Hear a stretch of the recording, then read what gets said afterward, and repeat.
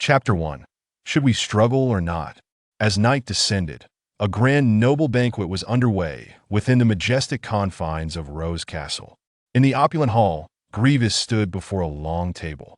This table, measuring approximately 3 yards, was laden with an array of delectable and fragrant cuisine-fine wines, roasted meats, fruits, pastries, and a plethora of dishes both familiar and exotic. At this moment, Gwevis yearned for an additional mouth, for one was proving insufficient to satiate the banquet's offerings. He eagerly stuffed a piece of golden brown meat, perfectly succulent and aromatic, into his mouth. As he chewed gently, the indulgent richness flooded his palate, sending a wave of gratification through his taste buds. Nodding with satisfaction, Gwevis set down his fork, becoming aware of the greasy sheen on his fingers. Castigating a glance at his silk attire and then the tablecloth beneath, he ultimately opted for the latter to wipe his hands. Leaning in slightly, he deftly maneuvered into an inconspicuous angle, rubbing his fingers against the vibrant fabric, leaving behind the greasy residue unnoticed. Unbeknownst to Gwevis, this strikingly embroidered tablecloth was a luxury exclusive to the highest-ranking nobles. Lesser lords merely endured the monotony of brown linens. After cleansing his hands on the cloth, Gwevis casually lifted the silver goblet brimming with golden juice and sipped contentedly, intending to refresh his palate before resuming his indulgence among the plentiful delicacies of the table. What a farce of nobility, he murmured under his breath, surveying the hall where elegantly dressed nobles congregated in clusters, some nodding and smiling, others raising their glasses and toasts. Yet, amid this ostentation, none were partaking of the feast. What Gwevis remained blissfully unaware of was that, while he surveyed his surroundings, a nearby servant with a straight posture and a contrived smile twitched at the corners of his mouth, struggling to maintain composure. Clutching a white handkerchief, he had yet to offer it to Gwevis. The servant had borne witness to Gwevis' every move. His crude mannerisms at the lavish banquet astonished the lad. How could such a boorish individual be in attendance at an earl's event?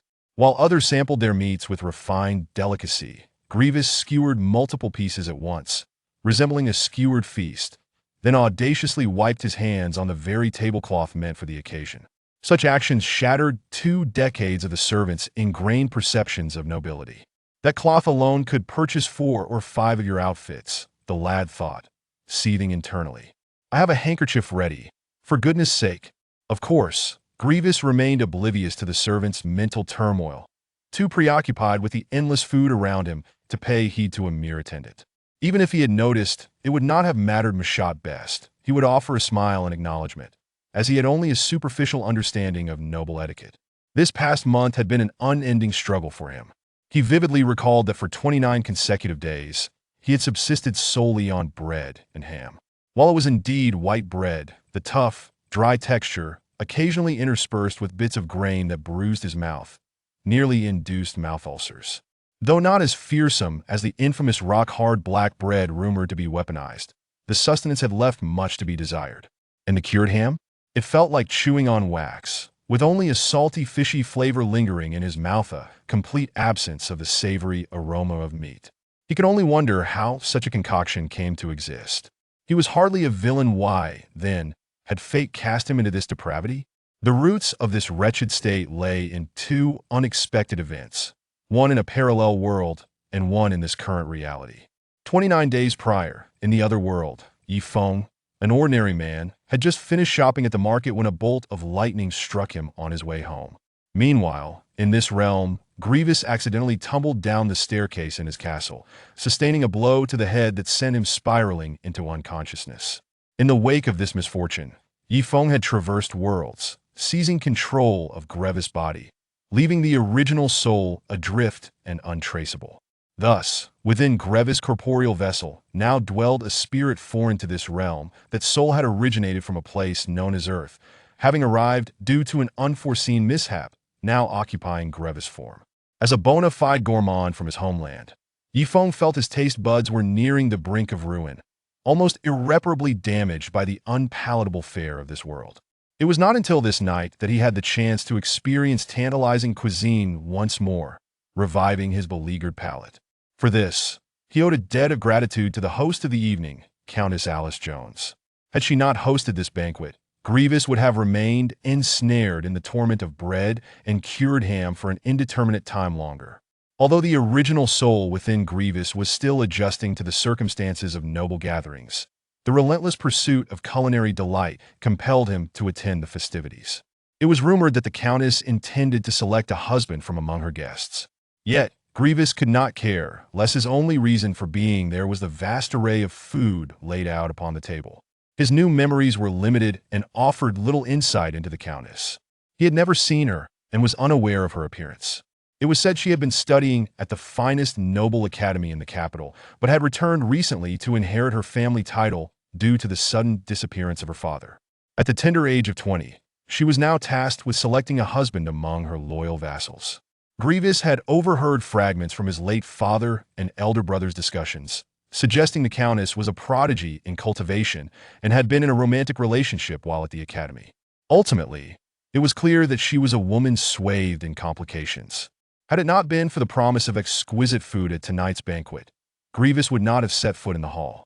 Little interest did he possess for the Countess. He remained merely a second son of a baron serving under the earl, with no inheritance of title for himself. Moreover, considering the rumors of her being an extraordinary individual who would want to be her husband, lingering in fear that on a whim she might unleash her fury and deliver a few blows, leaving him with nowhere to lament.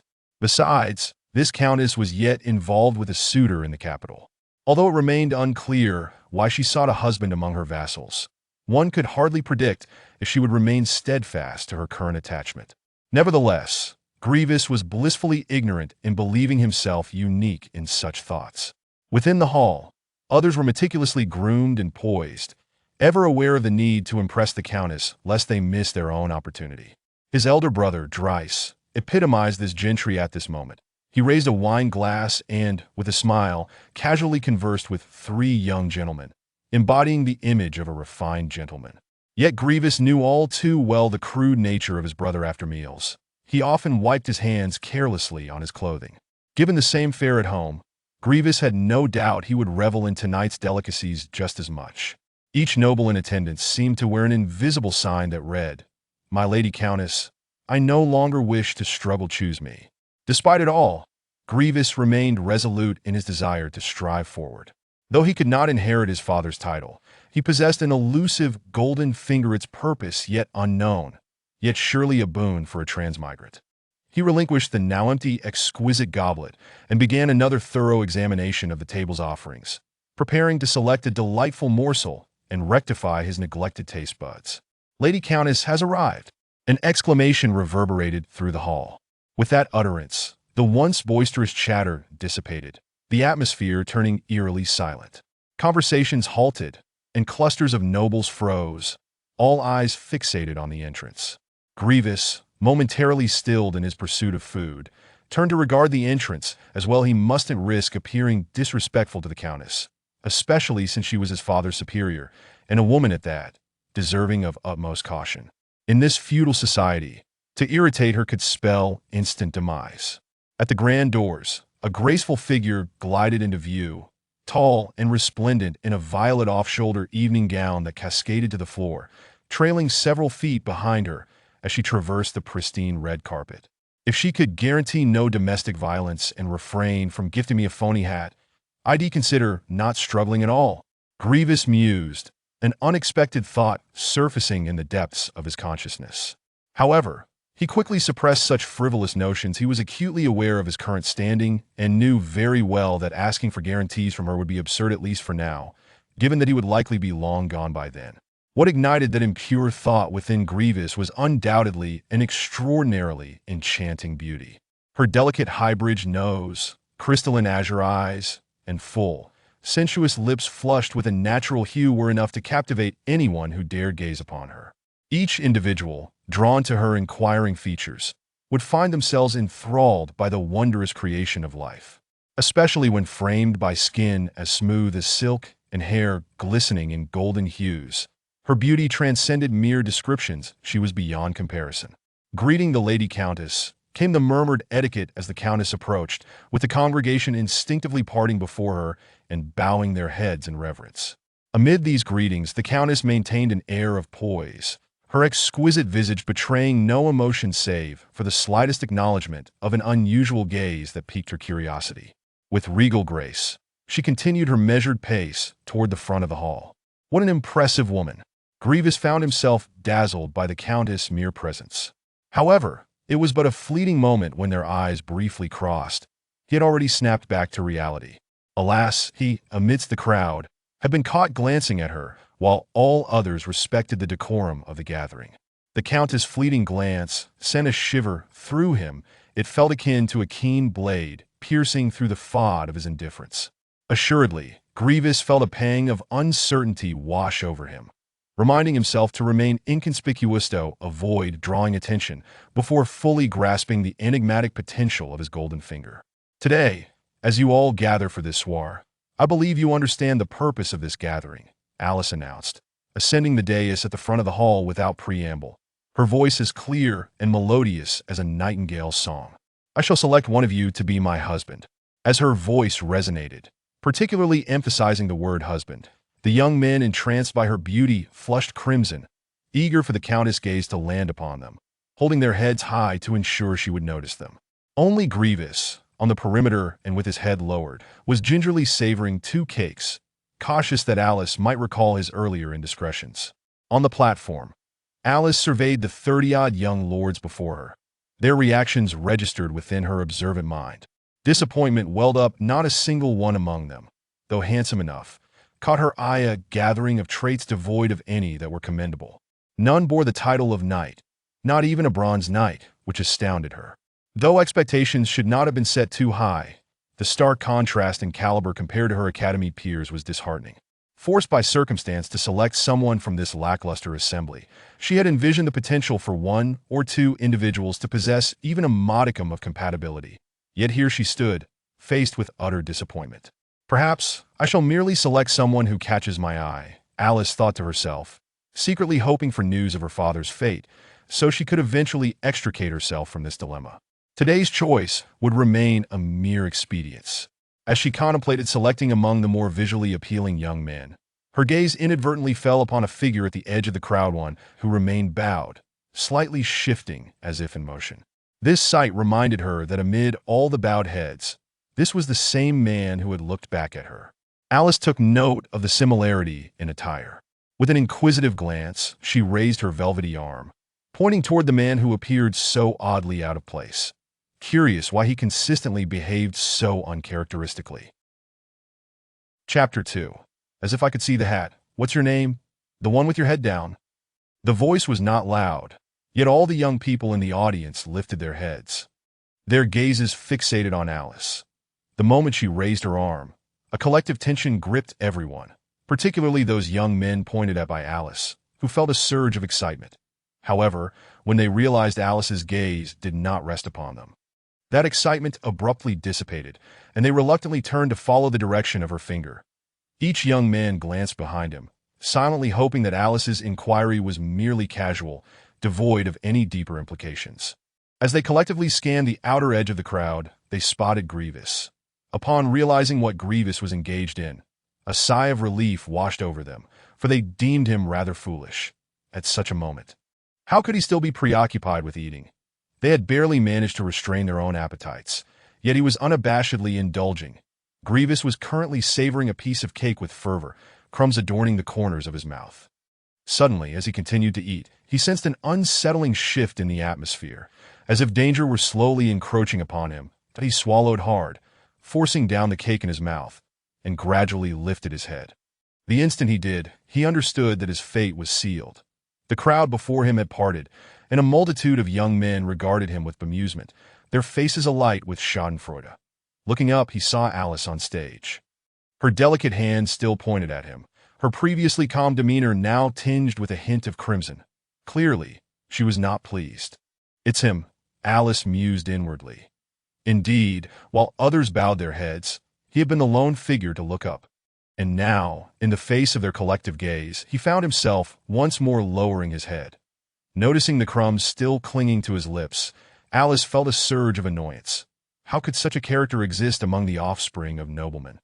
Yet, she refrained from lashing out, suppressing her ire as she inquired again, "What is your name?" and to whom do you belong? Your Excellency, I am Gwevis Gale, the second son of Gandalf Gale, he replied promptly, not daring to be remiss in his response. Initially, he had intended to continue relishing the delicacies at the table, but upon hearing Alice's address and witnessing the crowd's attention converge upon the platform, he knew that lingering by the table would render him conspicuous. Thus, with quick reflexes, he had snatched 2 delectable pieces of cake and retreated to the back of the crowd, hoping to remain unnoticed. But alas, he had still been discovered. Gwevis felt a sense of impending doom. He was anxious about how the aloof Countess might respond to him. Esteemed Countess, I sincerely apologize. My brother has always been rather simple-minded and lacks understanding of etiquette. I hope you will not hold it against him. At that moment, Dryce, standing amidst the crowd, unexpectedly spoke up, though he found it perplexing that his typically timid brother would act so brazenly tonight. He recognized the necessity of defending Gwevis, fearing that the Countess might unjustly direct her wrath towards their family. Gwevis felt helpless. For the past month, he had treaded carefully at home, relying on his scant memories to disguise himself, fearful of revealing any abnormality to his family. Today, having escaped the scrutiny of familiar faces, he had hoped to blend in unnoticed, only to inadvertently provoke some high-ranking individual and find himself in this predicament. He had merely sought a respite for food and drink, yet the Countess had set her sights on him. Gwevis resolved to keep his distance from her in the future. Beauty aside, she seemed to be a source of trouble for him. It is said that you are the son of Baron Gandalf. I have heard my father speak of him. He was among the most valiant during his campaigns. You should take after your father, Gwevis, Alice remarked, nodding in acknowledgement of Gwevis and Dryce's words, choosing not to press the matter further. Relieved by her response, Gwevis promptly affirmed, I shall certainly do so, Your Excellency. Alice, contemplating, continued to scrutinize Gwevis, that he was of decent height, handsome in appearance, though somewhat slight of build. What caught the eye most was his distinct black hair, setting him apart from the majority. Yet, he was undeniably the most exasperating presence in the hall. After a brief silence, Alice made a decisive statement. Then you shall be my husband, Gwevis Gale. The young men in the audience froze, their hearts plummeting. The expressions on their faces shifted from playful curiosity to sheer disbelief. Even Gwevis's older brother stood aghast, his lips quivering in shock. He could hardly fathom that his timid and cowardly brother would be chosen by Alice. Is it truly settled so easily? Many young men thought, expecting a prolonged contest for the Countess's favor. Yet they were caught off guard by the rapidity of her decision. Gwevis was incredulous as the reality of her choice sank in. He was the least willing among all present to take on the role of the Countess's husband. Instinctively, he prepared to voice his disinterest, but at that moment, a voice echoed in his mind, heralding the activation of his transmigrator's benefits. Ding! System task. Become the Countess's husband. Reward. 1 energy point. Note: as this is the first task issued, an additional reward of a unique fruit will be granted upon completion. Upon hearing the task details, Gwevis stifled his initial protest, transforming, I don't want to into all right. The Countess's declaration was beyond dispute. No one present dared to oppose her, for all were bound to heed her will. Observing Gwevis's conflicted expression, Alice interpreted it as mere astonishment. With a wave of her hand, she commanded the maid standing beside her, who promptly bowed respectfully and hurried out of the hall. Gwevis's mind was in a whirl, as though an oversized, colorful hat were descending upon him, an inevitability he could not evade. More troubling was the notion that this hat might carry with it unforeseen calamities. After all, the Countess was clearly compelled into such a whimsical selection of a husband, a decision fraught with complications that would surely spell disaster for him. Now that the die was cast, he could only hope for a less troublesome outcome. The hall fell into a sudden silence, with Alice refraining from further speech. However, soon the clamor of voices could be heard from outside the hall that a procession of male and female servants entered, each bearing an array of flowers and decorative items, busily adorning the hall. Lord Gwevis, this way please. The Countess has commanded that you change into a different outfit. As Gwevis watched the servants transform the hall with flowers, a male servant approached him, bowing respectfully before gesturing for him to follow. In that moment, Gwevis grasped the essence of authority. The shift was instantaneous. In his previous life as an ordinary man, His understanding of power had been purely theoretical, never experienced firsthand. Even during the month of his transmigration, the servants in his own castle had not treated him with such deference. After all, he was merely a second son, timid and unassuming, deserving of respect only in words and customary gestures that no servant would display the level of humility that the current one did.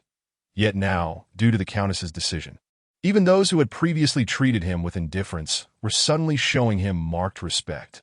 Very well, Gwevis chose not to linger on the matter. With circumstances having unfolded thus, he would leave the arrangements to the Countess and ponder his next steps only after completing this task. Under the guidance of the servant, Gwevis was led to a changing room where he donned an exquisitely crafted suit made from fine materials. The fit was impeccable, as he saw at least 5 or 6 identical suits hanging in the wardrobe. The servant had merely taken his measurements before selecting a perfectly tailored garment for him. During the changing process, the servant was diligent, even assisting him in putting on the coat, though Gwevis firmly insisted on putting on his trousers himself. After all, he held strong beliefs about propriety. The notion of a male servant dressing him was simply unacceptable. Had it been a female servant, he might have considered it, but given he was still clad in undergarments, he felt secure against any impropriety. Lord Gwevis, you truly are an exceptional man. This suit suits you splendidly, and oh wonder the Countess has taken a liking to you. Upon completing the change, the servant showered him with flattery. Ha! Gwevis could not deny the obviousness of the praise, though it was somewhat pleasing to hear. Without further ado, the servant led him back into the hall to this moment. The hall has undergone a remarkable transformation, adorned with a plethora of vividly colored flowers. With roses being particularly abundant, in the center of the hall, which was previously free of clutter, 5 or 6 rows of upholstered chairs have been meticulously arranged. The elevated platform at the front of the hall has also been embellished on either side. Structures have been erected, adorned with strings of crystal garlands that shimmer under the glow of numerous candle flames, casting a myriad of dazzling reflections. Beneath the resplendent lights of the platform, the air is filled with a cacophony of voices as guests engage in animated discussions. Gwevis unexpectedly spots his rather unremarkable father, Baron Gandalf, who is presently encircled by several middle-aged gentlemen, exchanging pleasantries with smiles that never seem to fade. Is this the rhythm of a flash marriage? Gwevis muses to himself, pondering if his own world would ever embrace such frivolity. This merely child's play? After all, he is a count. As Gwevis steps into the hall, the chatter subsides, and all eyes gradually fixate upon him. Young and old alike gaze at him intently. Truth be told, Gwevis feels a wave of anxiety wash over him, contemplating a hasty retreat. Yet the male servant before him bows respectfully and clears the way, compelling him to press forward. The intensity of their stares is almost unbearable. Hundreds of eyes converge upon him. The middle-aged men regard him with a complex mix of emotions, while the younger ones glare at him with palpable jealousy, as if eager to pounce on him, including his half-brother Dryce. Among the crowd, it is only his father, Gandalf, who looks at him with an expression of approval and pride. Let us commence. As Gwevis reaches the forefront, Alice, seated on a leather sofa, rises. She is still clad in the same attire as when she arrived, but now adorned with a floral crown atop her head. She issues a command to the servants. Yes, my lady. Upon hearing Alice's directive, a nearby servant promptly strides onto the platform and announces loudly, "Esteemed guests, please take your seats. The wedding ceremony of Count and Lord Gwevis is about to commence." Following this, another servant ushers a priest clad in white robes, adorned with a badge, onto the stage. Alice then steps forward, moving to Gwevis's right side. She raises her delicate, gloved arm and gracefully loops it around us, guiding him slowly towards the stage. Gwevis, taken by surprise by Alice's gentle lead, stiffens, yet instinctively matches her pace as they ascend together. While Alice's arm around his does not incite any peculiar sensations, the initial contact quickly dissipates as Gwevis adjusts his posture to align with her, maintaining an appropriate distance that renders their arms devoid of further contact. What a woman! Gwevis reflects inwardly. The Countess's choice of him is entirely due to the events of the day, a twist of fate that seems almost retaliatory, as she is undoubtedly aware of the troubles that plague her. Should Alice catch wind of Gwevis's thoughts, she would likely commend him for his insight. Her choice of Gwevis as her husband certainly carries an element of retribution, for she recognizes that, regardless of Gwevis's willingness, he would bear certain risks as her spouse. After all, it is he who has underestimated her, while the others eagerly await her decision. Gwevis himself cowers, fearing exposure, and even partakes in refreshments, as if a mere slice of cake could deter attention. Women are indeed curious beings, driven by their unique logic, making Gwevis's plight all the more understandable, in an effort to remain inconspicuous. Gwevis retreats to the back of the crowd for a bite to eat, inadvertently inviting Alice's misinterpretation of his actions as disdain. Nevertheless, this incident provides Gwevis with newfound clarity on the use of his golden opportunity, akin to the proverb about a blessing in disguise. Chapter 3. The flash marriage. The pair ascends the platform, standing before the priest. The clergyman, clearly seasoned in his duties, refrains from excessive dialogue, merely nodding at the couple before lifting a hefty tome in his hands and proclaiming, as the apostle of the divine, "I stand here today to witness the union of these two souls. Alice Jones, do you take Gwevis Gale to be your lawfully wedded husband?" "I do." "Gwevis Gale, do you take Alice Jones to be your lawfully wedded wife?" "I do." Gwevis responds earnestly, though his heart screams its reluctance. Yet, faced with the inevitability of the moment, he knows that uttering a single word of dissent would invite the wrath of the Countess, and likely his father as well. Contemplating the repercussions of failing his system's task, he shudders at the thought of dire consequences, perhaps obliteration or a loss of intellect, none of which he desires. Congratulations to you both. Under the auspices of our Lord, you are now legally bound as husband and wife, and may the Lord's radiance forever illuminate your path. With the experienced priest officiating, the wedding ceremony is sealed. From this moment forth, they are officially recognized as a married couple. Validated under the eyes of the church, their union now legally binding within the aristocratic framework that in this world, there is no formal marriage certificate, and commoners require no such rituals. A simple gathering with friends and family suffices. Aristocrats, however, must navigate the complexities of inheritance, as the legitimacy of offspring hinges upon a union blessed by the church. Should they fail to marry under such auspices, any children born would lack the protection of noble law, with the firstborn son of a legitimate couple holding the primary claim to inheritance. Thus, without such a union, even the eldest child would be deemed illegitimate, relegated behind any legitimate heirs, regardless of gender. Ding! Task completed. Reward: 1 energy point. This is the inaugural task. An additional reward of a peculiar fruit has been granted. The exchange shop is now open. Suddenly, a voice resonates within Gwevis's mind, jolting him from his thoughts. Yet, surrounded by so many eyes, he dares not act impulsively, choosing instead to suppress his excitement until a more private moment arises. After the priest concludes the ceremony, he descends the platform under the guidance of the servants, making way for Alice, who stands at the center, addressing the crowd below. "Thank you all for attending tonight's banquet. That I have a few remarks to share, that I understand that some among you may harbor grievances towards Gwevis because of tonight's events. But now that he is my husband, I implore you to refrain from any childish or reckless behavior. To act otherwise would be to challenge the dignity of the Jones family, and I trust you will remember this." Alice speaks with clarity and decisiveness, fully aware that the younger generation among her retainers may view Gwevis as an adversary. Her tone carries a weighty warning directed at these youths. Though their marriage may be nominal, any ill will directed towards Gwevis would be seen as a grave offense against her husband, a serious crime in the eyes of their class. Nobility may tolerate their subordinates oppressing commoners or plundering neighboring lands, but they would never permit such insubordination among their ranks, as it threatens the collective interests of all aristocrats. Should any of them dare to trouble Gwevis, Alice would be compelled to seek justice on his behalf, regardless of her personal inclinations. Her words evoke a somber atmosphere among the guests, including barons and viscounts, who clearly take her admonition to heart. The youths, despite their simmering jealousy and resentment towards Gwevis, dare not cast glances in his direction any longer. Hearing Alice's proclamation, Gwevis can't help but admire the poise of this 20-year-old countess, who embodies the commanding presence of an established noble.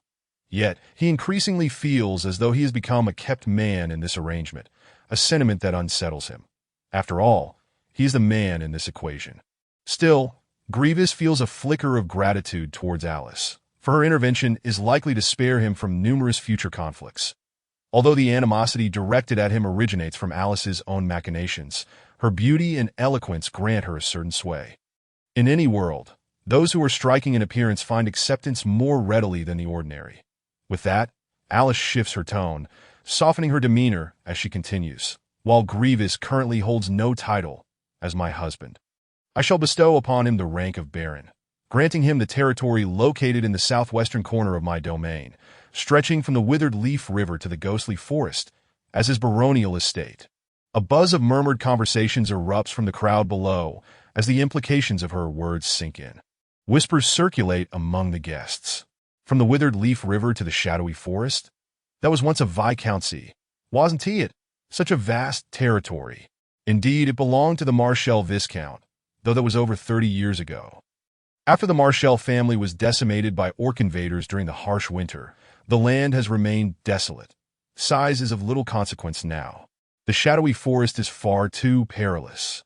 The estate can only cultivate one season per year, and it barely sustains its inhabitants. Although it spans an area comparable to the size of a viscount's domain, the population seems to be less than 2,000.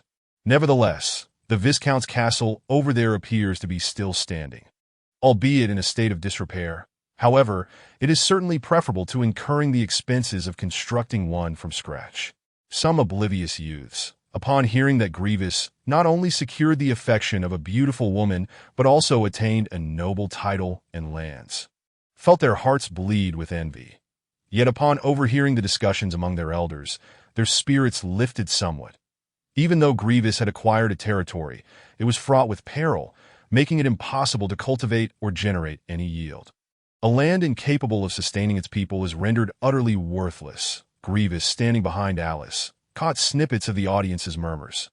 Although he could not discern every word, terms like orcs, castle breached, and the harsh winter rang through clearly, darkening his countenance further. Initially elated at the prospect of becoming a baron with an estate, he envisioned a life of nobility, devoid of shame. However, before he could revel in his fortune, he plummeted back to reality. Heavens! Are you toying with me? Is this not enough of a roller coaster? How many twists must there be? Gwevis felt a surge of emotion threatening to overwhelm him. Alice, unperturbed, waited patiently for over a minute as the chatter of the viscounts and barons subsided. Eventually, silence enveloped the hall. The count remained standing, indicating that further words were forthcoming, and none dared to keep the countess waiting for too long. Once the noise had dissipated entirely, Alice resumed, I extend my heartfelt gratitude to all my esteemed uncles for braving the journey to Rose Castle for this evening's banquet. Now that my wedding with Gwevis has concluded, I find myself rather fatigued, and shall not prolong the festivities. I shall leave the hosting duties to Gwevis. Please, make yourselves comfortable. Though her words might sound impolite, the barons and viscounts understood the underlying truth. With the sudden disappearance of the old count and the hasty succession of the new, there were undoubtedly pressing matters to attend to. After speaking, Alice approached Gwevis and whispered, You stay here to entertain them for now. I will send someone to fetch you shortly. Then, surrounded by her maids, she swiftly departed the hall, leaving Gwevis alone. Lost in thought, following the exit of the Countess, the guests no longer required Gwevis's hospitality. The hall erupted into a cacophony of chatter as both the young and middle-aged flocked to the laden banquet table. Indulging in the sumptuous offerings, particularly among the youth, there was a palpable transformation of sorrow into determination. After all, such a feast was a rare delight for them. Initially, they had feigned disinterest, but now that the prize flower was claimed, they felt no need for pretense. Their hearts were heavy with resentment, wishing they too could garner the count's attention as Gwevis had. With barons and viscounts in attendance, Gwevis felt ill-equipped to entertain them, and his mood soured. Noticing that everyone had begun to enjoy their meal independently, he found a measure of relief. Gwevis, I am so proud of you. Why do you appear so glum? Cheer up, for you are the star of the evening. Just as Gwevis was lost in his melancholy, Gandalf approached, beaming with delight. but he had not anticipated such fortune to befall his son all at once. "Father, what is the situation with my territory?" Upon hearing his father's words, Gwevis promptly inquired about the estate.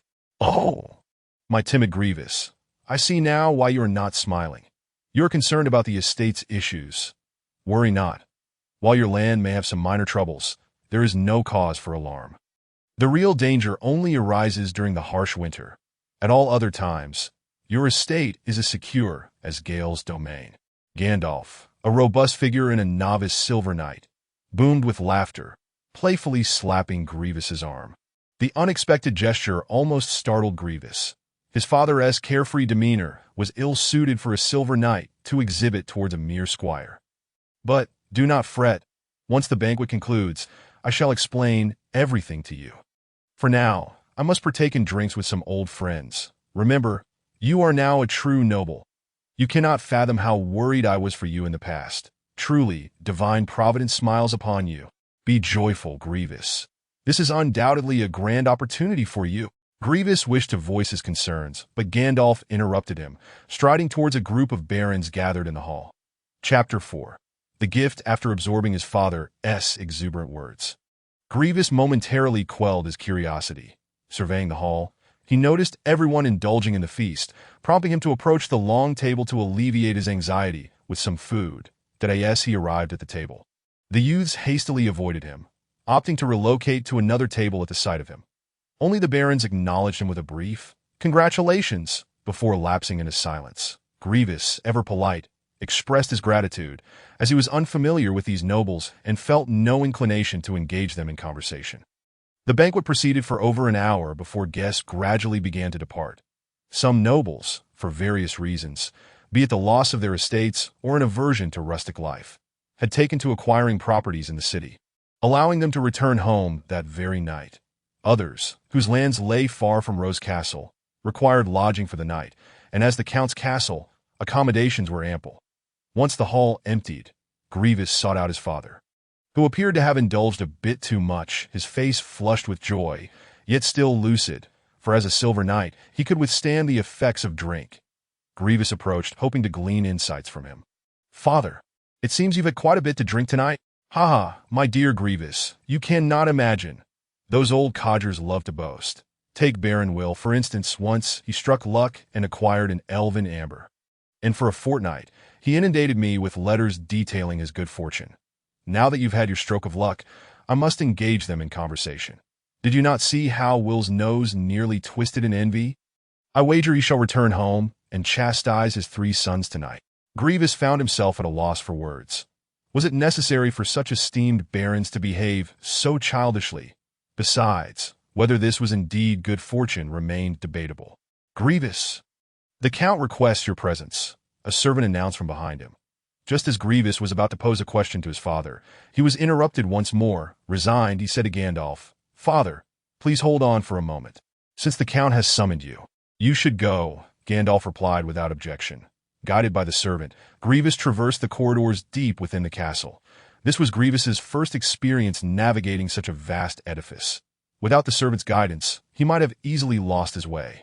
His father's baronial castle bore no comparison to the grandeur of Rose Castle. The corridors were spacious, flanked by cabinets displaying an array of artistic treasures, which captivated Gwevis's imagination. As he turned a corner, he was taken aback by the sight of an enormous monster's head. The head was colossal, its width almost half the height of a man, adorned with scales, and its eyes the size of bowls. The shape resembled that of a lizard, yet its jaw was broader, revealing 2 fangs extending over 20 centimeters. Truly a fearsome sight. Had it been whole, Gwevis might have hesitated to pass by. "My lord, this is the mountain lizard, the steed of the orc chieftain, slain by the late Count a decade ago during the harsh winter," the servant observed. Noting Gwevis's fascination with the lizard's remains, Gwevis nodded, offering no reply. It was not surprising that such creatures could be vanquished in this world. Continuing to follow the servant, they ascended 3 flights of stairs. Upon reaching the 3rd floor, the servant opened a door along the corridor. Emerging onto the balcony, Gwevis was greeted by a breathtaking vista. The Rose Castle was built into the mountainside, with the city sprawling at its base, surrounded by towering walls reaching 20 meters in height. The inner city wall separated the inner and outer realms, with the castle perched near the mountain's summit. Standing on the platform of the castle's third level, Gwevis beheld the entirety of Winter City. Though night had fallen, the moonlight cast a dreamlike, ethereal glow over the scene. How does this compare to your father's baronial castle? So entranced was Gwevis by the view that he did not notice Alice approaching until her voice broke through his reverie. Realizing that it was Alice seeking him out, he noted her bureaucratic tendencies, as she had indeed arrived after him. Your ladyship is jesting. There is no basis for comparison that if one must compare. It is akin to juxtaposing a sparrow with a majestic eagle. Gwevis replied, his gaze drifting away as he spoke, that he was not flattering her. He merely conveyed the truth, even suggesting that his father's baronial castle might be overstated as a sparrow. His father's castle was constructed on flat land, standing at a modest height of just over 20 meters and occupying a mere 2 acres, which included a spacious open courtyard enclosed by walls in front of it. Moreover, there was only a small town outside, situated approximately a kilometer away from the castle. "Ha! Your father would not take kindly to those words," Alice interjected with a playful laugh, casually strolling to the balcony's edge. Gazing down at the entirety of Winterfell, much like Gwevis found himself somewhat perplexed by this countess. She had summoned him, yet chose to engage in trivial banter rather than addressing the matters at hand. Turning his attention back to Alice, he noticed that she had changed out of her wedding gown, now adorned in a white shirt-like top, layered beneath a purple dress with shoulder straps, the fitted waist accentuating her exquisite figure. Gwevis swallowed hard. Although he was not a libertine, he was a normal man, and it was impossible not to feel a stir of emotions in the presence of such an impeccably beautiful woman. However, given the Countess's power and prowess, he dared only to entertain such thoughts in his mind. Alice, sensing Gwevis's gaze upon her, did not turn her head, but allowed her delicate lashes to flutter as she continued to gaze down at Winterfell in silence. The Count will not inform him, and I merely spoke the truth, so there is nothing to worry about. Yet, I wonder what brings the Count to summon me. Gwevis diverted his gaze, unwilling to engage in circles with the Countess, especially since he knew his father would soon depart. His father's territory was not far from here, and the terrain was flat. On horseback, it would take merely 3 hours to arrive. His father had mentioned on the way that he intended to return to the Baroness' fortress that night, as a mare that was about to give birth, a matter of considerable importance for the nobility, as horses were valuable assets. Had it not been for the Countess's summons, Gwevis likely would not have made the journey at all. Yet now, as the Countess's husband, he might be required to remain here and inquire about his return to the territory in a couple of days. You need not address me as my lord any longer. You may simply call me by my name. I believe you understand my intentions in marrying you, and now that we are nominally husband and wife, there are certain aspects that must differ from those of others. Alice was pleased with Gwevis's demeanor. His choice of address indicated his intelligence, demonstrating he did not harbor any improper thoughts due to a mere title, or else she would have had to employ some means to dissuade him. There are actually 2 matters I wish to discuss with you. The first is a gift I wish to present. Before Gwevis could respond, Alice continued, gesturing behind her, whereupon a maid approached, carrying a box. Alice accepted the box from the maid and placed it before Gwevis. He was taken aback that the Countess would bestow a gift upon him. However, it was a gift from a Countess, and he felt compelled to examine it, knowing that such a gift would undoubtedly hold significant value. Without hesitation, Gwevis accepted the box. Once it was in his hands, he noted its unusual quality. The box was square, cool to the touch, and remarkably smooth, adorned with intricately carved rose patterns at its center, featuring delicately intricate holes, numbering over a dozen. Upon closer inspection, Gwevis realized the material was jade, confirming the Countess's status. Even the packaging of her gift was of exquisite quality. The contents within must be even more precious. Gwevis's expression grew serious. Indeed, upon opening the jade box, he discovered a spirit worm nestled inside, measuring approximately 10 centimeters in length, its entire body a translucent sapphire blue, plump and exceedingly adorable to a T that moment. The spirit worm gazed up at him with its round eyes, making direct eye contact with Gwevis. "Lady Alice, is this a gift for me?" Gwevis asked, uncertain. as such a treasure felt overwhelming that a spirit worm, particularly a mutated one, was something his father would never have given him, as it was far too rare. There was a saying in this world: those who possess spirit worms may not be nobility, but nobility cannot be without them. Chapter 5. The Spirit Worm. Every noble invests considerable effort in seeking and collecting spirit worms that are in this realm. Spirit worms are akin to the foundation of the nobility. Their quantity fundamentally determines the depth of a noble's heritage. The rarity of spirit worms is evident. Moreover, their extraordinary utility drives nobles to pursue them at any cost.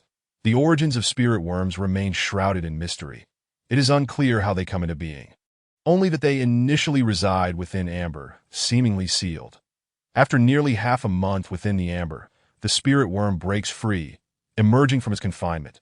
Once free, it begins to consume the amber fragments, a process that typically lasts 1 to 2 days, until every last morsel is devoured. During this feeding process, individuals may drop their blood upon the amber fragments. If the spirit worm consumes those blood-infused fragments, it naturally recognizes its master, obeying the one who has bled. Should this recognition not occur during the feeding, once the spirit worm has consumed all the amber, it will open a spatial rift, departing through a portal and vanishing from this world, never to be seen again. However, a recognized spirit worm will remain, obeying its master, and can open a spatial portal to an unknown realm at the master's behest. The space opened by a spirit worm typically spans about an acre, although it is a closed environment. It contains light, air, and land, as if it were forcibly extracted from some unknown place. Crops cultivated in this peculiar space thrive far better than those grown outside, maturing at an accelerated pace. For instance, crops that yield only once a year in the outside world can produce 3 harvests within this extraordinary space, requiring only water for irrigation and no other labor, allowing one to simply await a bountiful harvest, with every yield being plentiful and free from the risk of crop failure or low yield. Thus, the space created by a spirit worm serves as an unparalleled boon for agriculture. One should never underestimate an acre of space. Even 10 acres of prime land outside cannot compare to the yield of 1 acre within the spirit worm's realm, which also eliminates the adverse effects of weather and pests, significantly reducing labor requirements. Spirit worms typically have a lifespan of around 10 years, and if fortune smiles upon them within that decade, they may evolve into small sprites. Small sprites possess a space 10 times larger than spirit worms, nearly encompassing 10 acres. Above small sprites, there exist large sprites, yet while spirit worms are relatively common, large sprites are exceedingly rare. One could say they are a 1 in a million occurrence. The aforementioned description pertains to the common green spirit worm, while the one Alice presented to Gwevis was a rare mutated sapphire blue spirit worm.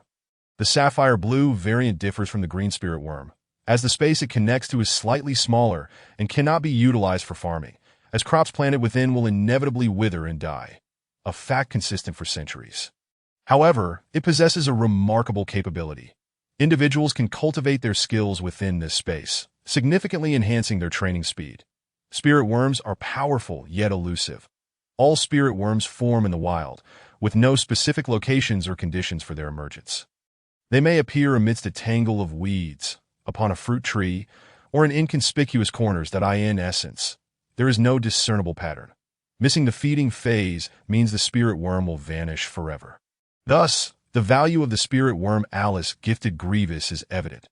Each spirit worm can form 3 master contracts in its lifetime, and once it exceeds 3, it can no longer form any agreements. Truth be told, Gwevis held the jade box containing the sapphire blue spirit worm, feeling somewhat overwhelmed. Such a precious item bestowed upon him could not possibly be for some grand undertaking. Do not be astonished or perplexed. While spirit worms are indeed valuable, the Jones family can still part with a few. They are far more accessible than small sprites, Alice remarked, observing Gwevis's shifting expressions, aware of his thoughts. She reached into the box, gently pinching the plump spirit worm, and continued, "Now, regarding the second matter, you need not stay in the castle tonight, nor have I arranged for a room for you. Tomorrow, I shall send a messenger to your territory to inform them of your situation. There are 10 soldiers stationed there, who will henceforth be under your command. Unless there is something of great importance, do not disturb me." The abruptness of her words left Gwevis with an impulse to hurl the jade box at Alice's beautiful face, particularly as she solemnly declared she had not prepared a room for him, though he longed to depart this place, as he was a man who cherished his freedom and felt stifled under the Countess's presence. He did not wish to be dismissed in such a manner. Nevertheless, glancing at the adorable spirit worm in his hands, Gwevis managed to suppress that urge. "There is no need to be in such a hurry. I could simply rest in a guest room." Gwevis expressed his reluctance, not wishing to ride through the night, as his horsemanship left much to be desired. Although the original owner possessed some skills in this regard, he still required time to acclimate, as for staying in the city. His pockets were emptier than his face could bear, and he felt too ashamed to ask Alice for money, knowing she likely would not oblige. Alice shot Gwevis a disdainful glance, surprised he dared to act so petulantly. Her intention was to retaliate for Gwevis's rudeness at the banquet. Otherwise, she would not have concocted such a dismissive excuse to prevent him from spending the night at the castle. Choosing not to pursue the topic further, she began to caress the spirit bug, mentally issuing a command to sever the bond of ownership. Upon the command's execution, a gentle ripple of light appeared from the jade box, and one of the 3 golden stripes on the spirit bug's back gradually vanished, indicating that the creature still had 2 opportunities for ownership recognition. "Don't dawdle. You have only 5 minutes. Once the time elapses, he will escape through the spatial passage," Alice urged, noticing Gwevis's momentary stupor. She then handed him a small pouch of powder. "Oh, all right." Gwevis, captivated by the mystical process of the spirit bug's contract dissolution, momentarily lost his focus to Alice's reminder. He swiftly accepted the pouch she offered. Carefully, he poured a small amount of the powder onto his fingertip and slowly brought it to the spirit bug's mouth. The creature, having just been released from the contract, appeared somewhat dazed, and upon seeing the delectable morsel, it eagerly bit down on the powder without hesitation. To Gwevis's surprise, the spirit bug bit down hard on his finger, causing a sharp sting as blood mixed with the powder, which the creature eagerly licked clean. Suddenly, Gwevis felt an inexplicable sensation of novelty. This was the proof of the bond he had established with the little creature. Gradually, he discovered he could perceive the spirit bug's emotions. Presently, it exhibited a strong reliance on him and demonstrated this by nuzzling against his finger, seemingly begging for more of the powder. Experiencing such wonders for the first time, Gwevis felt a surge of excitement in his heart. Realizing the spirit bug craved more powder, that he promptly poured additional powder into the jade box. This powder is a specialty of Rose Castle, concocted from 5 different varieties of roses that replenishes the spirit bug's energy and should be administered once a week. Any excess would be wasteful. Once it runs out, you can purchase more in Winter City, Alice stated. Observing Gwevis's naive demeanor, having completed her task, she decided to dismiss him, continuing, "Now that the spirit bug has recognized its master, you may leave if you have no further matters to attend to." Gwevis's nose crinkled in irritation. However, having just received significant favors, he refrained from expressing his displeasure. Just as he was about to take his leave, a sudden idea struck him, and he addressed Alice. "I have a request. I wonder if the esteemed Count would be willing to oblige." "Speak." "I believe the dishes prepared by the Count's chef are exquisite, especially the roasted meats. Would it be possible to send that chef with me?" "Leave." Without delay, Gwevis hastily retreated, for he had perceived a flicker of energy emanating from Alice, which he suspected indicated the release of her fighting spirit. The Countess watched as Gwevis fled in distress, exhaling a long sigh of relief as the energy around her gradually dissipated. Suddenly, a thought crossed her mind, and she erupted into laughter. Chapter 6. Departure from Rose Castle. Gwevis's heart raced as he reflected on his previous actions. He had merely intended to tease Alice and regain a semblance of dignity. Yet, the moment Alice displayed a hint of her fighting spirit, it felt as though a thorn pricked at his back. Gwevis was unaware that such reckless behavior was likely unique to him in this world. Those who inhabit this realm have been conditioned from a young age to recognize and respect hierarchies, adhering to and fearing those in higher positions. Individuals like Gwevis, who dared to jest with the Countess, were indeed a rarity. Cradling the jade box, Gwevis sauntered back along the corridor. Upon returning to the hall, he discovered that his rather unreliable father had already departed. He approached a nearby male servant who was preparing to bow and inquired, Have you seen Baron Gandalf? My lord. The Baron left some time ago. I believe he headed towards the castle entrance, the servant quickly replied. Damn it. Why didn't he wait for me? I do not wish to return alone. What if I get lost? Gwevis cursed under his breath, disregarding further conversation with the servant as he dashed toward the castle's exit. Hoping that his father and brother had not yet departed, that it was indeed irresponsible of his father to leave without a word. Even if he intended to leave, a simple farewell would have sufficed. Was he to be treated as a mere foundling left to fend for himself? When Gwevis finally arrived at the castle entrance, he spotted his father and brother, accompanied by 2 attendants, still by the stables, and he breathed a sigh of relief. Thankfully, they hadn't left. Otherwise, he might have had to impose upon Rose Castle for the night. Father, why didn't you wait for me? Gwevis called out as he hastened toward them, clutching the jade box. Gwevis, the situation is as follows. I intended to wait for you, as I still have matters regarding your territory to discuss. However, your brother expressed he was unwell and wished to return early. I thought it would not matter if I informed you a day or 2 later. Gandalf explained, feeling somewhat guilty upon seeing Gwevis emerge. After all, Gwevis was his son, and leaving without saying goodbye seemed inconsiderate. It turned out to be his brother's influence, but Gwevis chose not to dwell on that matter. Instead, he replied, I will return with you tonight. I plan to head to my territory tomorrow. Why return tonight? You have just married the Countess. It would be prudent to stay the night and return tomorrow to a day or 2's delay, for your territory matters little. Gandalf, puzzled, acknowledged that although he understood Gwevis and the Countess were merely nominally married, it would be prudent to spend at least 1 night at Rose Castle to avoid gossip. Whether in a guest room or elsewhere, staying within the castle's confines would be advisable. Being turned away on their wedding night would tarnish their reputations. Cough. Father, I am simply excited about my new territory. You know I would be merely putting on a show by staying here. It is far better to return early and prepare, so I can set off for my territory tomorrow. Gwevis, of course, would not disclose the truth. Should they learn he had been dismissed by the Countess, it would be utterly humiliating. Gwevis, you are now a baron. You must cultivate a more composed demeanor to govern your territory effectively.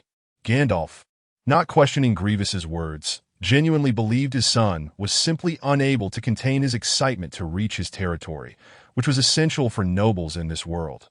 Gandalf glanced at the jade box in Gwevis's hands. A familiar sight to him, as it was specifically designed to hold spirit bugs, just as he had received a green spirit bug when he became a baron. However, he chose not to inquire further, aware of his eldest son's emotional state and not wishing to provoke him. Then let us depart. It is getting late, and I wonder if the big flower has bloomed yet, Gandalf announced. With that, everyone mounted their horses, preparing to leave. Gwevis quickly retrieved a sturdy backpack from his saddle. This type of backpack was a common accessory, robust and reliable. He placed the jade box inside, leaving the top partially open to allow for airflow before securely fastening it diagonally across his back. Lord Gwevis, please wait a moment. Just as Gwevis was about to mount his horse, a voice called out from behind him. Turning to the source of the voice, he squinted into the darkness, unable to discern the figure, but feeling a twinge of familiarity. Though he could not quite place it, he was puzzled, as he had not made many acquaintances at Rose Castle. Lord Gwevis, it is I, the servant who assisted you in changing your attire earlier. A middle-aged man dressed in servant's attire explained as he approached. Another man, clad in white serving garments, accompanied him. My lord, this is the chef, the one who specializes in roasted meats. Oh, so it is you. Gwevis's memory sparked at the servant's explanation. He recalled the man who had bowed deeply and led him, though he had not paid much attention to his appearance at the time. Now recognizing the purpose of their visit, Gwevis addressed them. Lord Gwevis, the Countess has instructed us to accompany you and attend to your needs. The servant, adept in his role, anticipated Gwevis's inquiries and clarified their purpose without prompting. Indeed, Gwevis had not expected the Countess to acquiesce to such a request, with a title, territory, spirit bug, and now 2 attendants, although he harbored a desire for the culinary skills of the Rose Castle chef. He had only intended to tease the Countess, harboring no real hope of obtaining the chef. It is evident that the Countess was quite vexed, yet she swiftly arranged for the 2 individuals to be brought over.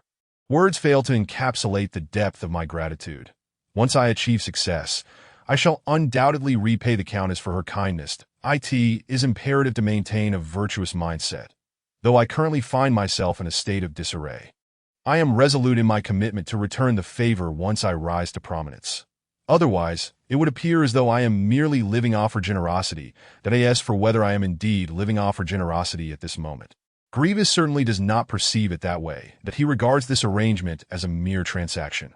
The Countess has chosen him for this partnership, and had he not been selected, she would have undoubtedly chosen another to assume the role of her nominal husband. His selection was a matter of serendipity, not a reflection of his innermost desires. Differing motivations lead to differing significances, and at the very least, Gwevis tenaciously holds this belief that, of course, such matters are subject to interpretation, and it is prudent not to dwell upon them excessively.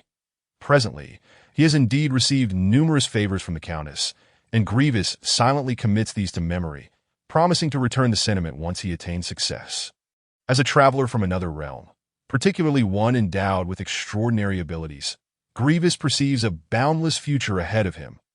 He is certainly not one to languish like others who cling to the idea of relying on a benefactor, expecting to live off their bounty without effort.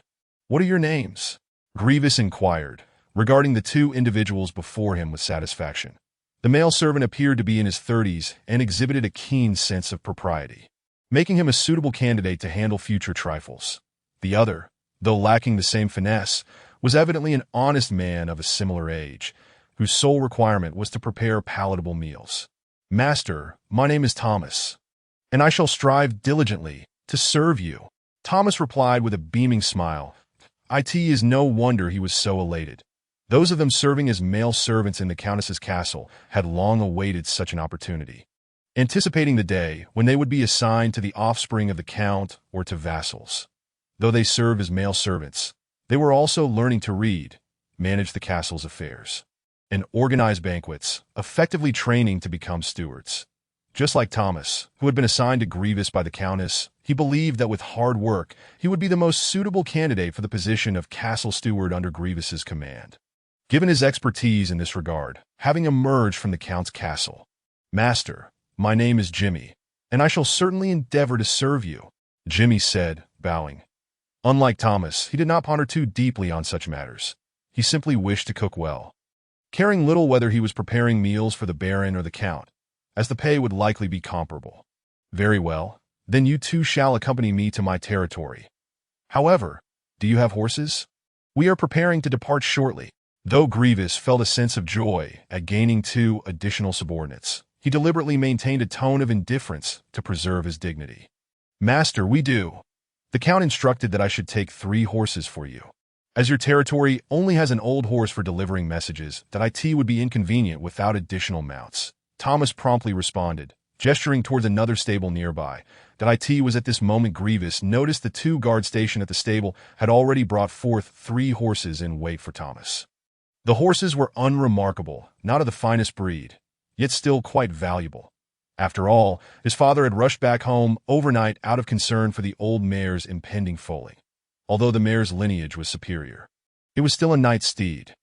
"Let us proceed." With preparations complete, the 3 mounted their horses. While the extra horse was secured to Thomas's saddle, Gandalf's commanding shout, they raised their whips and struck their horses, which neighed loudly and galloped forward. The heavy gates of the castle had already been opened by the guards stationed at the outer walls, allowing Gwevis and his entourage to ride forth in an orderly manner. Rose Castle had 2 paths. One led into the inner city of Winterfell, while the other wound along the mountain ridge, bypassing the city, yet leading directly to the main road at the mountain's base.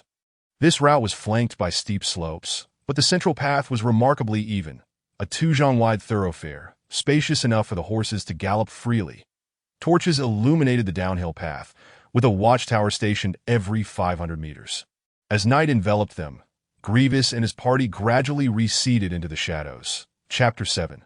System Rewards. "My Lord Count, Gwevis and his party have departed," Alice reported softly from behind a large desk in a spacious study, attended by her personal maid. Alice's demeanor remained unchanged as she continued to peruse the letters in her hands. After finishing, she set the correspondence down and raised her gaze to her maid, inquiring, "Lena, What news from Butler Porter? My lady, I was just about to inform you. After more than 10 days of interrogation, it seems Butler Porter truly does not know how the old Count disappeared. All his responses have been cross-referenced with the testimonies of other servants in the castle, and they consistently align regarding the time and place of his actions, corroborated by servant testimonies, save for the periods of rest, Lena replied meticulously. Since the butler poses no issues, let him manage the estate outside the city, with his salary unchanged. After all, he has served my father for over 30 years, Alice said, brushing a stray lock of hair from her forehead. Her father, a golden knight, had vanished without a trace within the castle. Porter was undoubtedly the first suspect, yet it now appeared he bore no guilt. After a moment of contemplation, Alice made arrangements for Porter's assignment. Understood. My lady, Lena responded. Is there any other news? Alice inquired. There are no further developments, my lady. However, the old butler mentioned that the Count visited the town's church on the day of his disappearance, though he only lingered briefly before returning to the castle under the guard of soldiers. Without any unusual occurrences, moreover, all testimonies indicate that the Count went missing from the study after dinner, Lena reported in detail. He visited the church at noon? Lena, send a few people to investigate this matter, particularly what my father was doing there and whom he may have met. Proceed discreetly and avoid drawing the church's attention, Alice instructed after some reflection. Understood, my lady, that I shall take my leave now. Lena nodded, preparing to exit upon realizing Alice had no further commands. Go ahead. You have worked hard during this time, Lena. Alice acknowledged, noticing the faint signs of fatigue on Lena's face and feeling a pang of sympathy. These tasks are part of my duties. My lady, there is no need for concern on my account. You, however, must ensure you rest adequately and not overexert yourself. My lady, I shall take my leave now, Lena replied, warmth flooding her heart despite her weariness. She bowed and made her way towards the door. Lena, please convey my apologies to Butler Porter. Inform him that this was not my intention. Just as Lena was about to exit, Alice suddenly interjected. Of course, my lady, I will relay your sentiments to Butler Porter. He will surely understand the necessity of your actions, Lena assured, turning to acknowledge Alice's words before bowing once more and stepping outside. Lena closed the door behind her with caution. Silence enveloped the study. Alice gazed at the half-length portrait of the old Count adorning the wall, lost in thought, murmuring softly, Father, where have you gone? How could you disappear without a trace?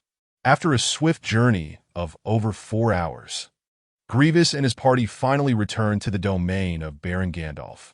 Typically, this journey would take around 3 hours, but due to the nighttime travel and the presence of Thomas and Jimmy, who were less adept riders, the duration was extended. However, for Gwevis, having them as companions was advantageous. He had yet to fully assimilate the riding skills of his predecessor. Riding during the day was manageable, and he would not fall behind. But at night, visibility was limited, and many turns could only be discerned when they were nearly upon them, demanding a high level of horsemanship. Upon passing through the town, the Baroness' castle came into view. As it was a modest castle belonging to the Baron, it did not possess an official name that it was customary to prefix the names of such castles with the Lord's name. This practice was common for baronial castles across other regions.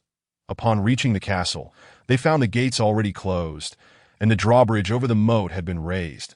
Looking up at the castle, they noticed several torches gathering above the entrance, indicating that their arrival had been detected. The Baron has returned. Open the gates. Without needing Gwevis to speak, a retainer following Gandalf shouted to those atop the castle. Please hold for a moment. My Lord Baron, we shall send someone down to confirm. The guards atop the castle responded, their voices familiar, belonging to a guard named Kate, who had accompanied the Baron to Rose Castle that day. However, even at night, opening the castle gates required adherence to protocol. After the response, the officer on duty selected one of the guards, who then climbed into a wooden frame hanging outside the wall. The others assisted in slowly lowering the frame towards the castle's base. Once the frame reached the ground, the guard quickly exited and jogged to the drawbridge, scrutinizing Gwevis and his party. Upon recognizing Gandalf and the others, he promptly bowed, saying, My lord, you have waited long. I shall lower the drawbridge at once. Please hold. As he spoke, the guard immediately shouted towards the castle. "It is the Baron! Quickly, open the gates!" In a matter of moments, the castle gates swung open, and the guard stationed on the walls began to operate the winch, gradually lowering the drawbridge over the moat. "My lord, you have returned. You've had a hard journey. The two young masters have also endured much." Once the drawbridge was steady, Gwevis and his companions crossed it, arriving at the castle gates. Beneath the archway, the captain on night watch approached Gandalf and the Gwevis brothers with alacrity. "Greetings, Lord Nazhen." Gwevis and Drays immediately returned the salutation. Within Gandalf's barony, there were two lords, both bronze knights, each leading a squad of guards. They routinely alternated between patrolling and training, and Gandalf's three children often accompanied them to learn martial skills, fostering a deep respect for them. Lord Nazhen was one of Gandalf's vassals, a mid-tier bronze knight and captain of a guard squad, responsible not only for the castle's defense, but also for patrolling the territory. He possessed a farm within Gandalf's barony, a fief granted to him by the Baron. "Nazhen, I appreciate your efforts. Has the big event occurred yet?" Gandalf nodded to Nazhen, voicing his foremost concern. "My lord, it is about to happen. The steward has brought 2 grooms to stand by." "Excellent. I shall go and oversee." "Drays, Gwevis, you both head into the castle and instruct the servants to prepare some hot food. After such a long journey, everyone must be famished." Upon hearing Nazhen's response, Gandalf's spirits lifted, and after relaying his instructions to Gwevis, he spurred his horse towards the castle entrance, that I end this world where knights held dominion over all martial prowess. The value of a fine steed rivaled even the most precious possessions known to Gweis's previous realm. Stables were typically situated within the castle's courtyard, shielded by the fortifications. After Gandalf departed, Gwevis and his party slowly rode into the castle. The drawbridge was raised once more, and the gates closed again.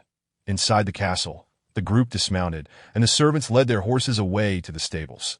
Thomas and Jimmy had already been instructed by Gwevis to arrange their accommodations and to inform the kitchen to prepare hot meals, after which they eagerly retreated to their chambers. After riding for 4 hours, he longed for a soothing bath to alleviate his fatigue. More importantly, he was impatient to discover the nature of his newfound abilities. "Young master, the bath has been prepared."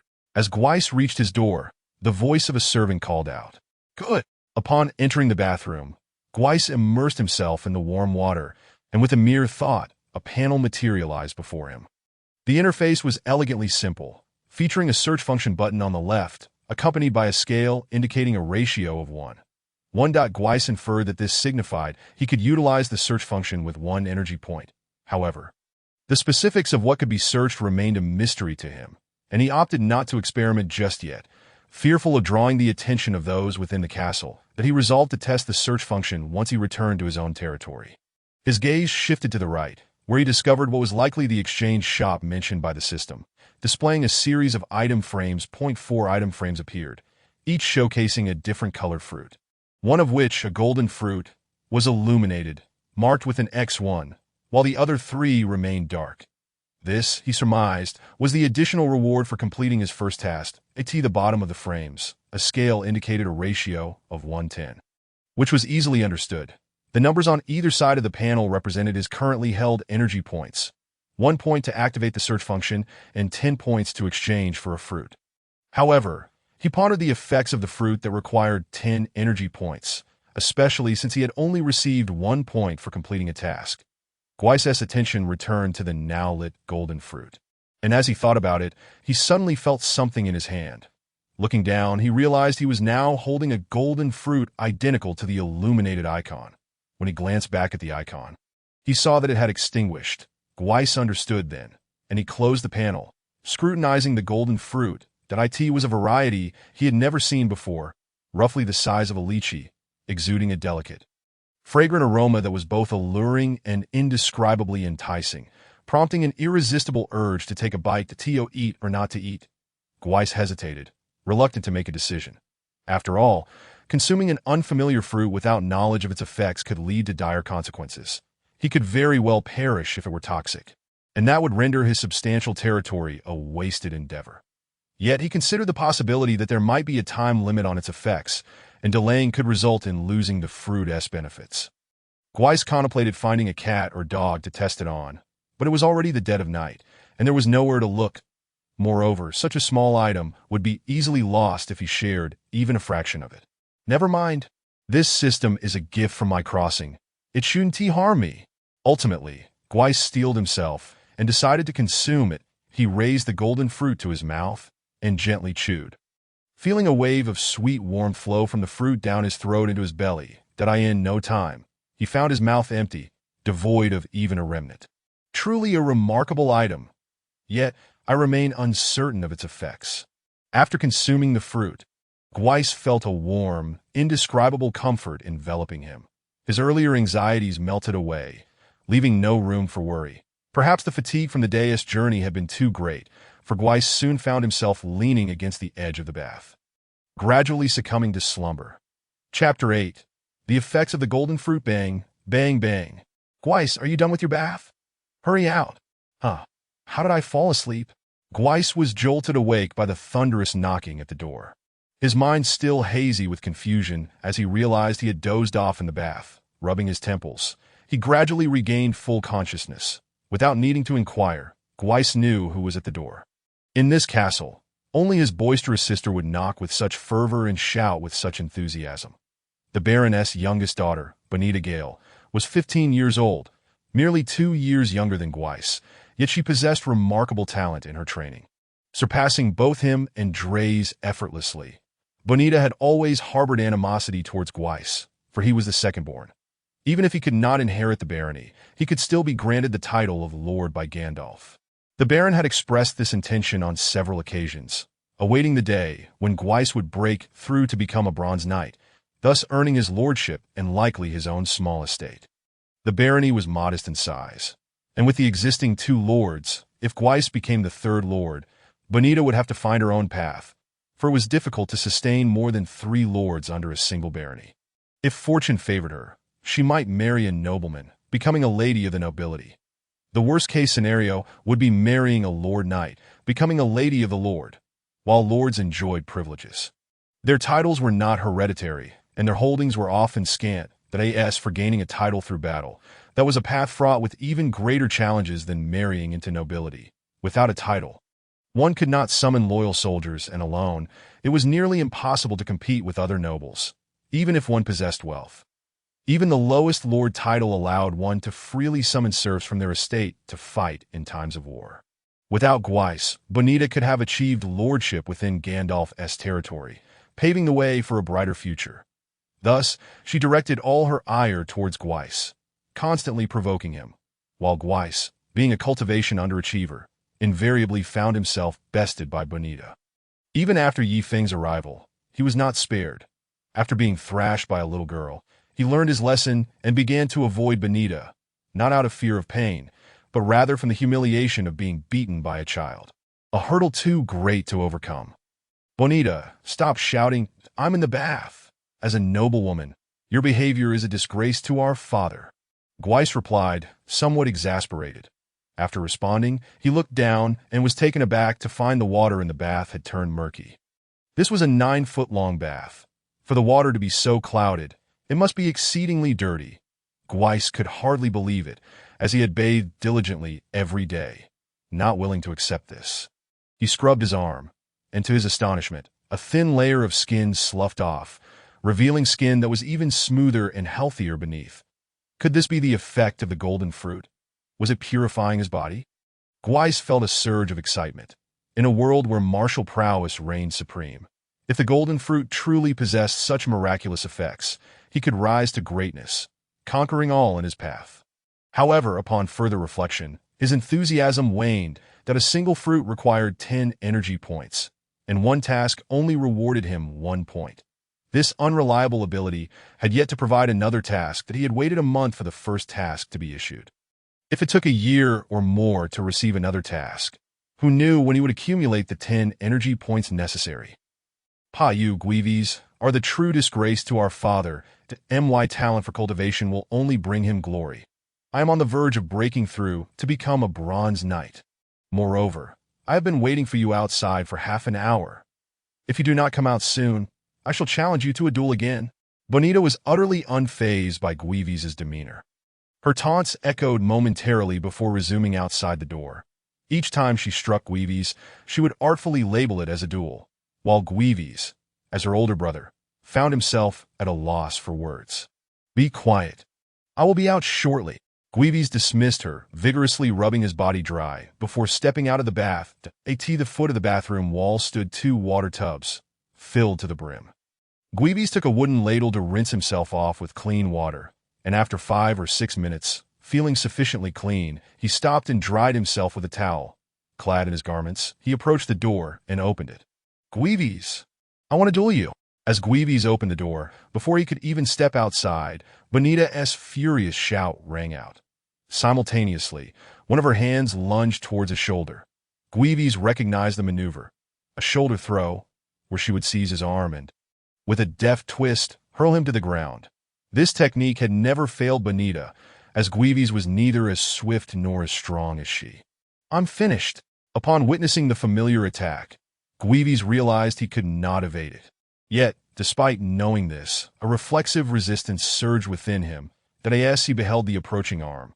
He instinctively summoned the faint energy of his fighting spirit, turning sideways to evade Bonita's strike while simultaneously reaching out to grasp her wrist. Completing this instinctual motion ignited a spark of exhilaration in him, for he discovered that a grasp he had previously been unable to avoid was now easily sidestepped, and he successfully seized Bonita's wrist. In his excitement, Gwevis yanked down hard on Bonita's wrist, spinning her around until she was subdued. That moment, he stood behind her, one of her arms twisted behind her back, and no matter how she struggled, she could not break free. "Ah, Gwevis, let me go, you scoundrel!" Bonita, caught off guard by Gwevis' sudden dominance, lost her composure and shouted. Ignoring her, Gwevis gently pushed her back while releasing her wrist. Bonita, unprepared, stumbled forward, struggling to regain her balance before finally steadying herself. After Gwevis had pushed her away, she turned back with disbelief etched across her face. "How is this possible? Who are you? You cannot be Gwevis." Bonita's emotions spiraled out of control, her expression one of utter incredulity. Gwevis was momentarily taken aback by her words, and his earlier self-satisfaction evaporated in an instant that a wave of anxiety washed over him. Had he inadvertently revealed something to Bonita? However, after a brief contemplation, he dismissed this notion. His recent performance had been flawless, and this marked only the second time he had encountered Bonita this month. The first had ended with her besting him soundly.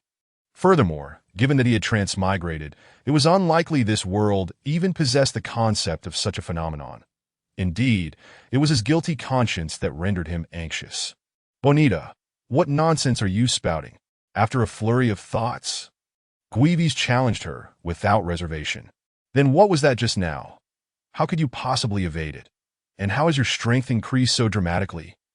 Gwevis understood that this headstrong sister was merely rattled by his unexpected maneuver, leading her to speak out of turn. Although he had executed a counterattack while she was entirely unprepared, he knew that under normal circumstances, he would never have been able to twist her arm. "What is so strange about it?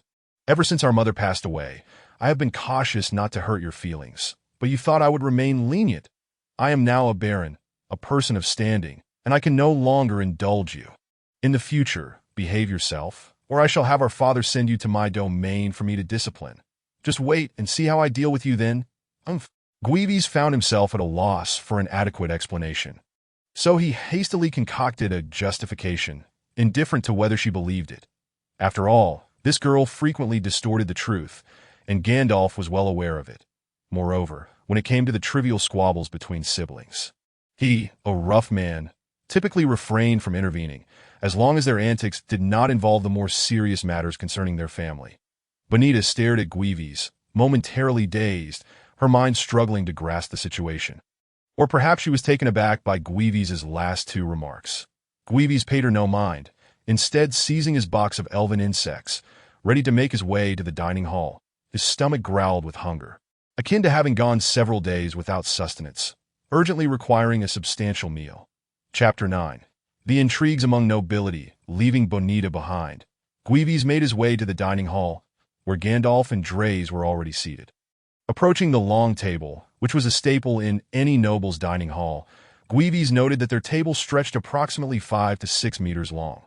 Typically, when there were no guests, only 4 individuals would dine, leaving the space feeling rather empty. Though it was now late at night, a simple command from the noble lord had ensured that the kitchen prepared a meal akin to a banquet. Admittedly, the fare was rather meager. A lengthy loaf of white bread, a substantial piece of uncut smoked ham arranged on a copper platter, and a bowl of mushroom soup glistening with a hint of oil. "Oh!" Gwevis exclaimed in surprise, for he spotted an entire roasted chicken on the table, perfectly cooked, and as he drew nearer, the enticing aroma wafted from it was no wonder Gwevis was astonished. As for nearly a month, he had only encountered the same 3 dishes: bread, ham, and mushroom soup. Initially, Gwevis found it perplexing that a baron, a feudal lord, could live in such frugality. Was this world truly so bereft of resources? However, as he absorbed more of the original owner's memories, he grasped the reason behind it, that a parent's love knows no bounds. The baron's frugality stemmed from his desire to provide for his 3 children. To this end, Lord Gandalf had spent a fortune acquiring a rare azure elven insect, which was identical to the one the Countess had gifted to Gwevis. The azure elven insect was prized for its ability to accelerate the cultivation of fighting spirit, making it extraordinarily expensive, typically costing around 1,000 gold coins, and often difficult to acquire. Did not underestimate the significance of 1,000 gold coins. For a typical baron's domain, that amount equated to 5 years' worth of tax revenue, excluding taxes owed to the church. The purchase of this elven insect had nearly drained Gandalf's coffers. Acquired in the spring, it was now summer, and taxes would only begin to flow in the autumn, necessitating a reduction in the castle's expenditures during this period. The 3 siblings had, of course, no objections to this. It was merely the soul inhabiting Gwevis's body that bore the brunt of the hardship. Gwevis clutched the jade box as he hurried to the table and took his seat, that he could hardly contain his anticipation for the large roasted chicken. "Father, how is Da doing?" At the long table, Gandalf occupied the head, while Gwevis and Drays sat across from one another. Gwevis glanced at Drays, who appeared somewhat melancholic and distracted, and chose to ignore him. In the past, Drays had seemed oblivious to his surroundings, and it was likely that tonight's events had struck him hard. Turning his attention back to Gandalf, Gwevis noticed the latter wore a joyful expression, prompting him to inquire further. As he spoke, a servant arrived with utensils.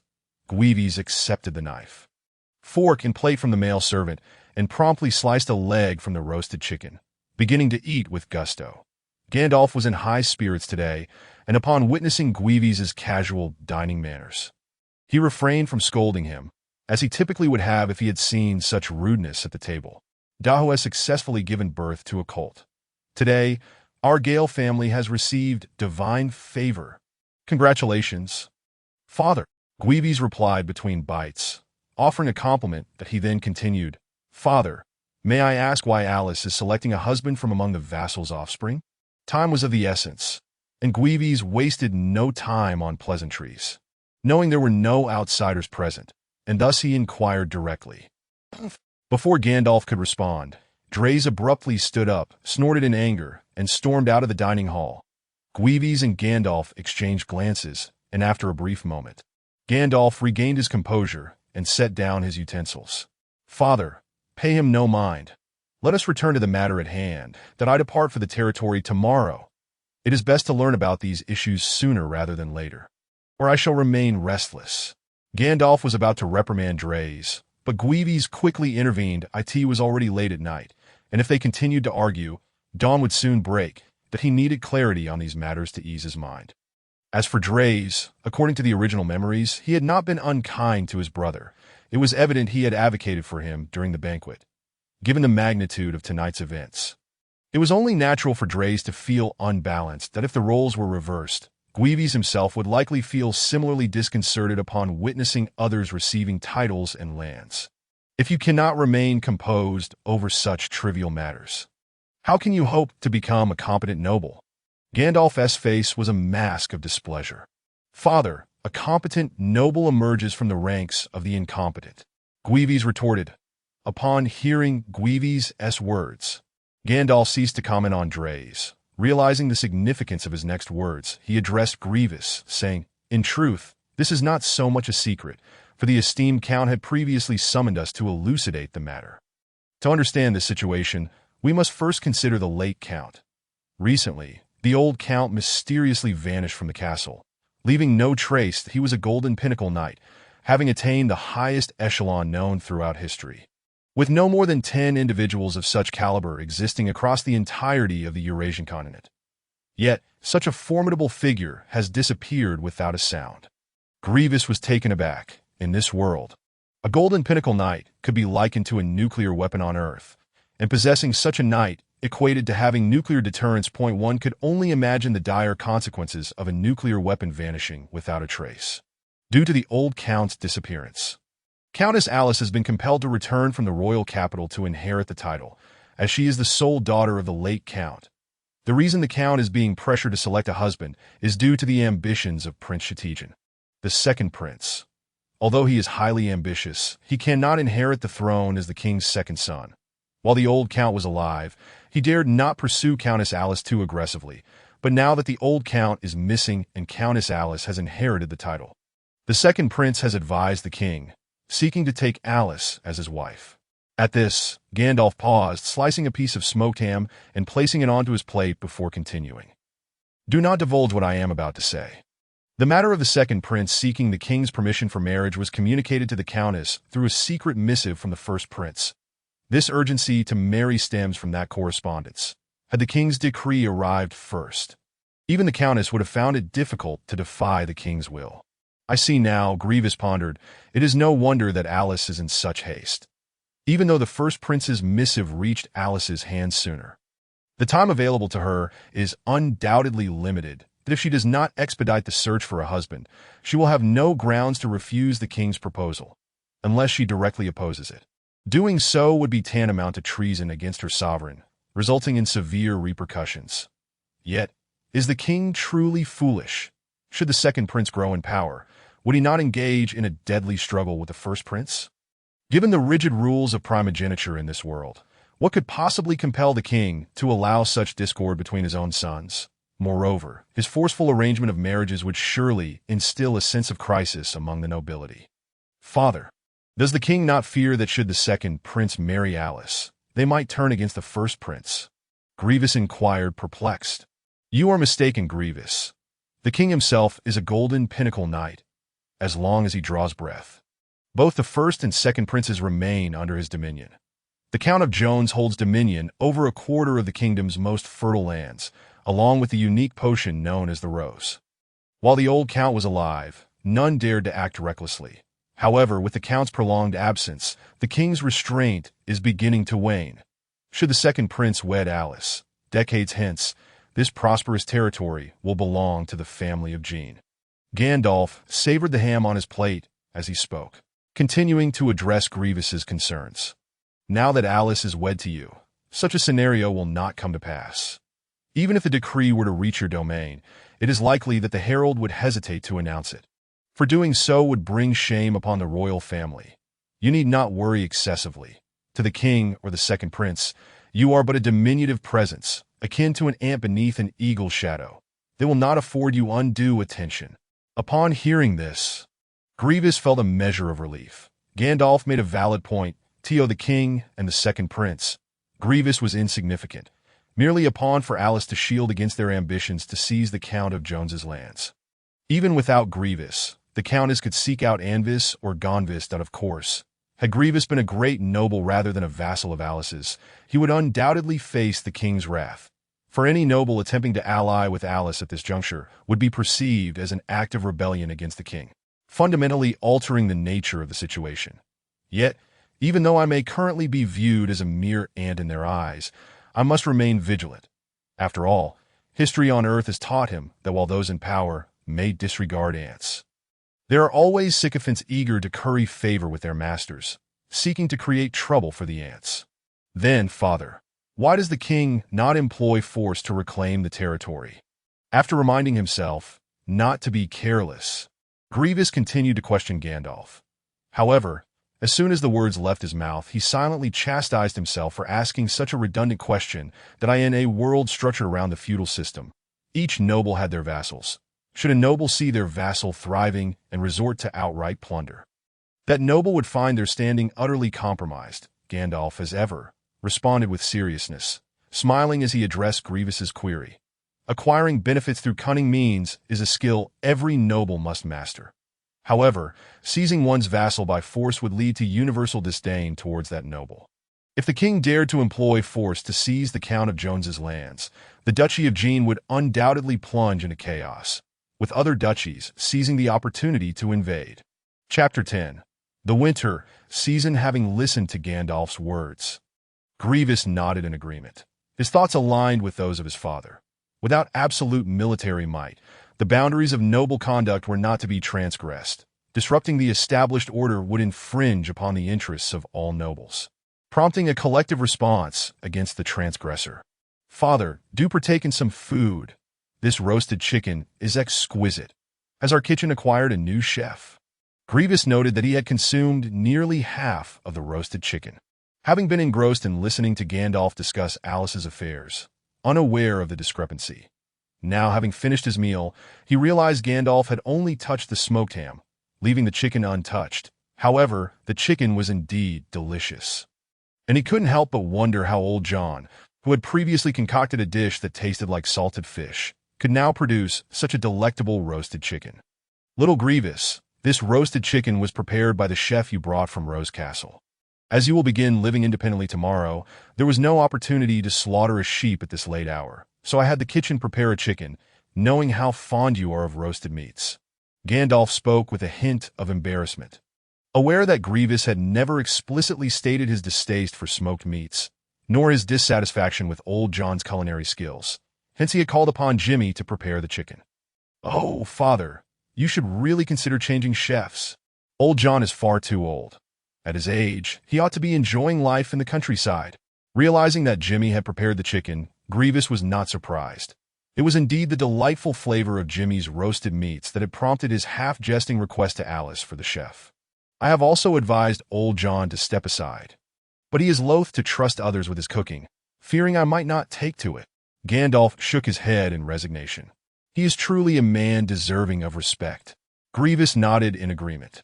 His grandfather was a lord, and when Gandalf was but a youth, old John had already become the cook for the Gale family. Gandalf had grown up enjoying the meals prepared by old John, coming to regard him as a familial elder.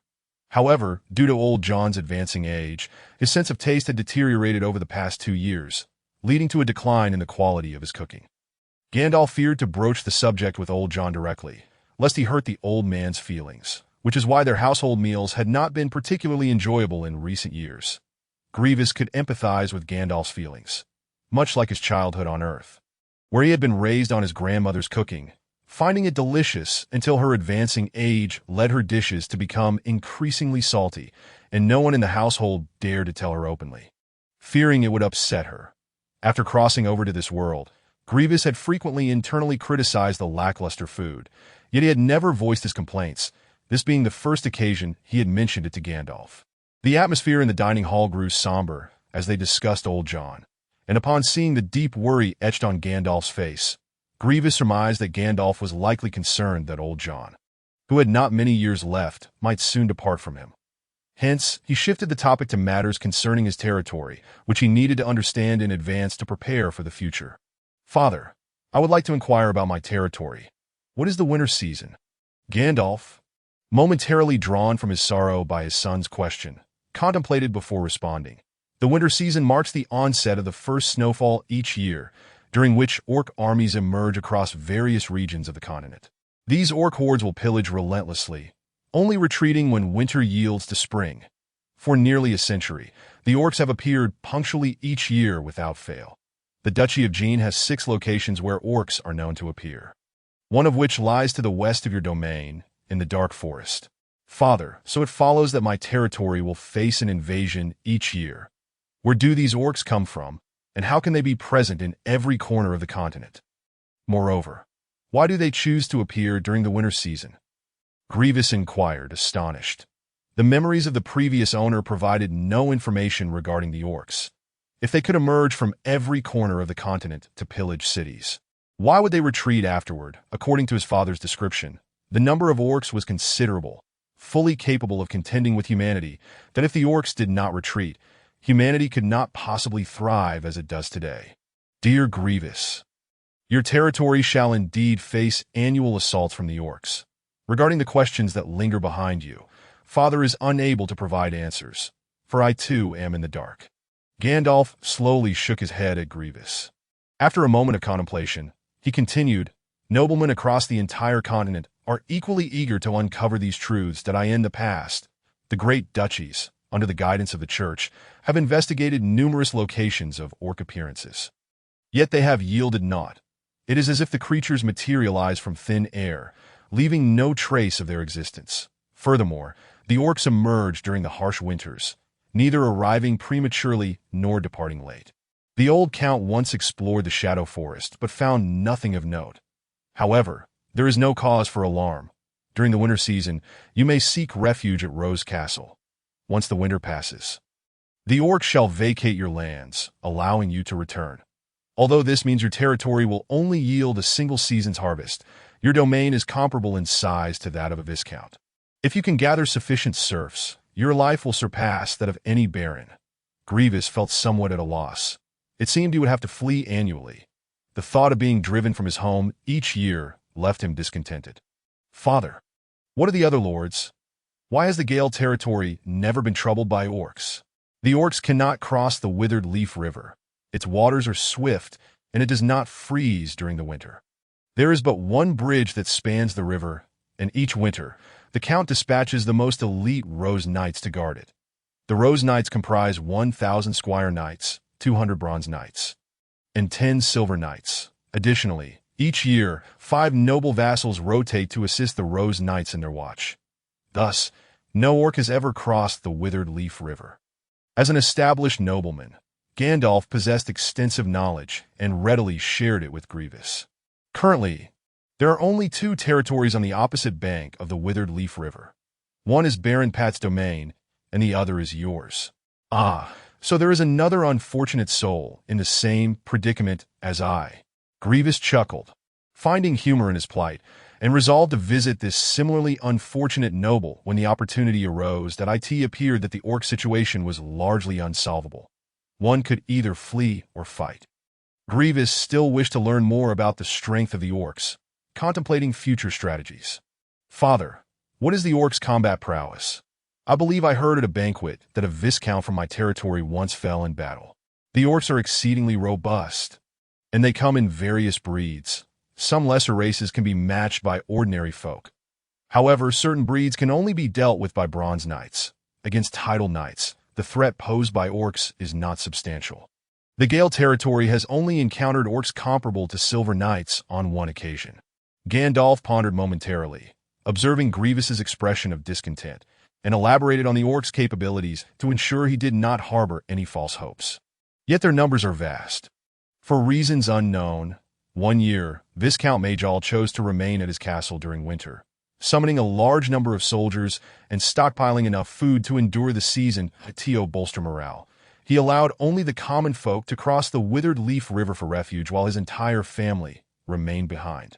Unfortunately, the castle of Viscount Majol was ultimately besieged by orcs, resulting in the deaths of the Viscount, his family, and all of his guards. Subsequently, the old Count reclaimed the Viscount's lands, but since Majol's demise, the commoners have feared the place, and it has fallen into disuse. Now, the entire Viscountcy holds barely 2,000 souls, a mere 1/5 of the Gale territory's population, and they are primarily serfs, unable to flee, only able to seek refuge across the Withered Leaf River when winter descends. Thus, Gwevis, you must remember that the blood of Viscount Majol serves as a grim reminder. Never attempt to confront orcs within your territory. You may seek sanctuary at Rose Castle or with your father, and no one will mock you for it. As he concluded, Gandalf's tone grew serious. Though he recognized Gwevis's inherent timidity, he worried that upon suddenly becoming a lord, Gwevis might be blinded by power and misjudge his own strength. Rest assured, father, I shall not act foolishly, Gwevis replied with conviction. understanding Gandalf's concern for his potential recklessness. However, Gandalf's worry was unfounded, having lived through an age of information explosion on Earth. Gwevis may not have had extensive experiences, but he had gleaned ample lessons from various cautionary tales online, prompting him to proceed with greater caution. "I am heartened to hear this, Gwevis. You have matured." Gwevis's response was resolute and confident, shedding the remnants of his previous timidity, which brought Gandalf a sense of relief. Among his 3 children, Gwevis had always been the one that worried him the most, as his aptitude for cultivation was not on par with that of his brother and sister, and his character was rather introverted. Now, as Gwevis prepared to become a nobleman with his own territory, if he managed it well, the Gale family would surely flourish. Their conversation drew to a close, and the food on the table had nearly been consumed. Gandalf had yet to touch the roasted chicken, and Gwevis knew that further persuasion would be futile. Thus, he refrained from pressing the matter. Such was the essence of paternal love. Gandalf set down his knife and fork, took a napkin to wipe his hands, and suddenly noticed Gwevis's jewel box. He inquired, "Young Gwevis, do you know what kind of plants are suitable for cultivation in the space of the elven bud that the Count gifted you?" Gwevis, with half a chicken wing still hanging from his mouth, was momentarily taken aback by Gandalf's question regarding suitable plants for cultivation. Realizing that Gandalf likely assumed Alice had given him an ordinary green elven bud, he swallowed the chicken wing before replying, "Father, Alice gifted me a sapphire-blue elven bug." "Oh, Gwevis, I find myself a tad envious of you." Gandalf chuckled heartily, his laughter ringing with genuine joy that he was immensely pleased, knowing that as long as Gwevis worked diligently, his achievements would undoubtedly eclipse his own. Chapter 11. Vivian. Just as Gwevis and Gandalf prepared to rise and depart, a loud shout echoed from outside the dining hall. "Father, you must take my side. Gwevis is bullying me." Bonita stormed into the dining hall, her gaze directed at Gwevis, brimming with fury, resembling an irate heifer. "Bonita, as the daughter of a baron, it is imperative that you maintain a ladylike demeanor. Only thus can you hope to become a noble lady in the future. Otherwise, no nobleman would desire to marry you." Upon hearing Bonita's outcry, Gandalf instinctively dismissed her accusations against Gwevis that I asked their father. He was well aware of Bonita's typical behavior. It was she who bullied Gwevis. The notion of Gwevis bullying her was absurd. Times had changed. Gwevis had now achieved success, and with his impending journey to his own territory, Bonita's childish antics were even less tolerable. To Gandalf's tone grew stern as he continued, "Your brother departs for his own lands tomorrow. As a sister, you should cherish this time with him, for such opportunities to meet will grow scarce. Should you persist in this foolishness, I shall confine you for a week." "Father, Bonita felt aggrieved. After Gwevis had arrived in the dining hall, she retreated to her room, contemplating the words he had spoken, and grew increasingly aware that she had been deceived. She hastily returned to the dining hall, intending to report to her father, only to find him already chastising her before she could explain the situation. "You shall remain here to converse with your brother for a while. I must take my leave. If your brother informs me tomorrow that you have not heeded my words, I shall confine you." Gandalf left no room for Bonita to defend herself, issuing a stern ultimatum before turning away and exiting the dining hall. Once Gandalf had departed, Gwevis burst into laughter. His headstrong sister had brought this upon herself. It had always been he who had been bullied, and now she sought to accuse him of wrongdoing. Naturally, no one would believe her. "Father, I absolutely loathe you." Bonita felt wronged. However, fearing that Gandalf might confine her, she muttered the words so softly that only she and Gwevis could hear. Seeing Gwevis's bright smile only fueled her irritation, prompting her to huff at him once more. "Are you a wild boar, Bonita? Why are you still awake at this hour? Did you seek me out just to huff and puff?" The night was now deep, and Gwevis wished to return and rest properly to avoid delaying his journey tomorrow. Thus he inquired of Bonita. "I won't tell you." Bonita threw a tantrum. However, upon seeing Gwevis genuinely preparing to leave, she quickly called out, "Wait, Gwevis, I'll tell you now." "All right, make it quick. I must be on my way tomorrow." If it weren't for Vivian's request, I wouldn't bother with you. Vivian asked me to inquire if your health has improved lately." Bonita's expression was one of displeasure, yet she finally conveyed the message. Vivian? Gwevis's body suddenly stiffened. He was quite familiar with that name. Vivian is the youngest daughter of Nazhen, currently 15 years old, sharing the same age as Bonita, and has been playmates with Gwevis since childhood. However, ever since Yifeng's soul took possession of Gwevis, he, still struggling with the limited integration of memories, has refrained from meeting her to avoid arousing suspicion.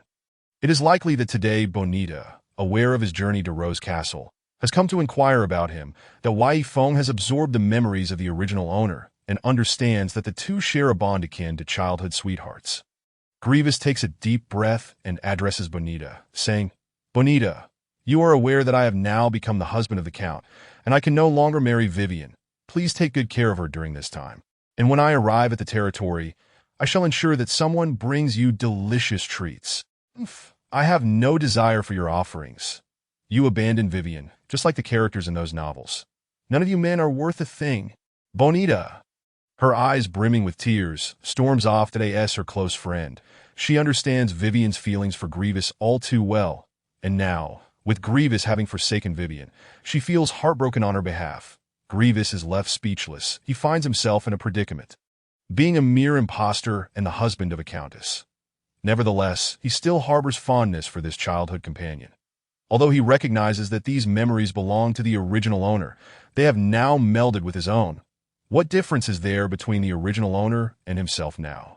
The following morning, Gwevis, sporting dark circles under his eyes, arrives at the dining hall that he was unable to sleep the previous night due to thoughts of that girl, and managed only a brief nap of half an hour as dawn broke.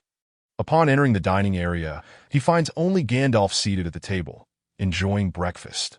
"Father," Gwevis calls out lethargically. "What is the matter, little Gwevis?" Gandalf responds, a hint of surprise in his voice. Just last night, Gwevis had appeared full of vigor. How could he have transformed into such a weary figure in the blink of an eye? This is hardly the demeanor of someone who has just acquired a territory and a title, reveling in joyous tidings.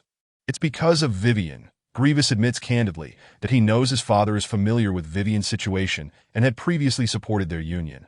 Considering that Vivian is also the daughter of Nazhen, and Gwevis, being the least accomplished among Gandalf's 3 children, would benefit greatly from such an alliance. Upon hearing Gwevis's words, Gandalf, still chewing his food, pauses for a moment, and after a brief silence responds, "She is a good girl, and I have always held hope for your future with her. I intended to discuss this matter with Nazhen once she came of age." With a resigned shake of his head, he expresses regret over the separation of this childhood couple. "However, now that you have become the husband of the Count, even if it is merely nominal, you can no longer wed Vivian, that I shall clarify this with Nazhen. This is not your fault." Gandalf states firmly, "I understand all of this." "Father, I am merely concerned for Vivian," Gwevis replies. "Relax. I will ensure that your sister spends time with her. At your age, I believe it won't be long before you both find someone you cherish." Gandalf's tone is soothing. "Are you serious? Is this meant to comfort me or to undermine my spirits?" It would have been better left unsaid, Gwevis thinks to himself, feeling utterly at a loss. Lacking appetite, he hastily consumes a few bites before preparing to set out. He fears that if he delays, Bonita may have already gone to find Vivian. "Father, I shall take my leave now. Take care of yourself." Gwevis waves goodbye as he mounts his horse. "Little Gwevis, you are my pride. Manage your territory well." Gandalf maintains a calm demeanor, leaving Gwevis unable to discern whether his father feels joy or sorrow at their parting. With a crack of the whip, Gwevis gallops ahead, leading the way out of the castle, followed by 5 attendants. Among them are Thomas and Jimmy, while the other 3 are guards assigned to Gwevis by Gandalf, although none of them bear titles of knight. They are seasoned veterans who have accompanied Gandalf in numerous battles. As long as they do not encounter any titled knights, they are more than capable of ensuring Gwevis's safety, that in due course. Their families will join them, arriving alongside the supplies destined for Gwevis's territory. As Gwevis and his entourage venture further away, Bonita, outside the gates of Baron Gandalf's castle, leads a white horse while conversing incessantly with a golden-haired girl beside her, Vivian. Unlike Alice's aloof elegance, Vivian embodies the essence of a neighborly girl, radiating a touch of youthful innocence. "Vivian, perhaps we should refrain from visiting that scoundrel. Wouldn't seeing him only deepen your sorrow? Why not let me teach you to ride? Together, we can become titled knights and teach that rogue a lesson, giving you some much-needed relief. At least he had the decency to know you love horses and gifted you one. Bonita pleads with Vivian, worried that encountering Gwevis will only exacerbate her friend's heartache. Chapter 12. The journey. Despite Bonita's relentless persuasion, Vivian remains tight-lipped, her lips pressed together as she strides hastily toward the castle. Only upon hearing of the horse Gwevis sent does she cast a fleeting glance at the white steed led by Bonita. This horse was a parting gift from Gwevis, instructed to be delivered to Vivian by the servants of the Baron, but they crossed paths with Vivian and Bonita en route to the castle, resulting in Bonita leading the horse that in the memories of the original owner. Vivian's greatest desire was to have a horse, as her dream was to become a knight. However, although Nazhan is a lord, there are only 3 horses in the estate. 1, a war horse bestowed by Gandalf, essential for battle, and the other 2, aging and ordinary, used for transporting goods around the estate, thus not suitable for Vivian's amusement.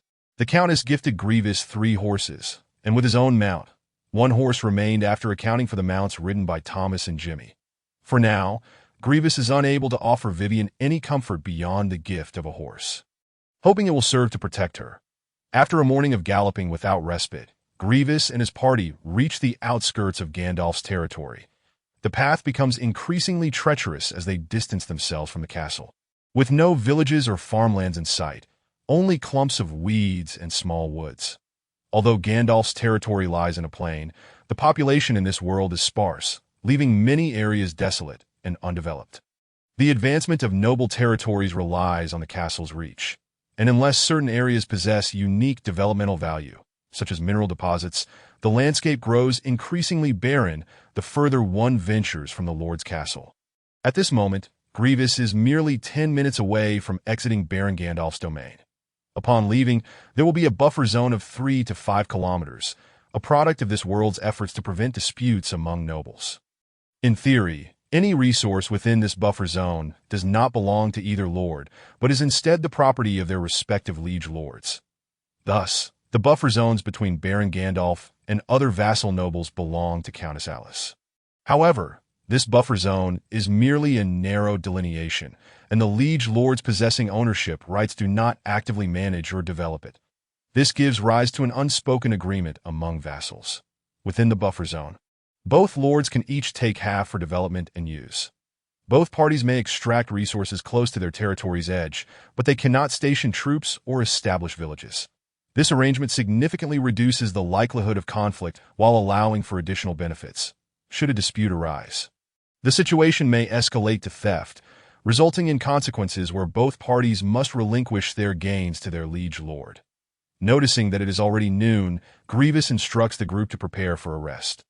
Intending to have lunch before continuing their journey, they find a suitable open area, and except for Gwevis, everyone else begins to busy themselves. 3 guards are assigned to keep watch, but Gwevis merely has them scout the vicinity briefly before allowing them to rest on the spot. After a morning of travel, Gwevis recognizes their fatigue. This area still falls under his father's jurisdiction, with the forest not being dense enough to pose any real danger.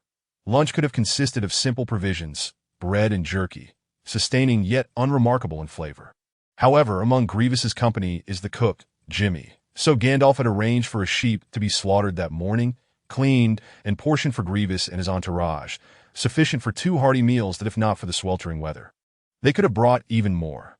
Finding a stone to sit on, Gwevis pulls out a piece of parchment, listing the supplies Gandalf has prepared for him. Now that Gwevis has his territory, he will soon embark on establishing a household of his own. However, his current domain is barren, so Gandalf has gathered essential provisions such as food, seeds, and iron materials for Gwevis. These supplies will take time to assemble and will require several days to reach Gwevis's territory. Once they arrive, he can cross-reference them with his list. This is the cost of separation. Gwevis chuckles, grateful to have a noble father. Otherwise, he would be destitute and struggling to support himself and his company upon reaching his territory. Although the estate is home to over 2,000 people, Gwevis doubts that those impoverished serfs could yield much profit. "My lord, you've worked hard. Please wash your face," Thomas was unaware of when he had already presented a damp towel before Gwevis. "Thank you, Thomas." Gwevis accepted the towel, expressing his gratitude to Thomas, whose face was beaming with joy. He could not help but reflect on the inequities that permeated the feudal social structure. Some individuals were born as noble sons, destined to enjoy the services of others, while others were condemned to a life of exploitation from the moment they entered the world. Thankfully, he had traversed into Gervais's body. Otherwise, tears would surely have streamed down his face. "Thomas, can you read?" Gervais suddenly inquired. "Yes, my lord.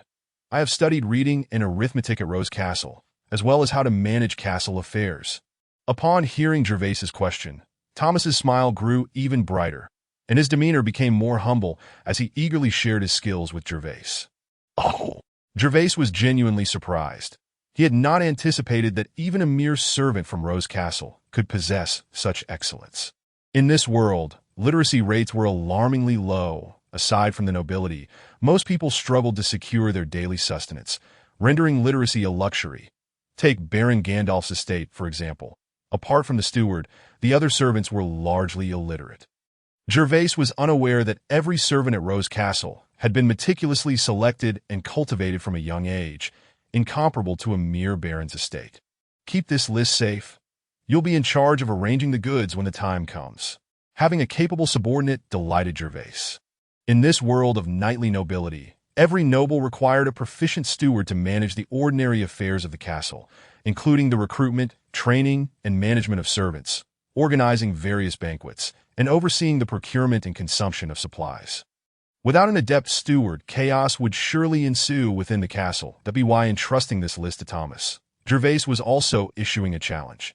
Should Thomas successfully accomplish this task, Gervais would not hesitate to appoint him as the castle steward, especially since, according to Thomas, his education at Rose Castle had fully prepared him for such a role. "Rest assured, my lord, I will handle this matter impeccably." Thomas's heart swelled with fervor. He believed his dream of becoming a steward was on the verge of realization. As Jimmy sprinkled an array of spices onto the golden brown lamb, the aroma instantly filled the air, causing the four bystanders, aside from Gervais and the chef Jimmy, to salivate. It was not merely Jimmy's grilling skills. The lamb itself was a rarity they seldom enjoyed throughout the year. Hence their mouth-watering anticipation. "My lord, it's ready." Under the eager gazes of the onlookers, Jimmy finally presented the roasted lamb, its surface glistening golden and fragrant. Gervais, impatient to wait for Jimmy to slice it, swiftly stepped forward, knife in hand, portioning the lamb himself and calling several individuals to his side, personally handing the meat to them. Gervais recognized this as a prime opportunity to win their loyalty. These individuals would become his allies in the times to come.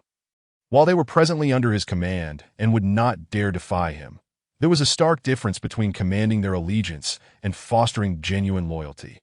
Although Gervais did not expect to secure their true fidelity simply by distributing meat, it marked a promising beginning.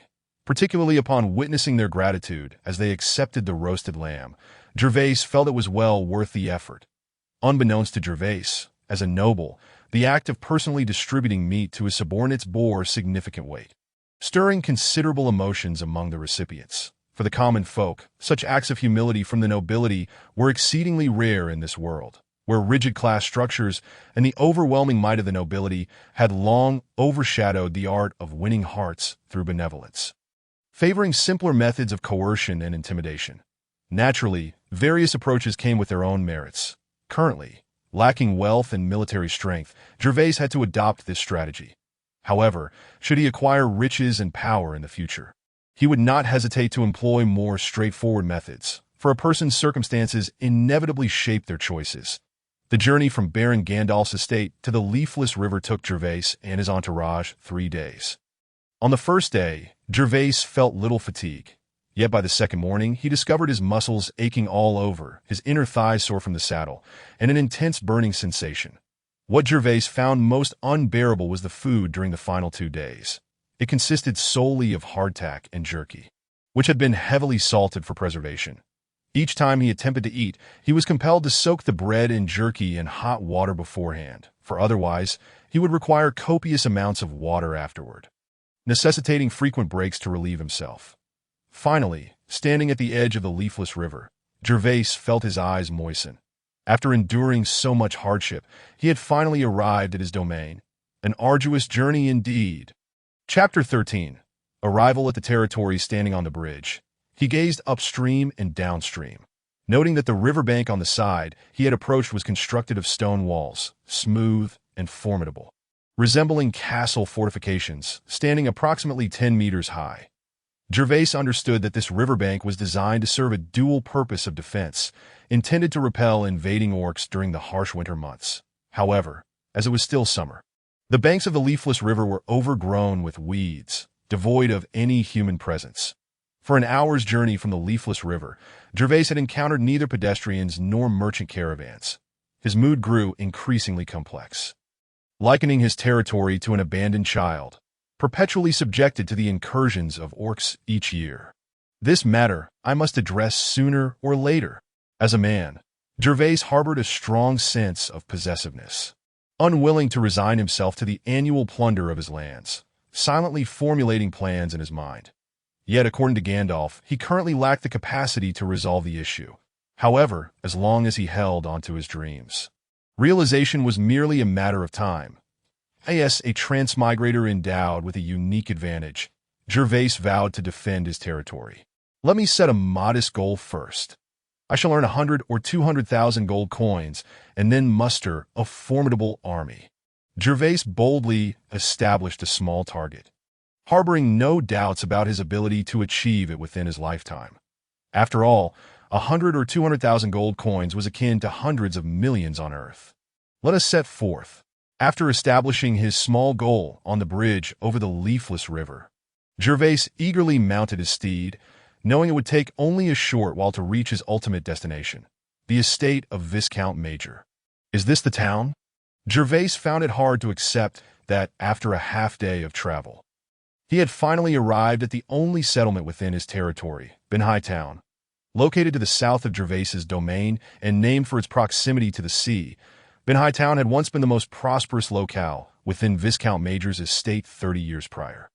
From the town's location, the massive castle perched atop a small hill was already visible in the distance. To reach the castle, one had to pass through the town. Yet as Gwevis stood at the town's entrance, gazing at the dilapidated wooden and thatched cottages, he found it hard to believe. His impression of towns in this world was still tied to the one outside Gandalf's castle.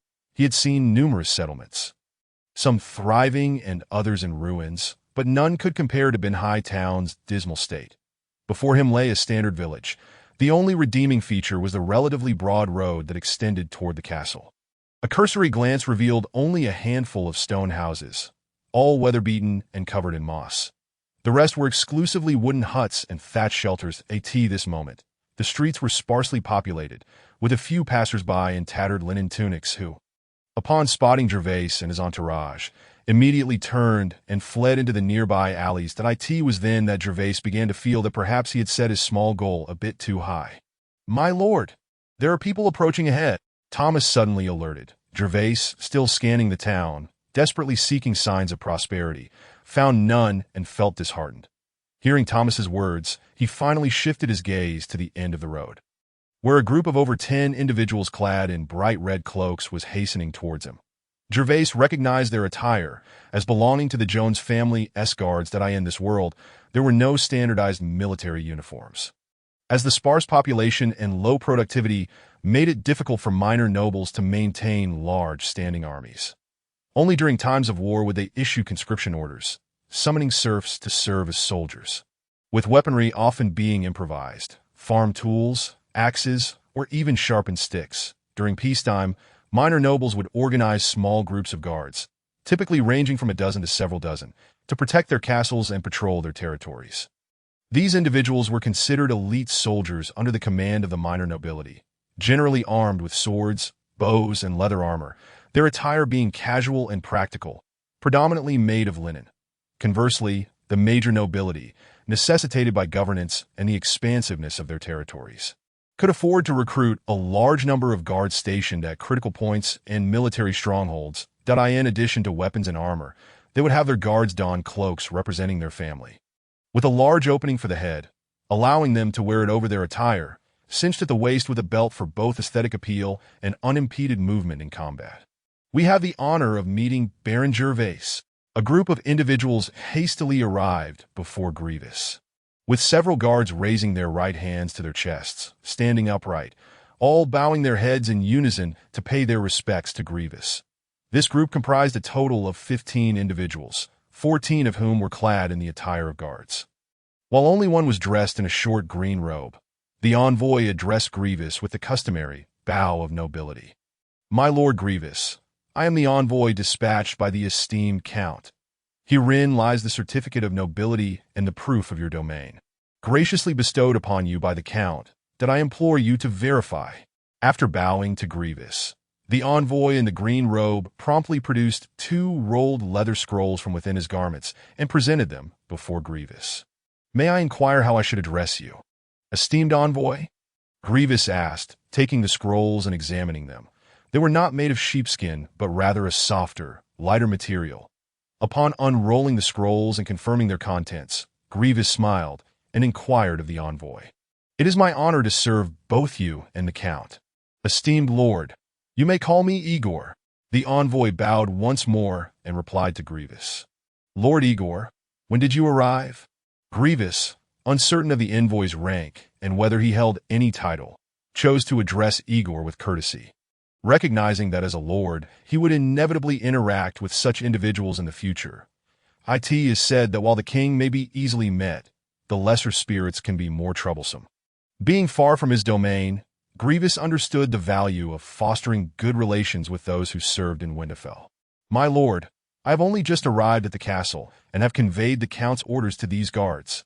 Upon hearing Gwevis's respectful address, Igor became even more deferential as a mere baron without a domain, stationed in Winterfell as an envoy. He was pleasantly surprised by the courtesy shown to him by the lord, the husband of the esteemed Countess. "Eva, you have my gratitude. You must stay at the castle for the night, that I may extend my hospitality." Gwevis nodded, having observed the sweat on Igor's face and attire, indicating that they had not been there long. Given that Gwevis and his companions had been traveling without pause, Igor's earlier arrival suggested he had indeed made haste. Gwevis had initially contemplated taking a stroll around the town before Igor's arrival, hoping to experience a semblance of incognito exploration, reminiscent of the emperors and dramas who delight in such escapades, much to the enjoyment of the audience. However, with Igor's early arrival, his plans had to be abandoned. Reality, as it often does, proved less idyllic. Having witnessed the town's unkempt state, Gwevis was certain he would not dare dismount and traverse the muddy paths, fully aware that he would inevitably tread upon the refuse carelessly discarded by the townsfolk. Even from a distance at the town's entrance, Gwevis could discern the offensive odors wafting through the air. "Thank you for your kind offer, Lord Gwevis, but my task is complete, and I must return swiftly to Rose Castle to report. I cannot accept your generosity, but I hope to serve you again in the future." Igor responded, "What a pity. I hope you will have the opportunity to visit Seaside Town again. I shall ensure you are well entertained." Gwevis nodded, not pressing the matter further, having already extended his goodwill. Whether Igor's reasons were genuine mattered little, that it was still midday, and Gwevis and his companions had yet to partake of lunch, but as a host, he felt it necessary to prepare food and drink. Moreover, he remained unaware of the castle's true condition, hence his intention to host them for dinner that evening. "It is my honor to serve you, Lord Gwevis. I shall take my leave now, lest I fail to reach the next town before nightfall." Igor respectfully bid farewell to Gwevis. "Very well, Lord Igor, until we meet again," Gwevis replied with a nod. "Until next time, my lord." With that, Igor turned and made his way towards the castle, where their horses awaited. Once Igor and his accompanying guards had departed, Gwevis scrutinized the remaining guards, furrowing his brow. Only 7 guards stood before him. Yet according to the Countess, there should have been 10 stationed there. Were some left behind in the castle? "Which of you is the captain?" Gwevis inquired, his brow still knitted as he appraised the 7 guards before him. "My lord, the captain is not present," the guards replied, their heads bowed in deference, too intimidated to meet Gwevis's gaze. Hearing Gwevis's query, they hesitated to respond, exchanging glances until finally, One of the knights found the courage to answer, albeit with a stutter. Upon hearing the reply, Gwevis's frown deepened. The guards appeared timid, their attention having momentarily been captured by Igor, and it was only now that Gwevis noticed their lack of courage to respond. How could he expect satisfaction from such individuals? While they might be capable of capturing a petty thief, should a band of ruthless brigands appear, they would likely meet their demise in an instant. Unlike Gandalf's 3 seasoned guards who had seen battle, respected him, yet exuded an air of ferocity, these guards were but shadows of warriors. Chapter 14. Benny's Malice. Where is your captain? Gwevis pressed, his brow furrowed. Yet his tone remained calm. My lord, we do not know. The captain left early this morning. The same guard answered, this time more assuredly, possibly due to Gwevis's composed demeanor that he spoke without stuttering, maintaining his gaze downward. The captain's absence, with his subordinates unaware of his whereabouts, left Gwevis incredulous. Was this truly the guard of a domain directly under the Count's command? Throughout his journey, Gwevis had traversed several lands belonging to Alice, encountering the Count's guards on 2 occasions. While not all of them could be deemed elite soldiers, they were undoubtedly superior to the patrols of the vassal lords he had previously encountered.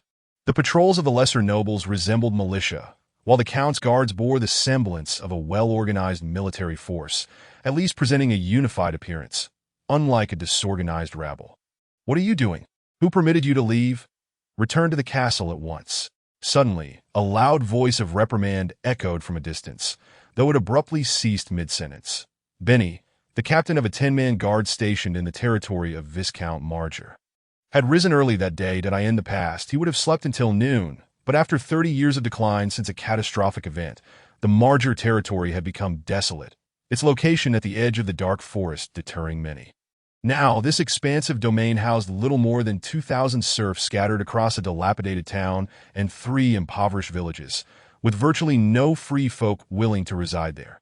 The sparse population and isolation signified a lack of entertainment, and Benny worried that rising early would lead to profound boredom.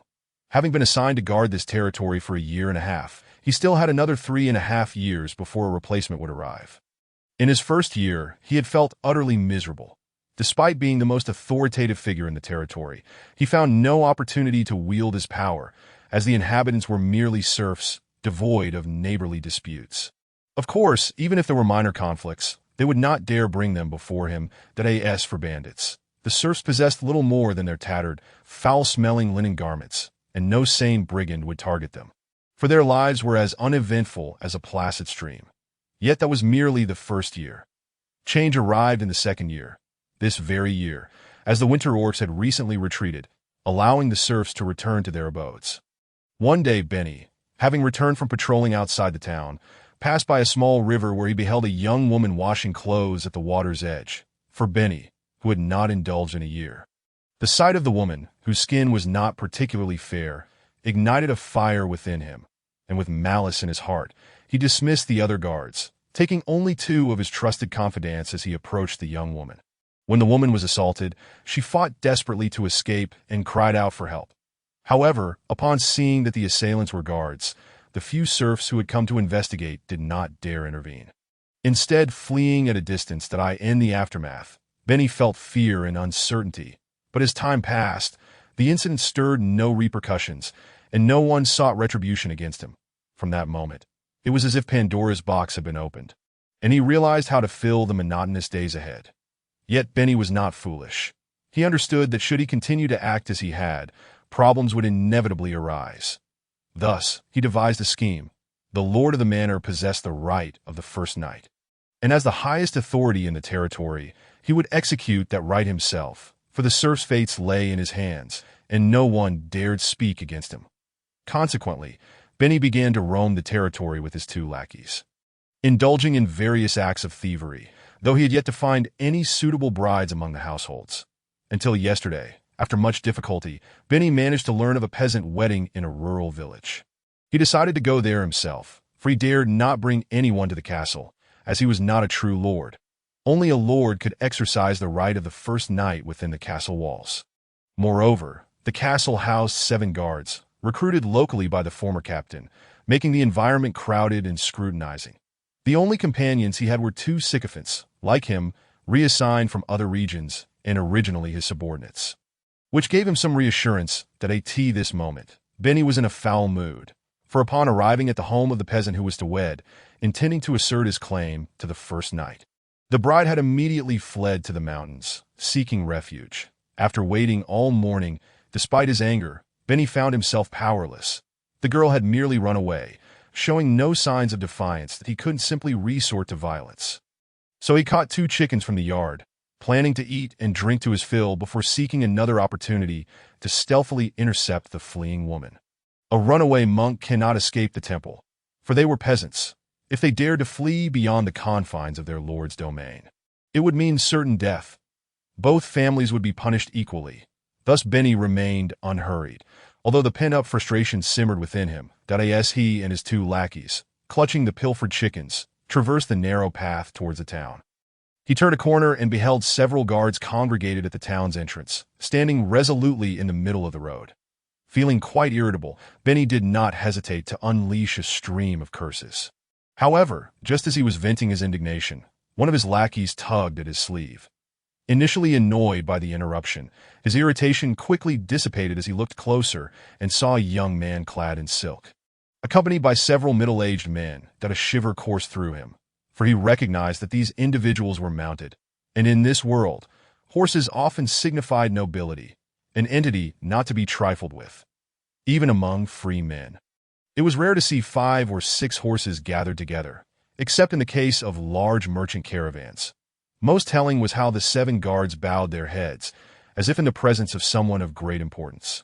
Though they were cowed by Benny and his 2 subordinates, their attire bearing the insignia of House Jones inspired fear in both peasants and free men alike. Benny dared not delay further. He hastened towards the gathering. For whether he wished to confront them or not, he had no choice but to approach, that if indeed a person of significance had arrived, avoiding them now would only lead to misfortune later. Better to assess the situation and act accordingly. "My lord, the young gentleman, I am Benny, the captain of the guard here. I am unaware of your business in this place." Benny, displaying some discernment, bowed to the figure of Gwevis, who stood at the center surrounded by onlookers. Gwevis was the only one present in a silk tunic, while the others donned linen shirts, and the 3 men resembling guards merely wore leather armor over their linen attire. "Ah!" Gwevis chuckled coldly, having witnessed the captain's foul language and boorish demeanor. Yes, a soul transported from Earth, having watched numerous dramatic series, he recognized the captain's 2 guards clutching chickens, disheveled and akin to the nefarious characters who pillaged villages. However, Gwevis chose not to act rashly. He would gather all necessary information before addressing the matter appropriately. "My lord Baron Gwevis has been granted lands by the Count, and from this day forth, the territory from the Withered Leaf River to the Shadowy Forest is under Lord Gwevis's dominion. Your 10 guards will henceforth owe their allegiance to Lord Gwevis. As captain, you should bow immediately." Thomas, standing behind Gwevis, barked at Benny in a stern tone upon witnessing Gwevis's cold smile. With the receipt of the Count's official decree, Gwevis had effectively become the ruler of this territory, and Alice had clearly stated that this small squad was to be assigned to Gwevis, not reassigned elsewhere, thus granting him life and death authority over them. Had events proceeded normally, Gwevis might have displayed a courteous demeanor, answering the captain's inquiries amicably. However, he sensed that the guards before him were suspect, while the 7 were somewhat lacking in character. They did not reveal their intentions. Yet Benny, the captain, aroused Gwevis's suspicion, prompting him to disregard him. "My lord Baron, I beg your forgiveness for my oversight in not welcoming you upon your arrival." Benny stammered, trembling with fear.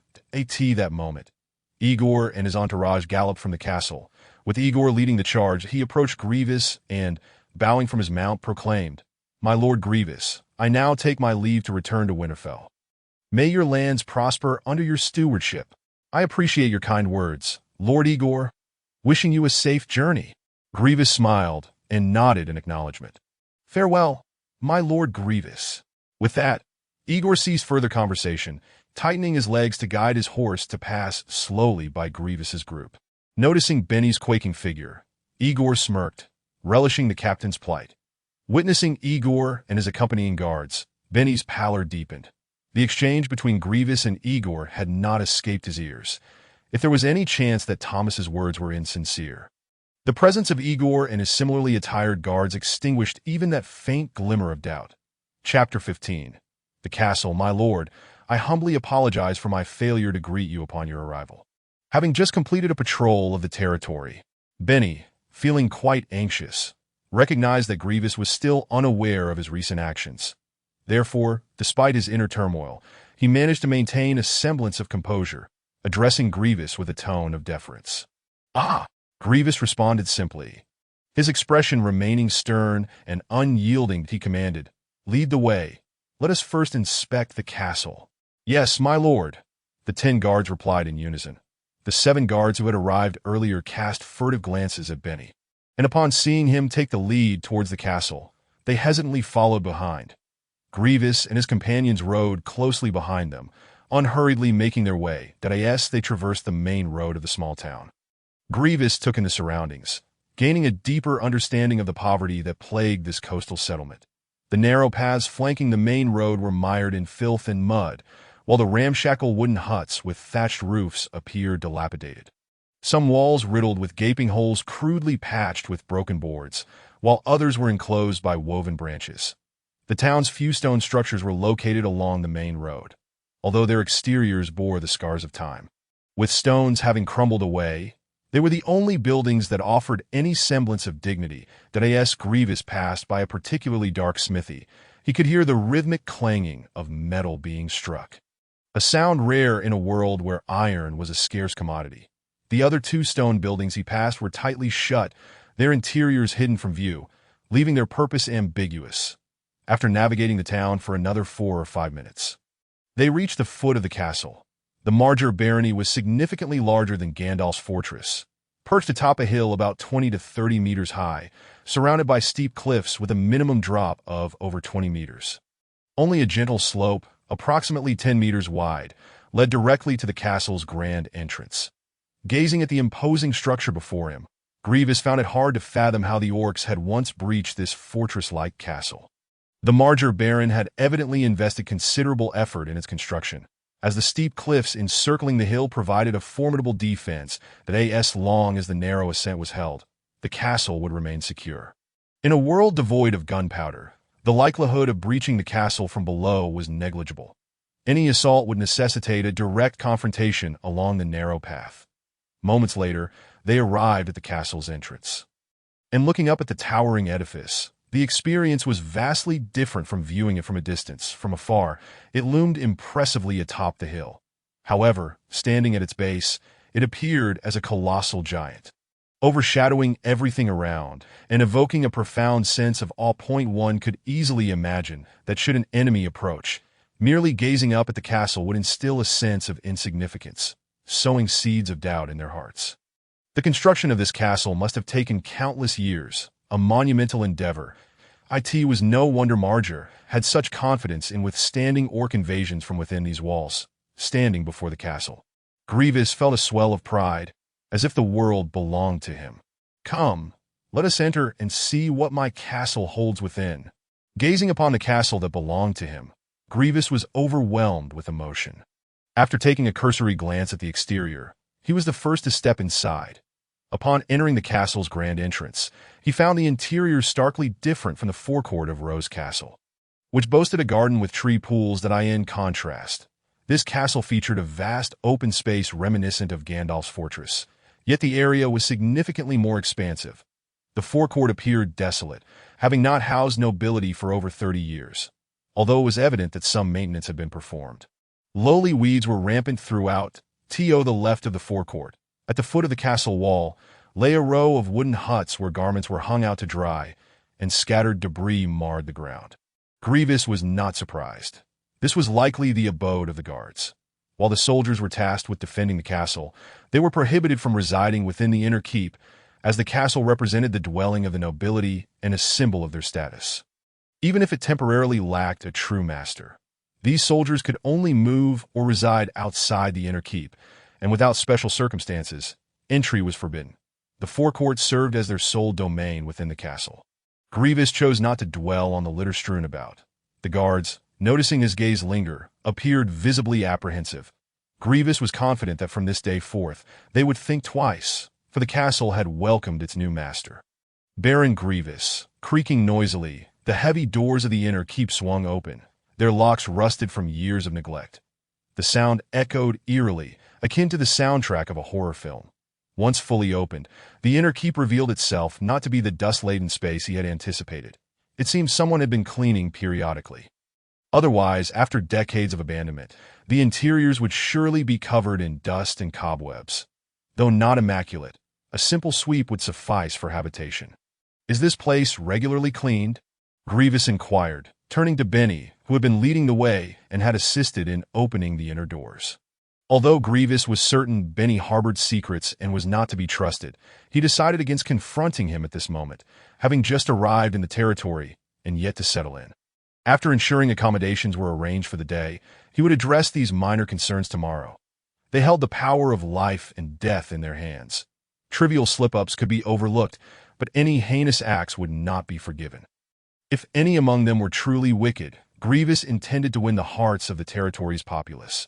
Despite them being serfs, Gwevis understood that these oppressed souls formed the very foundation of this world.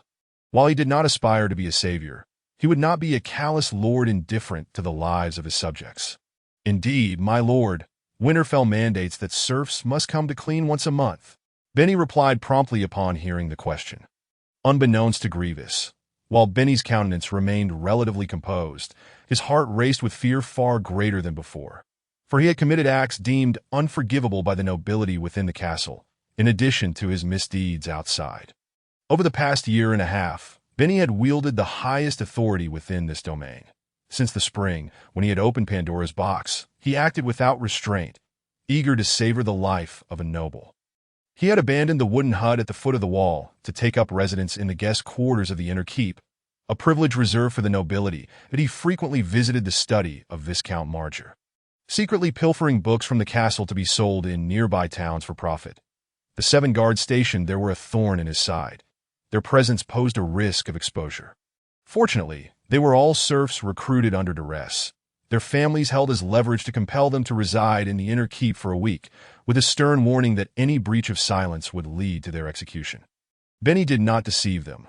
Whether coerced or not, their unauthorized stay in the inner keep would mean certain death upon discovery by the nobility. Once this matter was settled, Benny felt at ease. Brazenly taking 2 henchmen into the inner keep to sleep in beds meant for lords. However, after several days, he began to feel a sense of emptiness that he pondered that nobles often hosted banquets. Though he could not organize one himself, the 3 of them could enjoy fine wines, yet that required funds. Thus, he devised a plan to sell the neglected books that had lain unopened for over 30 years.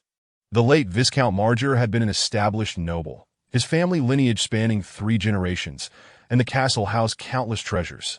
However, following his death, some of these valuables had been lost to the invasion of orcs, while others remained intact. The few treasures that survived were later collected by the Earl's emissaries, leaving only worthless tomes behind to true nobles. These commonplace books were nothing more than trifles, readily available for purchase. Yet for free men and even lords, such volumes could lend an air of refinement to their sparse libraries, impressing visitors with their perceived erudition that in this world, books were among the most valuable commodities. A commoner would toil for an entire month to save enough to buy a single book. Benny, once he had smuggled these books away, sold them for 1/3 of their original price, using the proceeds to indulge in fine wines that he had believed his noble lifestyle would persist until he was reassigned. But fate had other plans. After 30 years of neglect, a noble had arrived today, and not just any noble, but one who had just claimed this territory as his own. Benny knew his doom was imminent. The guest quarters they had occupied had not been cleaned, and by nightfall, their transgressions could be revealed. While the nobles might overlook their misdeeds outside the castle, the 3 of them residing in the inner keep would surely lead Baron Gwevis to deliver them to the gallows. What Benny failed to realize was that 2 factors could truly seal his fate, with the first being the most critical as for the second, if they had not committed any atrocious acts. Gwevis could easily dismiss the incident as if it had never occurred. Chapter 16. The difficult beginning. Gwevis chose to disregard Benny for the moment and step through the inner keep's door first.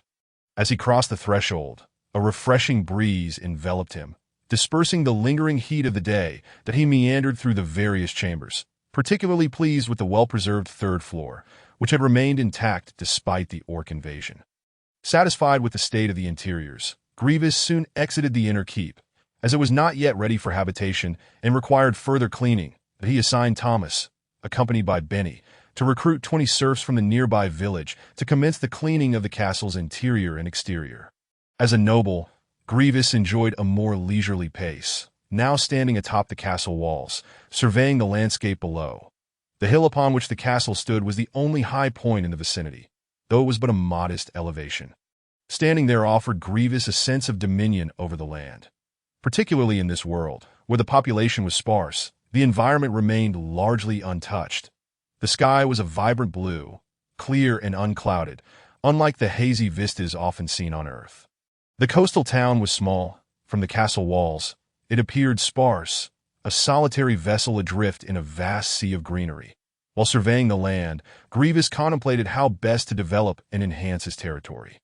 Although his domain was substantial, rivaling that of a viscount, its population was alarmingly low, with barely over 2,000 inhabitants, all impoverished serfs. Gwevis was acutely aware that should misfortune strike, and a single season's crops fail, 99% of the serfs would face starvation. These 2,000 serfs relied solely on primitive agricultural methods for survival, meaning that even in years of abundant harvest, his tax revenue would remain fixed. An expansion of the population was essential. As Gandalf had suggested, cultivating new lands would yield greater taxes. Yet, therein lay a paradox. This territory was sparsely populated due to the threats posed by invading orc armies in the winter.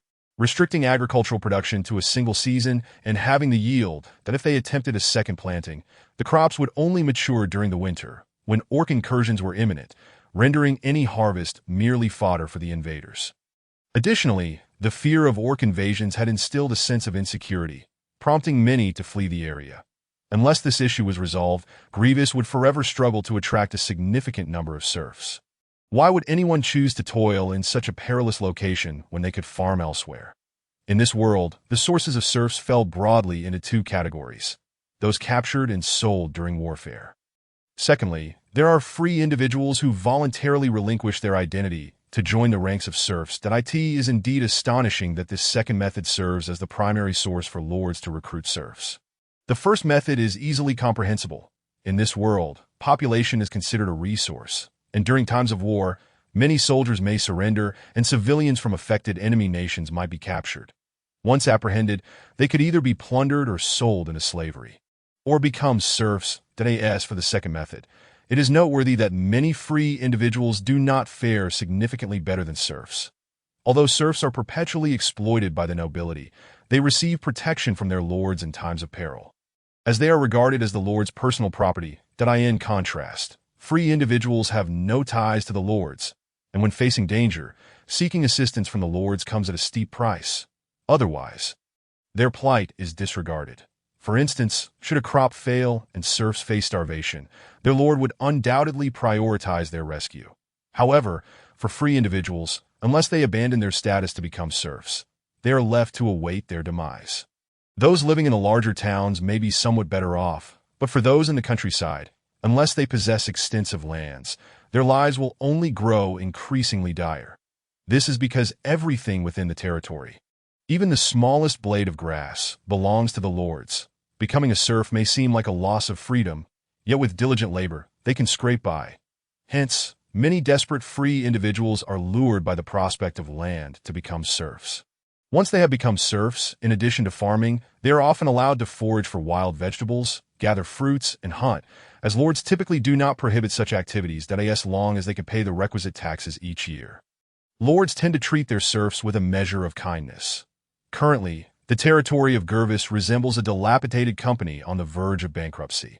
Unless something extraordinary occurs, it is unlikely to attract a substantial workforce.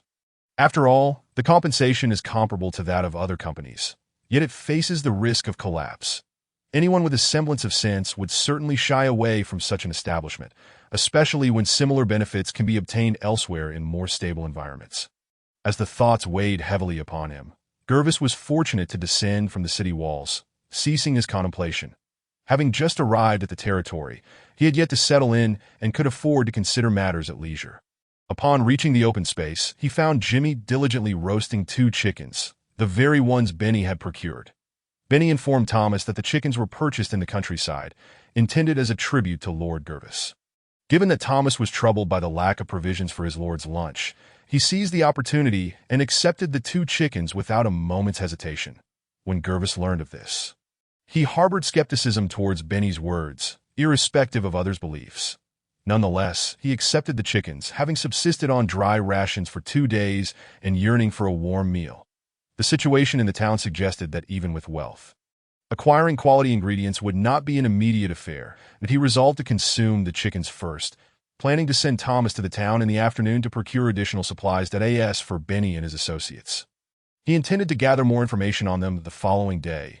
He already devised a plan to interrogate all 10 guards separately, particularly the 7 guards, convinced that the information gleaned from them would be far more accurate than what could be obtained from Benny and his sycophants.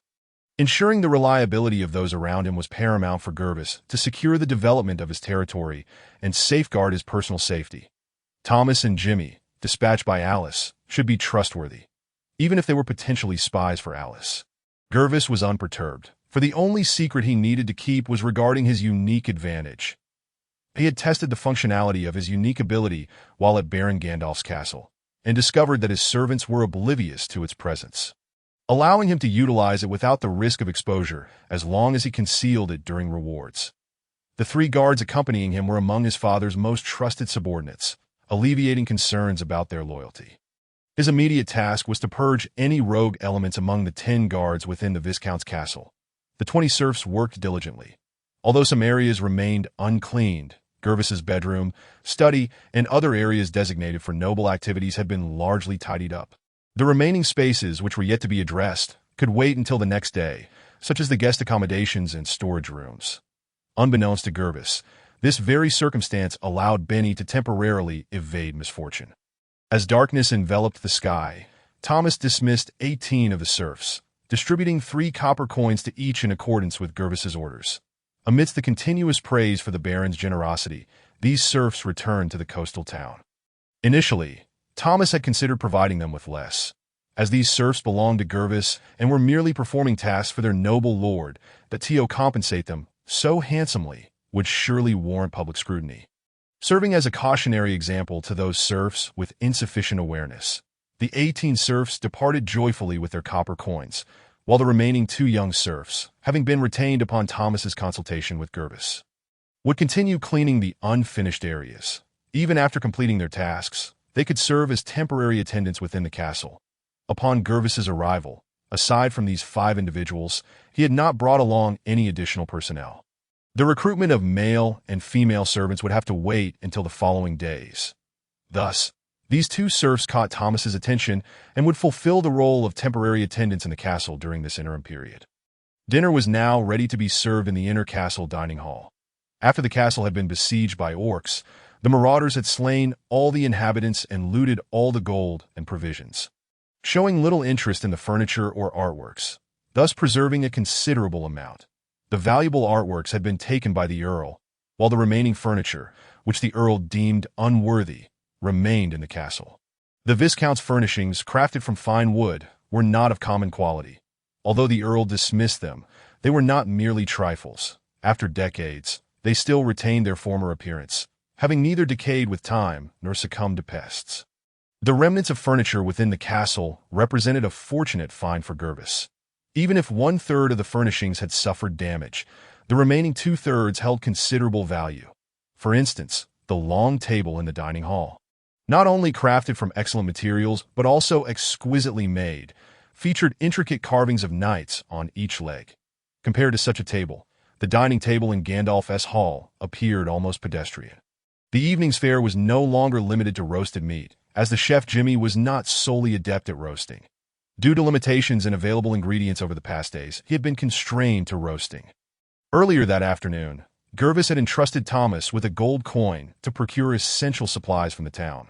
Food was of utmost importance, as their journey from Gandalf's castle had been undertaken with minimal provisions, bringing only sufficient rations and a few changes of clothing. The funds Gwevis possessed were a gift from Gandalf prior to their departure, in addition to the supplies that would be delivered later.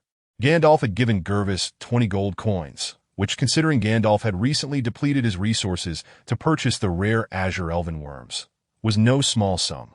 With these 20 gold coins, Gwevis's current predicament was significantly alleviated. Chapter 17. The search function. The purchasing power of gold coins is considerable. 1 gold coin is equivalent to 100 silver coins, while 1 silver coin can be exchanged for 100 copper coins. With 3 copper coins sufficient to buy a substantial loaf of black bread, enough to feed 3 people, that a skilled blacksmith typically earns only 5 or 6 copper coins in a day. Thus, when Thomas returned laden with supplies, he still had a considerable amount of money left unspent. Fortune smiled upon him today. Upon reaching the town, he encountered a serf from the countryside hawking a wild boar in the street. Observing the boar weighed several hundred pounds, Thomas promptly purchased it for a silver coin. Amidst the serf's profuse gratitude, he instructed the 2 accompanying guards to carry it back to the castle, with the seller following behind, as he would be needed to assist in butchering the boar later. The serf's appreciation was genuine. Selling such a large boar to the town's serfs would require dividing it into portions. And even then, it would take considerable time to sell. His decision not to slaughter the boar at home stemmed from concerns that, due to the warm weather, the meat might spoil before it could be sold. Thus, he opted to transport it to the town, where, once a sufficient crowd gathered, he could butcher and sell it on the spot, ensuring the meat remained fresh and allowing for potentially greater profits. Initially, when the serf selling the boar saw Thomas approach with 4 guards, he felt an overwhelming urge to weep. The reputation of the guards had spread throughout the small community of over 2,000 serfs, particularly after the incident involving the woman ruined by Benny, who, unable to bear the shame, had taken her own life. Her family, too frightened to seek retribution from the guards, knew well that they were the most powerful figures in the area. The seller of the wild boar feared that Thomas was the very perpetrator of that heinous act, and he braced himself for the loss of his precious boar, forcing a smile that was more painful than tears in response to Thomas's inquiries. Ultimately, what the serf did not anticipate was that Thomas actually paid him, and it was a silver coin. Although this was somewhat less than the true price, it far exceeded his original expectation of ending up with nothing. Spending a silver coin to acquire this mountain boar was indeed a worthwhile endeavor. However, Thomas had initially intended to negotiate the price down to around 50 copper coins. After all, he need not invoke the Lord's esteemed title, for the 4 guards accompanying him would suffice to intimidate the serf into compliance. Yet he suddenly recalled that when he accepted the gold coin from Gwevis, he had been cautioned against engaging in any form of coercive buying or selling. Thus, he ended up purchasing the mountain boar for 1 silver coin, despite its actual worth being closer to 1 silver coin and 50 copper coins. In this world, there can be no lord as generous as Lord Gwevis, Thomas mused to himself after securing the boar. Regardless of his thoughts, Thomas felt a surge of joy, knowing that his baron enjoyed meat, and such mountain boars were a rare treasure. He was certain that Gwevis would be thoroughly pleased with such fresh and lively wild game. Once he fulfilled Gwevis's instructions, the position of steward would surely be within his grasp, the long table.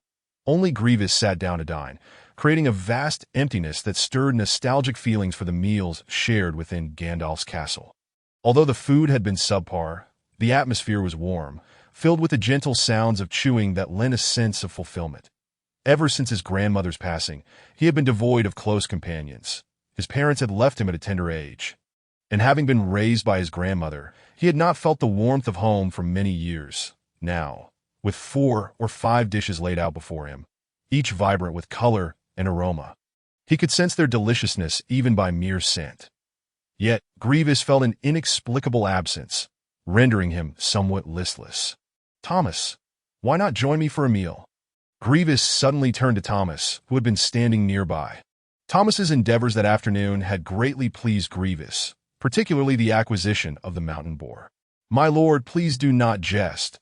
Only nobles or their heirs are permitted to dine at the long table in the castle's dining hall. I would never presume to do such a thing." Thomas was indeed too apprehensive to sit. Gwevis could entertain fanciful notions, but Thomas, having been trained at Rose Castle, understood that the long table was a taboo for anyone outside the nobility. Should he heed Gwevis's words and sit, Word of it would surely reach Count or Baron Gandalf, and he would become a mere puppet, swaying in the wind. Observing Thomas's demeanor, Gwevis recognized that the hierarchical structure had been etched into the minds of those like Thomas. An indelible mark that could not be altered. Gwevis chose not to press the issue, shaking his head as he picked up his knife and fork to eat alone. Nobles employed every means at their disposal to restrict the rights of servants and commoners, delineating the chasm between themselves and the lower classes. This served to underscore their superiority while simultaneously igniting the aspirations of the common folk, who would go to great lengths for a title that could not be inherited. After finishing his meal, Gwevis made his way directly to the study, dismissing Thomas, for he was preoccupied with a singular thought, the search function within his golden finger that he had yet to utilize. In Gandalf's castle, he had refrained from using it out of fear of the unknown. Now, in his own territory, he could minimize the risks. Even if something unexpected occurred, he would have the means to remedy it. He opened the interface, which appeared familiar, with the exchange shop on the right side displaying all icons in shades of gray. Only the search button on the left remained illuminated, requiring just one energy point for activation. At that moment, the search button glowed enticingly, and Gwevis resolved to use it immediately to ascertain its effects that he had no intention of hoarding that solitary energy point to purchase the peculiar fruits in the exchange shop. While the golden fruits had remarkable effects. Who knew when the next system task would arise? If each task only rewarded him with a single energy point, he felt he could not afford to wait. Gwevis rubbed his hands together nervously, then raised his hand to press the search button. In truth, the interface did not require physical touch, as it could be controlled with thought alone. However, Gwevis was so exhilarated that raising his hand was merely a reflex. He speculated that the search function could reveal valuable items. Yet he dared not make any definitive conclusions until he fully understood it. He could only hope that the sought-after items would be of considerable worth, allowing him to leverage his golden finger to grow in this world without being subject to the whims of others that owe him. Serfs and commoners were akin to lambs, their fates resting within the span of a thought.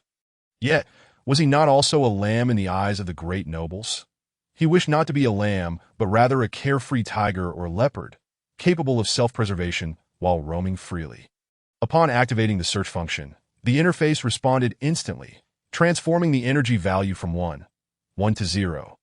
Meanwhile, a circle appeared in the upper left corner of the screen, flickering with 2 small dots, one green and one red. Could the red signify treasure? Gwevis theorized, as the green dot occupied the center, resembling a radar screen, while the red that lingered at the perimeter of the circle. To verify his hypothesis, Gwevis stepped out of the study. However, due to the castle's structural constraints, he could not proceed directly toward the red, but he quickly made his way to the castle's forecourt, at which point the map underwent a slight alteration. As he approached the forecourt and continued toward the red, its position drew nearer, albeit marginally. Had he not been intently focused, he might not have noticed the subtle shift. I must have covered over 200 meters in a straight line from the study to this spot. Yet the red dot has only moved a fraction closer. This indicates that the red dot is at least 5 kilometers away. Gwevis contemplated this distance, realizing that it was impractical to investigate tonight. Given the sparsity of his territory, a mere 2 kilometers would take him beyond the small town's limits, and at 5 kilometers, he might encounter dense underbrush or forest. To avoid arousing suspicion, his best course of action was to wait until morning to search. I must concoct a reason for venturing out. Regarding his golden finger, Gwevis felt compelled to exercise utmost caution. While this world may lack the concept of a golden finger, he needed to prevent excessive occurrences from attracting attention. Thus, he resolved to plan a legitimate outing each time he sought the red. Suddenly, an idea for a plausible excuse struck him. "Thomas, my lord, what can I do for you?" Thomas, who had just seen Gwevis rush out of the castle, promptly followed him without inquiring into his intentions. As Gwevis stood in the forecourt, momentarily lost in thought, Thomas remained nearby in silence. "I intend to inspect my territory tomorrow. Please make the necessary arrangements." As a newly appointed lord, Gwevis believed it essential to survey his domain, regardless of whether it was for the purpose of locating the red. This would allow him to contemplate how best to develop his territory. Developing the land was contingent on understanding its resources. Without funds and with a sparse population, He needed to ascertain what could be utilized. Initially, he had planned to wait a few more days before surveying the land, but with the golden finger indicating treasure, he felt compelled to act swiftly. Such matters were best attended to without delay. If the distance were not so great, he would have preferred to find a reason to venture out immediately. "Very well, my lord." Thomas found it somewhat peculiar that Gwevis, who rushed to the forecourt and stood there for a moment, suddenly ordered an inspection of the territory. However, as a servant, he understood that whatever Gwevis commanded was to be done without question. As a prospective steward, Thomas felt it prudent to offer Gwevis a suggestion. "My lord, since you have just become the lord here, should we not summon the serfs of the town to meet you? After all, they must be made aware of their new master." Chapter 18. Infiltration. Upon hearing Thomas's words, Gwevis recognized the merit in his suggestion that it was indeed important for the serfs living within his territory to understand that they had a new lord. "Thomas, that is an excellent proposal. However, there is no need to summon the townsfolk. I will simply arrange for a guard to announce my presence during tomorrow's inspection. They will naturally become aware of it." Gwevis felt no need to gather the townsfolk, as he personally disliked formalities in his past life, that a simple announcement from the guards during the inspection would suffice. "Understood, Lord Gwevis." After finalizing the plans for the following day, Gwevis returned to his chamber. Having been on the move, even as a squire, he felt fatigued. After freshening up, he lay down and soon fell asleep. In the early hours, the castle gates were closed, and the entire fortress was shrouded in darkness. With only faint flickering lights visible on the walls, torches used by the sentinels to illuminate the night, the crackling of several thick logs in the fire pits surrounded by 3 individuals, who were quietly discussing something amongst themselves, pierced the stillness. "Captain, what should we do? The matter concerning the guest rooms will surely be discovered by Baron." These 3 individuals are Benny and his 2 lackeys. In the past, as a captain, Benny would never have stationed himself on the castle walls, let alone during the night. However, times have changed. The castle has acquired a new master, and tonight's watch has been personally ordered by Benny. Replacing the guards who were supposed to be on duty, Gwevis arrived at the territory today, yet Benny's position as captain remains unrevoked. Thus these guards must still heed his commands. Initially, those replaced by Benny were taken aback. But considering the new lord's presence, they assumed Benny aimed to impress the Baron, so they thought little of it. Only Benny himself understood the true purpose behind his actions. "What else can we do? We must flee tonight. If we do not escape, the Baron will surely send us to the gallows come morning." Benny's face bore the weight of despair, yet his words were resolute. "But Captain, if we run, we may never see our families again. Should we not plead for the Baron's mercy? Perhaps he will spare us." One of Benny's lackeys hesitated, acutely aware that if they chose to abscond, there would be no turning back. Once guards, they would become fugitives, and it was not merely their own lives at stake. Their families could also suffer dire consequences. Seeing his subordinate waver, Benny felt a flicker of cold dread as the other lackey began to falter as well. However, he needed their company. Escaping alongside 2 companions was far preferable to going it alone. "Do you wish to court death? Do you believe the noble lord will forgive you for residing within the inner keep? Moreover, the Baron is set to inspect the territory tomorrow. If he learns of our transgressions, do you truly think he will let you off lightly?" Benny suppressed his rising anger, continually countering his subordinates' arguments. Noticing their lingering uncertainty, he pressed on. "Are you aware of Viscount Lanny? He is the noble who last sent a message to me. I plan to seek refuge with him. He is also a noble, and as long as he can offer us protection, even if we cannot serve as guards again, we can live freely in his domain. I possess 5 gold coins in the guest room. If you accompany me, I shall grant each of you a coin upon our arrival." "Captain, I will go with you." "Captain, I shall join you too." Upon hearing Benny's words, the 2 lackeys immediately resolved to follow him without further hesitation. They understood that the chances of survival by remaining to beg for mercy were slim. Yet the thought of becoming wanted fugitives, potentially endangering their families, compelled them to take the gamble. That Benny's plan illuminated a brighter path for them. They recognized the noble he mentioned. Just over a month ago, that noble had dispatched a steward to seek Benny out. Though they were unaware of the specifics, it was clear that Benny had indeed had dealings with the nobleman. If that nobleman truly would protect them, they need not hide in fear. and even if they could not secure positions in his service, Benny's promised coin would afford them a respectable life for several years. Now that we have decided, let us act. To obtain the gold, we must venture to the guest room together. Be sharp. With the determination of his lackeys solidified, Benny instructed them and stealthily led the way down towards the castle wall, intending to discreetly unlock a portion of the gate to ensure a smoother escape later. The escape plan had been on Benny's mind since the afternoon, as he recognized that, regardless of whether the Baron spared him, his best outcome would be reduced to that of a serf. He had no desire to be a serf, for he still possessed 5 gold coins. If he could escape the Earl Jones territory, he could carefully chart his future. As for his claim of knowing Viscount Lanny, it was a half-truth. Indeed, Lanny had sent a letter via his messenger, and the 5 coins had been delivered by the same. However, Benny had no real connection to the Viscount. He had merely leveraged his position as captain to acquire such provisions.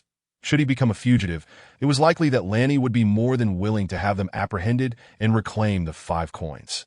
For men like them, 5 coins represented a fortune, and Benny now regretted placing the coins and the letter in the guest room. When Gwevis had not yet arrived, only Benny and his 2 lackeys dared to inhabit the inner keep. Benny believed that storing the coins and letter there was the safest option, far superior to leaving them in a wooden hut or carrying them on his person. Yet, despite his meticulous planning, he could never have anticipated that the castle, devoid of a lord for 30 years, would acquire one overnight, and so swiftly at that, leaving him utterly unprepared. Once the Baron took residence in the castle, Benny had lost any chance to openly access the guest room. He now had no choice but to infiltrate under the cover of night, taking advantage of the castle's current lack of personnel and defenses to reclaim what was rightfully his: the 5 coins and that crucial letter. In Benny's mind, those 5 coins were of paramount importance, and the letter was indispensable. If it fell into the Baron's hands, the pursuit would likely extend to include the Earl as well. A Baron's influence is confined to his own territory, but an Earl's reach could stretch throughout the entire duchy, rendering Benny a wanted man. Having served in this castle for a year and a half, the trio knew its layout intimately. They dared not enter through the main gate of the inner keep, but opted instead for a side window, where the iron bars had long since vanished. With a ladder, they could ascend to the staircase leading to the guest rooms on the 2nd floor, where no one resided, while the 1st floor housed the steward and servants, and the Baron's chambers were on the 3rd floor. As long as they remained cautious, they would remain undetected. The 3 men carefully climbed through the window into the castle, which was shrouded in darkness. They dared not light a flame, relying instead on their memories to navigate the inky blackness. Johnny, wearing his slippers, felt a surge of excitement, convinced that he was favored by the divine this day. Initially, he had felt wrong to be summoned by the guards to clean the castle, as the task was traditionally rotated among the villagers. Although unpaid, it was a responsibility that arose only every 2 or 3 years, and there had been no complaints. Having participated in castle cleaning just last month, Johnny was indignant to find himself forcibly recruited again. He did not dare oppose the guards or show any displeasure before Lord Thomas. Yet, despite his reluctance, once assigned to a cleaning area, Johnny threw himself into the task, ensuring every corner of his designated space was spotless. Even assisting others in their duties, perhaps the divine had noted his diligence, for Lord Thomas selected him to remain in the castle alongside another serf, promising that if they performed well in the coming days, they might have the opportunity to become true male servants within the castle. Johnny felt as though he were living a dream. To be a male servant was the most respectable and honorable position in the territory, far superior to wallowing in the mud like a common peasant. Previously, he had heard merchants visiting the area speak of the generous rewards of true male servants: substantial wages, fine clothing, and the occasional leftover bread and roasted meat from their master's meals. Those remnants were often bestowed upon exemplary servants by the steward. The mere thought of that soft white bread made Johnny salivate, especially since he had managed to secure a small piece for himself tonight. Now, well past midnight, Johnny was too exhilarated to sleep that he quietly slipped out from his room on the 1st floor and at the staircase, under the moonlight, pulled something from his pocket, slowly peeling back the tattered cloth. At last, he beheld the white bread within. This was the reward bestowed upon him by Thomas. Having never tasted such a delicacy, he hesitated to consume it all at once, opting instead to savor half. With the other half clutched in his hand, he lifted the bread to his nose, inhaling the rich aroma of wheat, completely entranced, when suddenly a noise from outside the window startled him. Johnny quickly retreated to the base of the stairs, hiding in the corner as he strained to listen for the source of the sound. Seconds ticked by until, unexpectedly, a head emerged from the window. Startling Johnny anew, he quickly covered his mouth, stifling any sound.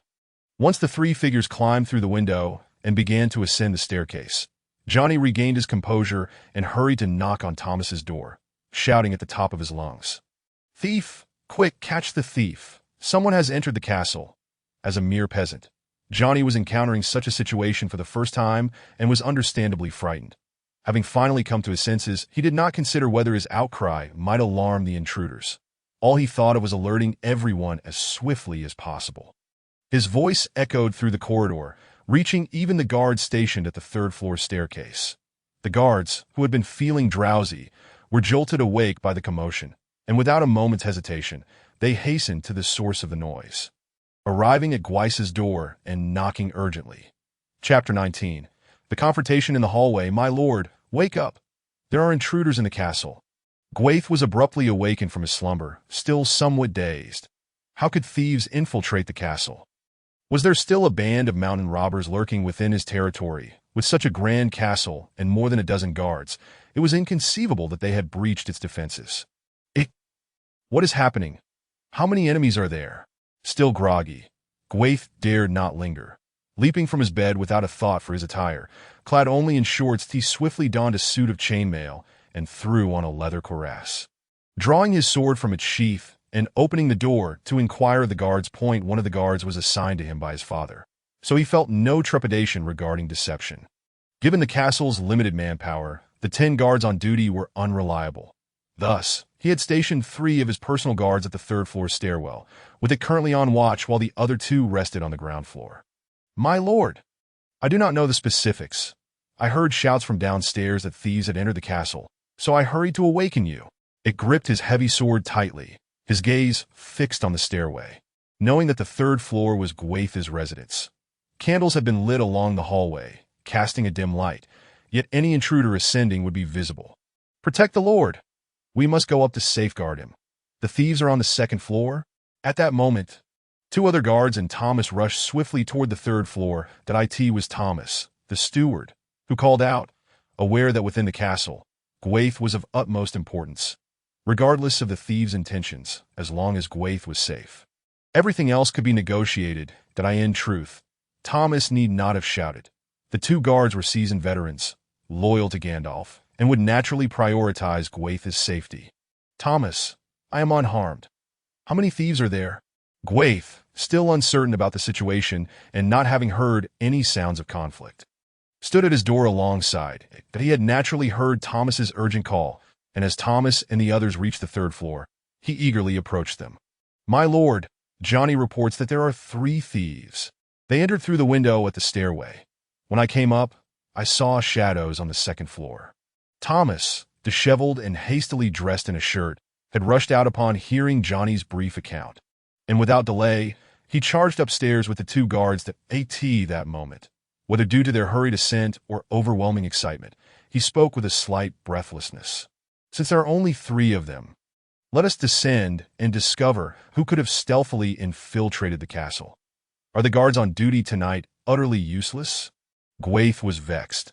An insecure castle meant his own safety was jeopardized, and his frustration was unavoidable. Meanwhile, Benny and his companions had silently crept onto the second floor, initially relieved by their smooth progress, only to be startled by the sudden shouts from below.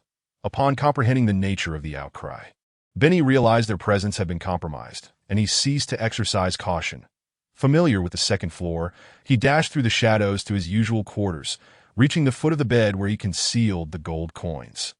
Benny quickly fumbled and finally grasped a bag filled with heavy gold coins. Slinging it around his waist, he continued to search, yet while the coins were easy to find, he could not locate the envelope. Anxiously, he thought to himself, "Captain, hurry! Someone is coming upstairs." An urgent voice called from the guest room door. Benny was still searching, but, as the laws of the earth dictate, the more one seeks something, the harder it becomes to find. Hearing the faint shouts from the corridor and outside the castle, Benny knew it was time to flee. If he did not escape now, he would lose his chance. With that, he abandoned the search for the envelope and turned to dash toward the guest room door. Quickly, let us go! The two subordinates at the door were already in a state of frantic urgency, their swords drawn and trembling in their grips. They had just glimpsed 3 figures charging up the stairs, estimating that they would descend momentarily. Upon seeing Benny turn, their tension eased slightly, and without waiting for him, they bolted for the stairway. Seeing his 2 men flee ahead, Benny felt a surge of resentment, but could not afford to act on it. The priority was to escape the castle. Once outside, the Baron's men were few, making it unlikely that they could capture him. However, the trio had lingered too long. After Gwevis reunited with his subordinates, he learned that only 3 enemies had infiltrated. Thus, accompanied by his entourage, they descended to the 2nd floor. Upon arriving at the stairway, they spotted 3 shadowy figures rushing towards them. At the forefront stood, having just been on watch, thus in better armor and mental state than the other 2 guards. One of the other guards had not even donned his leather armor, merely taking up his weapon as he rushed up, and none had anticipated danger within the castle. Both factions were unaware of each other's circumstances. And in an unprepared clash, they collided. Dudek, a seasoned veteran of many battles, reacted far more swiftly than Benny's men. Observing the enemy within 3 paces, he executed a side slash that struck the assailant's neck. The man could not even raise his sword to defend himself. All that was heard was a horrified scream as he collapsed, clutching his throat and gasping on the floor. Charge forward. Standing still is tantamount to death. Witnessing one of his men felled in an instant, Benny was filled with dread. Yet there was no time to waste. Retreating was certainly a dead end. Seizing the moment while the enemy was still confined in the narrow 3rd-floor corridor, he made a dash forward, knowing that if Gwevis and his men reached the 2nd-floor hallway, the space would widen considerably, allowing 3 to block their escape, rendering them helpless. The subordinate in front hesitated, reluctant to advance, prompting Benny to shove him forward and shout commands. The clash was instantaneous. After it struck down 1 enemy, Benny and his subordinate charged at him. Due to their close proximity, Benny's subordinate could not swing his sword, resorting instead to a thrust aimed at his abdomen. However, Benny, positioned slightly behind, had ample room to swing his sword, and as his subordinate thrust, he brought his blade crashing down towards its head. Be careful, Gwevis and the remaining 2 guards, positioned behind it, felt an urgency rise within them. The narrow corridor made it perilous for 2 to stand side by side, risking friendly fire while wielding their swords. Lacking long-range weapons, they could only rely on it to fend off Benny and his accomplice's assault. When confronted by both attackers, Ick swiftly sidestepped while raising his sword to block Benny's downward strike. The clash of metal rang out, sparks flying in the dim corridor, although Ick successfully defended against Benny's blow. The thrust from Benny's subordinate found its mark, piercing Ick as he turned sideways. A chilling wave washing over his abdomen that in his hurried retreat, he lost his balance, toppling backward. Damn it! Gwevis, standing immediately behind Ick, shuddered at the sight of Ick falling. Yet an overwhelming surge of anger surged within him, dispelling his fleeting fear. Benny, seeing Ick block his strike, retreated a step to avoid his subordinate's thrust, inadvertently creating an opening. Without hesitation, he surged into the corridor. Kill them! Go forth and slay those 2. With Ick down, Gwevis, uncertain of his fate, glared with malice and shouted that in truth, without Gwevis's command, the 2 guards, upon witnessing Ick fall, immediately surged past him in pursuit of the 2 foes. And Gwevis, sword in hand, followed closely behind, while Thomas, unarmed, trailed last. Benny and his companion fled into the corridor, yet the pursuers quickly closed in from behind, attacking them from an elevated position. The 2 could no longer attack simultaneously due to the corridor's narrowness. They could only fight and retreat, desperately defending themselves. Benny, anxious as he felt the pressure from behind, heard hurried footsteps from the corridor below, likely the servants unlocking the inner fortress doors, allowing the exterior guards to rush in. Only 2 steps remained to the window through which they had entered. Yet the guard behind them relentlessly swung his sword, forcing them to remain vigilant.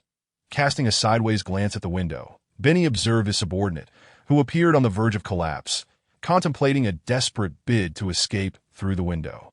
Only one of us can survive. Do not blame me for my ruthlessness." Benny's heart hardened.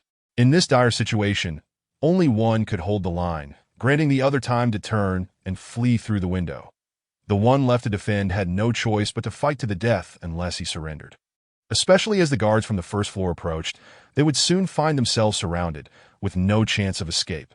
Benny seized the moment as his subordinate raised his sword to clash with the guard's incoming strike.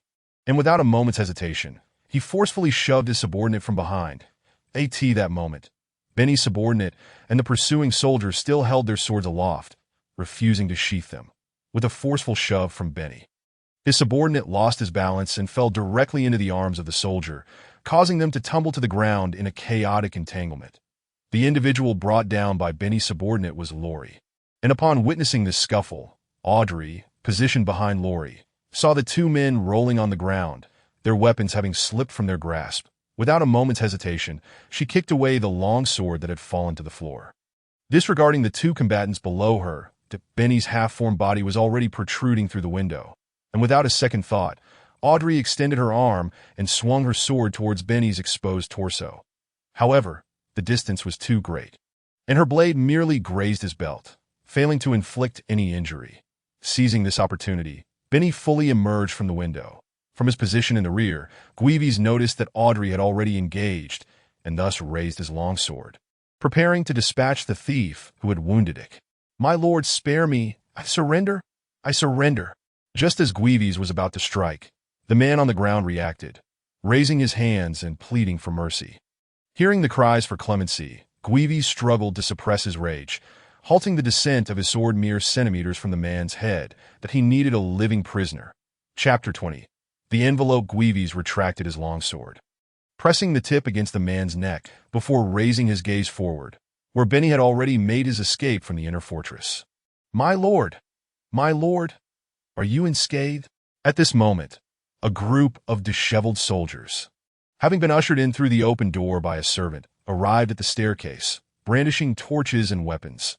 They called out in unison upon spotting Gwevis in the dim light of the corridor. "I am unharmed. That man must be Benny, who has fled through the window. You must pursue him at once. A reward of 10 silver coins for his capture." In the flickering torchlight, Gwevis finally recognized that the individual at the tip of his sword was none other than Benny's subordinate.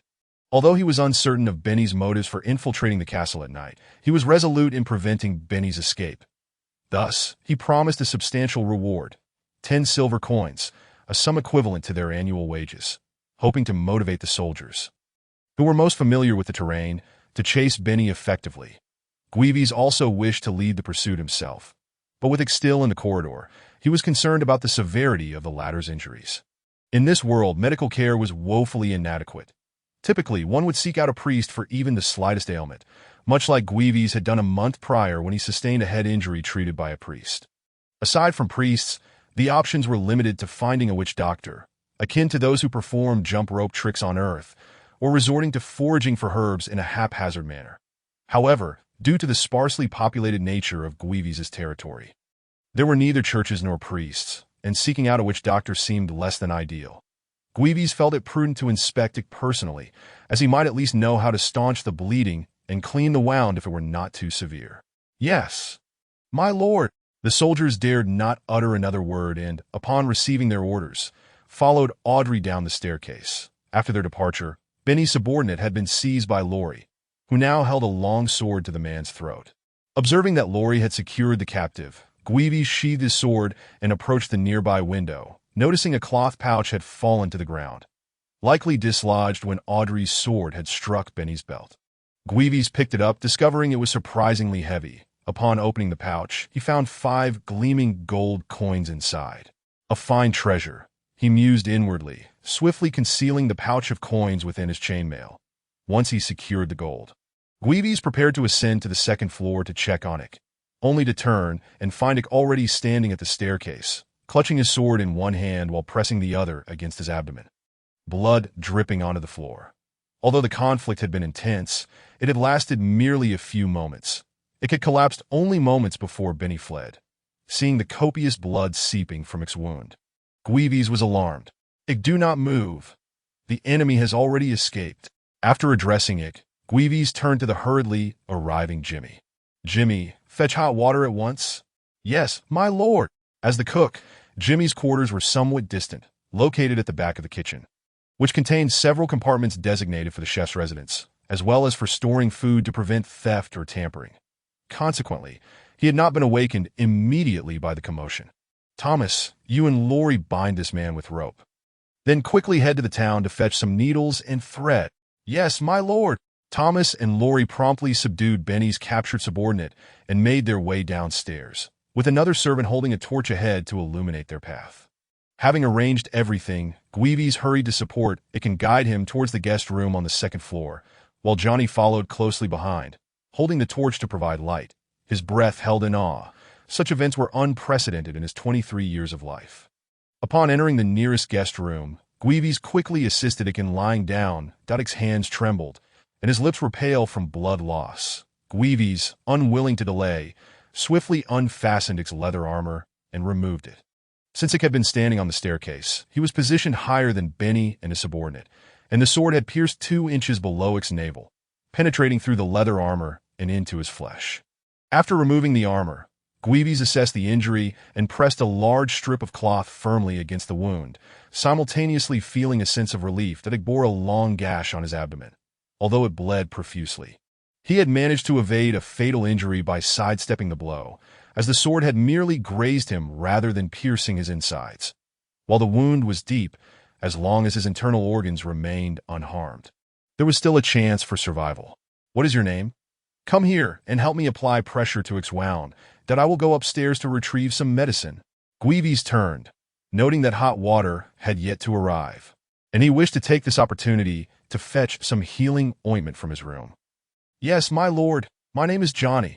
Hearing the Baron's command, Johnny hurriedly stepped forward, mimicking Gwevis's actions by pressing the cloth firmly against its wound. "You are performing admirably." "Johnny." Upon hearing the servant's name, Gwevis realized he was the one who had discovered Benny and his cohorts infiltrating the castle that night, and offered him praise. That he then took the torch from Johnny's hand and swiftly made his way upstairs. When Gwevis had arrived, Gandalf had prepared some medicinal powder for treating sword wounds, akin to the ancient healing powders of Earth. Although unsure of its efficacy, Gandalf's provision indicated it was worth utilizing, as having something was better than having nothing. Upon Gwevis's return to the guest room, Thomas and Jimmy had already returned. The needles and thread along with the hot water were ready. Lacking experience and drawing upon his knowledge from novels, Gwevis carefully cleansed its wound before gritting his teeth to stitch it closed. Though his stitching left much to be desired, unsightly and clumsy, at least the bleeding had ceased. Gwevis then took a boiled cloth, wiped the wound once more, and applied the medicinal powder, wrapping it around its waist several times afterward. Witnessing Gwevis's actions, Thomas and the others stared in astonishment. They had not realized that needles and thread could be used not only for sewing clothes, but also for mending wounds. A revelation that shattered their preconceived notions. "Thomas, ensure someone changes its dressings daily." Once everything was complete, Gwevis looked at it, who had already succumbed to unconsciousness, realizing there was little else he could do. In a world devoid of antibiotics, it would have to rely on his own resilience to recover. "Yes, my lord." "I will head to the study. You and Laurie interrogate that soldier and ascertain precisely what transpired tonight." Gwevis rubbed his temples, unable to fathom that on his very first day in the territory, he faced such chaos. Thankfully, Benny was not targeting him. Otherwise, he might have found himself in a dire predicament. If only I had firearms.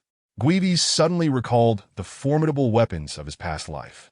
Within the confines of that narrow corridor, firearms would have certainly incapacitated Benny and his companions. That as of now, he was not yet a knight in title, and found himself akin to an ordinary person. It seems I must expedite my training, though I wonder how swiftly the original owner's mediocre talent can be honed. Despite having consumed the golden fruit, Gwevis still felt a twinge of insecurity. Nevertheless, once he arranged the affairs of the territory in the coming days, he must prioritize his training to ensure his own safety. As for firearms, he had blueprints in his mind, but regrettably, this world lacked saltpeter. Otherwise, he could have fashioned a few for self-defense. In the study. It was now deep into the night. After more than an hour of interrogation, Benny's subordinate had divulged all the details, including the debauchery he had committed against a maiden living in the castle's guest room, and his intentions of exercising the right of the first night in a mountain village. So, these three are indeed beyond redemption. How absurd that they feared execution for residing in the castle's guest room, yet did not consider that their wanton acts in the territory could lead to their demise. Gwevis wore a sullen expression, his heart seething with indignation. It had only been a little over a month since his arrival in this realm, and though he instinctively recognized the harsh reality of the feudal aristocracy, where commoners would undoubtedly be subjected to the ruthless exploitation by the nobles, he had never anticipated the situation could be this dire. A mere captain of the guard, devoid of any noble title, dared to commit such heinous acts, while the victimized serfs remained paralyzed, too fearful to even voice their grievances. Did that woman's parents not care for their daughter? No, it was rather that they understood the futility of confronting Benny, for he wielded the ultimate authority in this territory, controlling their fates as if he possessed the first night rights of this world. A concept that struck Gwevis as utterly astonishing, yet such absurdities thrived in this society. When an egregious rule first emerges, it is met with vehement opposition and resistance.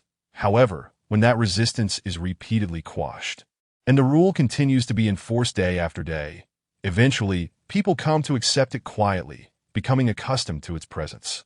Yes, my lord. Thomas stood before the desk, trembling, although his time serving Gwevis was brief.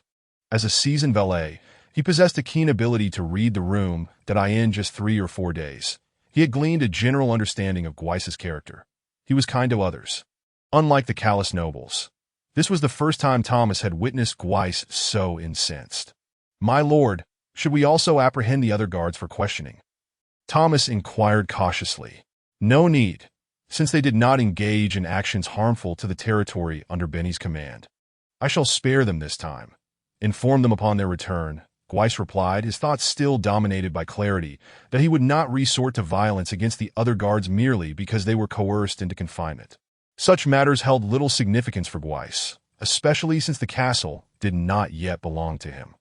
Your mercy is commendable, my lord. I shall convey your clemency to them. Thomas praised without reservation upon hearing Gwevis's decision not to punish the guards. After expressing his admiration, Thomas handed Gwevis an envelope he had discovered in Benny's quarters. My lord, this envelope was found in the guest room where Benny stayed. Gwevis accepted the envelope, which bore no signature, yet showed remnants of sealing wax, indicating that Benny had previously perused its contents, as the wax had started to flake away. Thus, Gwevis opened the envelope and began to read its letter. Thomas, come take a look. After perusing the letter, Gwevis's countenance grew even darker as he placed the envelope on the desk and spoke to Thomas, who began to ponder the implications. The presence of sealing wax suggested the envelope's credibility was high, as only nobles employed such seals when transmitting important information that if the envelope had been opened during transit, the wax would have fallen away, alerting the recipient that the information had been compromised. The letter was brief. It was written by a Viscount named Lanny to Benny, primarily stating that Viscount Lanny intended to mine or within the buffer zone. This was not an unusual matter. As a Viscount, it was not uncommon to extract resources from the buffer zone adjacent to one's territory. However, it was particularly noteworthy that this Viscount had taken the initiative to inform a mere captain of the guard. The crux of the issue lay in the mining location, which was not situated entirely within Viscount Lanny's territory, but encroached significantly into Gwevis's domain. Moreover, the most intriguing detail was Lanny's mention of constructing a wooden fence within the buffer zone to deter wild beasts from attacking the miners, with a small contingent of soldiers stationed for protection. Chapter 21. Doubts whether it was mining within Gwevis's buffer zone or stationing troops therein. Lanny had already transgressed the unwritten rules acknowledged among the nobility. Benny, being the captain of the guard for this territory, was obligated to regularly patrol the borders. The reason Lanny had resorted to bribing Benny with 5 gold coins was to prevent Benny from reporting this matter to Rose Castle. My lord, this Viscount Lanny has infringed upon your rights. At this moment, Thomas had also read the letter's content and displayed a similar fury, from both the perspective of the Earl and that of his new master Gwevis. Thomas felt that his master's interests had been compromised. Indeed, Thomas, The contents of the letter clearly indicate that Viscount Lanny has breached the unwritten rules among the nobility. He is extracting my wealth from within my buffer zone, Gwevis nodded, retrieving the letter and contemplating a significant question, though he first needed to gather more information about this Viscount Lanny.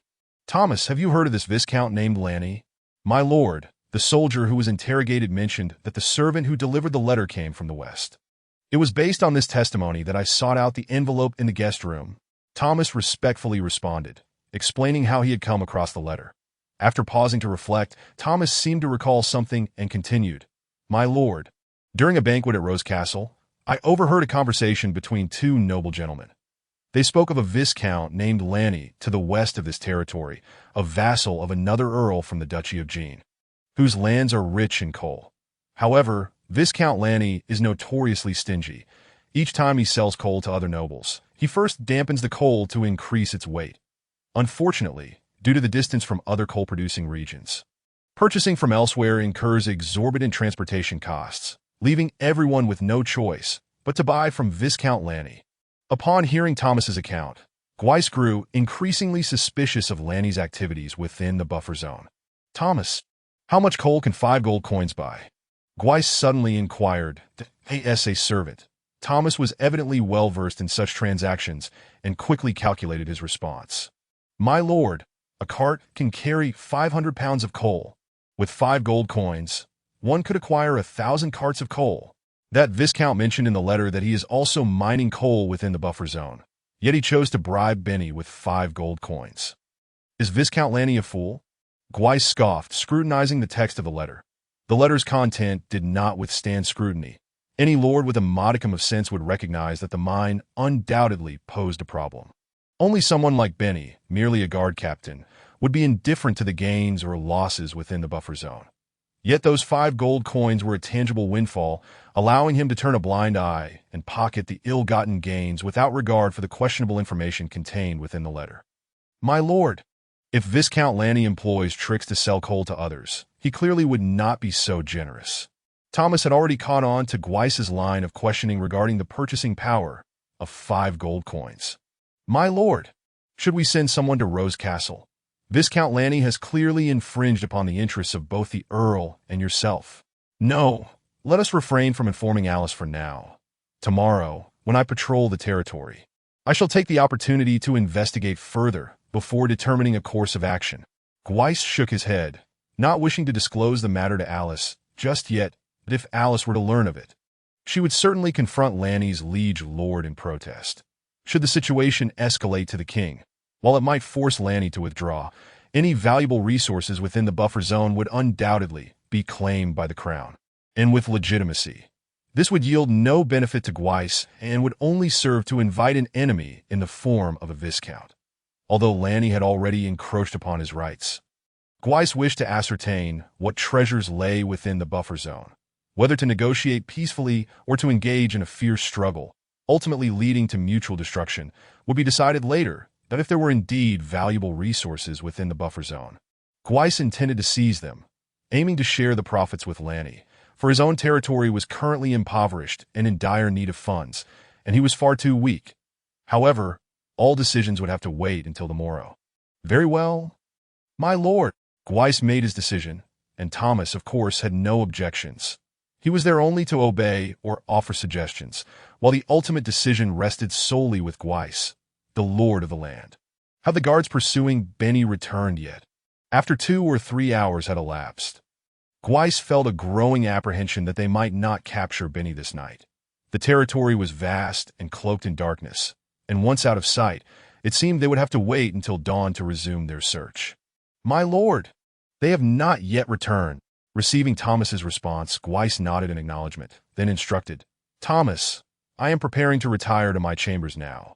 Should they apprehend Benny, inform me immediately. Also, ensure that Laurie keeps a close watch on Benny's subordinate. Do not allow him to escape. Very well, my lord. Rest assured, should Benny be brought back, I will notify you. Thomas bowed to Gwevis, and upon seeing him rise, quickly moved to the door, opening it for him. Acknowledging Thomas's gesture with a nod, Gwevis stepped through the doorway and returned to his quarters. though Gwevis was still quite unaccustomed to a lifestyle where even the simplest act of opening a door was attended to by a servant. It must be said that Thomas's performance was commendable, for Thomas and his fellow servants, relishing in their duty, was precisely what nobility ought to do. Should Gwevis reject their service, they would be filled with dread, fearing they had lost their master's trust. The following day, when Gwevis awoke once more, the sun had already ascended to its zenith. The events of the previous night had been overwhelming, and as he drifted off to sleep, the faint sound of roosters crowing had already begun to echo outside the castle. Fortunately, he was a member of the vile aristocracy of this world, free to sleep as long as he pleased without anyone daring to impose upon him. Rising from his bed, Gwevis refrained from tugging at the bell cord by his bedside, opting instead to dress himself. Upon opening the door, he found Thomas standing outside, his face a mask of surprise upon seeing Gwevis emerge, and he greeted him with, "My lord, good morning. Why did you not ring the bell?" The bell Thomas referred to hung by Gwevis's bedroom door, attached to a cord. A gentle tug from within would summon Thomas to assist Gwevis in rising, a standard custom among the nobility. Indeed, should Gwevis desire, he could even have breakfast in bed before rising. "Oh, I forgot." "Do not mind such matters, Thomas," Gwevis replied casually, observing Thomas's astonishment. "Thomas, has Benny been caught?" "My lord, the guards have returned. But they did not capture Benny. Audley is waiting to report to you." Thomas responded respectfully. "Ah, let him come to the dining hall." Gwevis surmised that the likelihood of capturing Benny was slim, given his prolonged absence the previous night. Unlike the ancient Earth, where cities, from the smallest county to the grandest capital, were fortified with walls, in this world, aside from the grand lords and nobility, lesser nobles like Gwevis possessed but a single castle, and the villages within their territories lacked even wooden fences. Once one stepped beyond the castle, there were no barriers to contain a person. Benny had fled in the dead of night, without flashlights, and only torches to guide the way. Once a person sprinted a few meters into the thicket, it became exceedingly difficult to apprehend them. Gwevis made his way to the dining hall, unaware of when he would rise. And with few servants in the castle, it was only when he arrived that Jimmy realized he was awake and hurriedly brought forth the already prepared food to lay upon the long table. Jimmy, aside from the roasted meat, your meat and vegetable soups are quite splendid. I shall teach you some new recipes another day." Gwevis generously praised as he savored his meal, eliciting a broad smile from Jimmy, who stood beside the long table. Gwevis felt fortunate to have a skilled cook. Otherwise, even dining would not meet the standards he had grown accustomed to in his previous life, rendering his noble status far from perfect.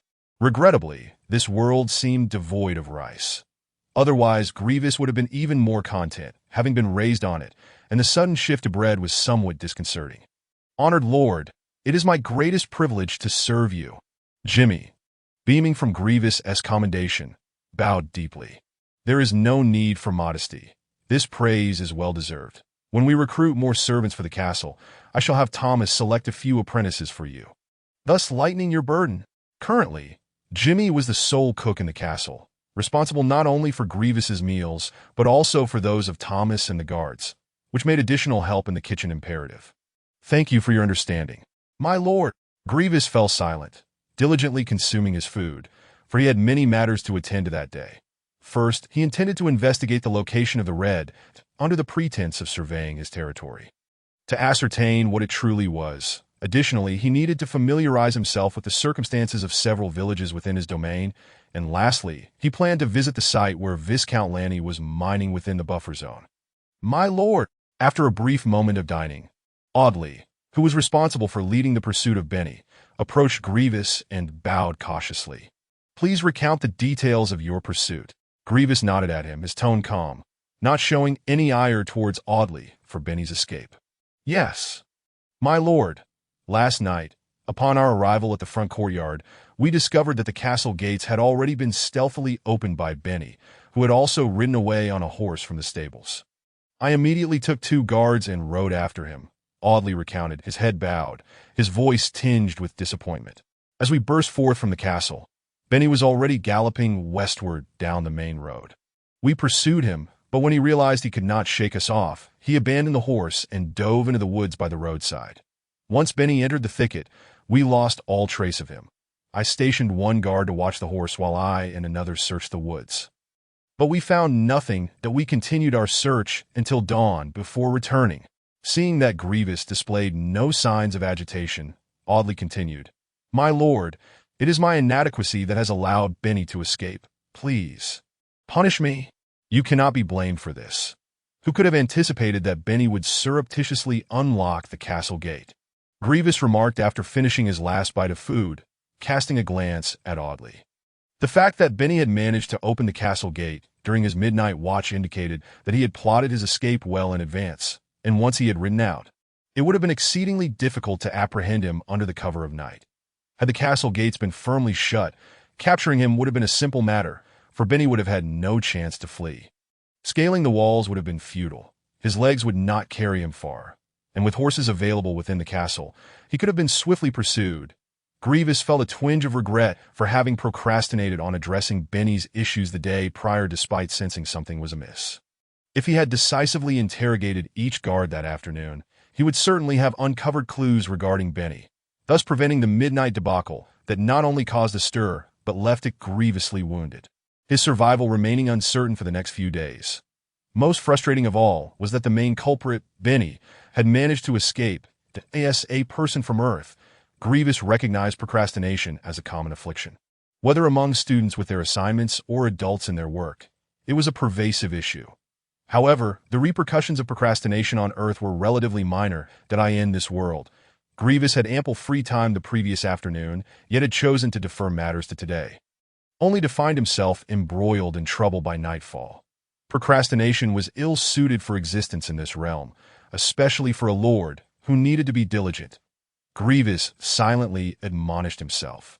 Having learned from the previous night's lesson, Gwevis resolved to adopt a more decisive approach to his tasks that day. He prepared to commence his territorial inspection, with Thomas excused from accompanying him, as Gwevis had tasked him with recruiting male and female servants in the town. The castle was far too understaffed. Had there been male servants on duty overnight, Benny would likely not have dared to infiltrate. Moreover, every corridor in the castle typically required candlelight, yet due to the lack of manpower, only the third floor, where Gwevis resided, maintained a continuous blaze. Thanks to the efforts of Ick and his compatriots during their watch, as Gwevis reached the forecourt, Thomas awaited him, holding the reins of Gwevis's horse.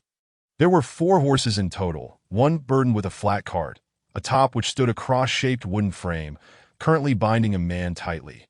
This individual was one of Benny's subordinates, captured by Gwevis the previous night, whom he intended to bring along to survey his territory. The man who had been swiftly dispatched by Ick upon their encounter had already been ordered by Gwevis to be hung upon a wooden post in the town square. It was not out of cruelty that Gwevis acted thus.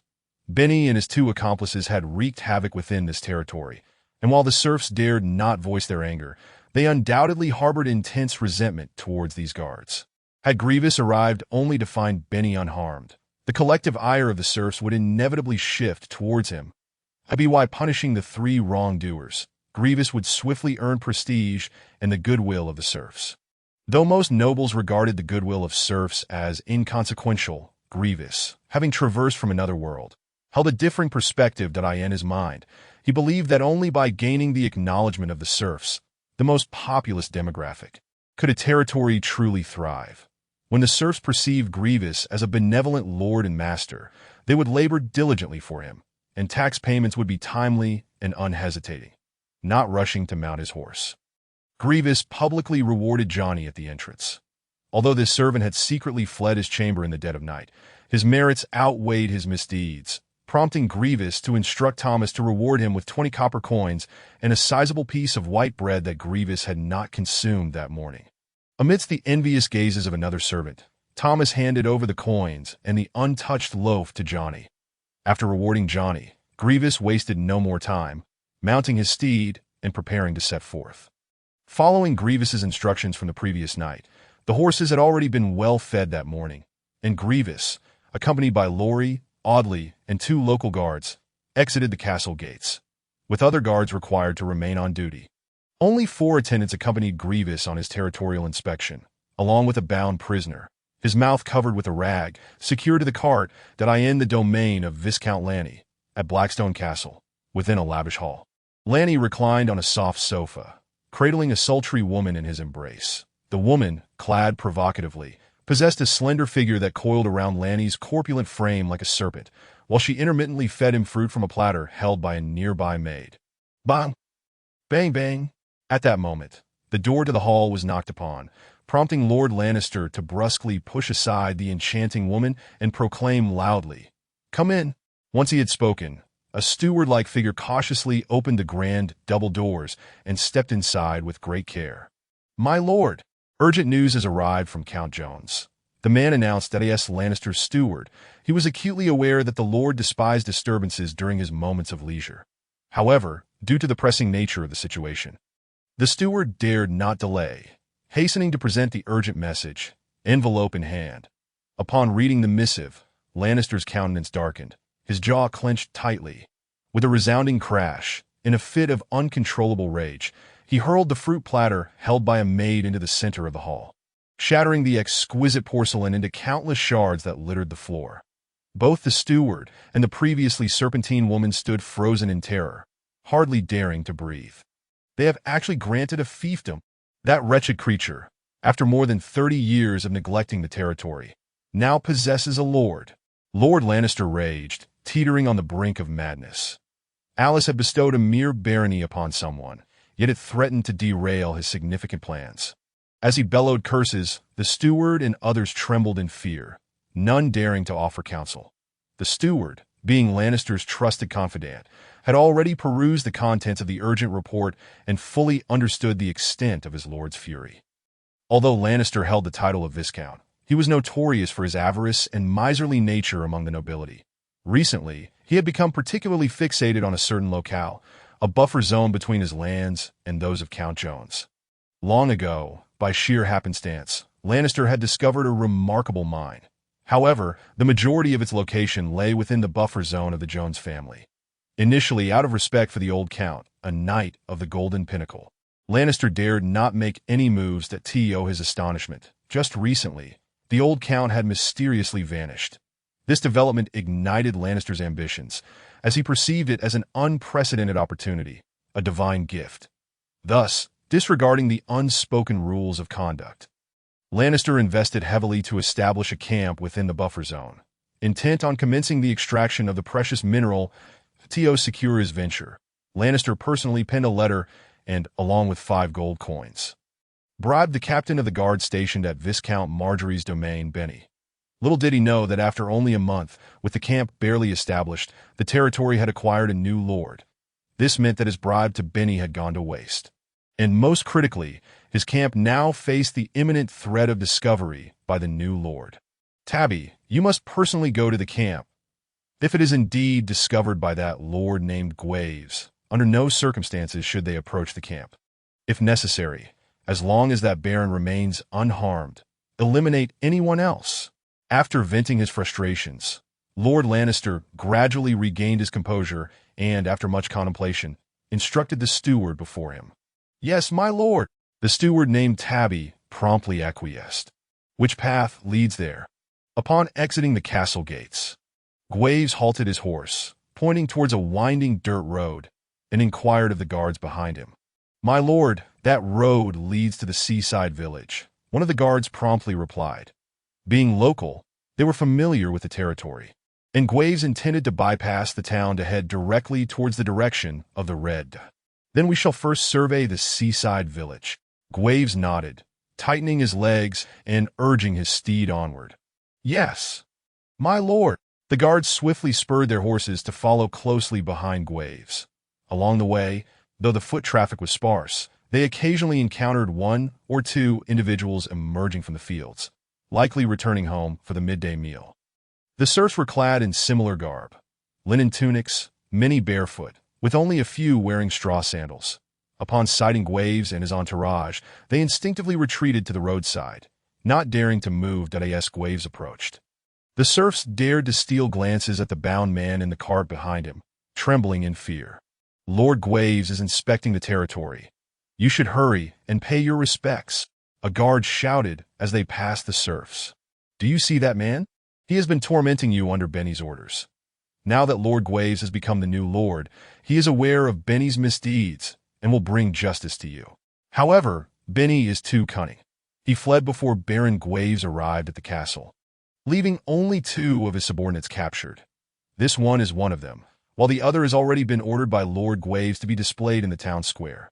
You may go and see. Divine grace has now enveloped you. With Lord Gwevis' arrival, you shall find protection. The guards' lines were, of course, scripted by Thomas. Otherwise, the illiterate local guards would hardly be able to deliver such eloquence as Gwevis and his company halted their horses. The serfs knelt without hesitation. Upon learning that the man bound in the cart was one of Benny's subordinates, some of the bolder serfs dared to raise their heads slightly to steal a glance at the captive.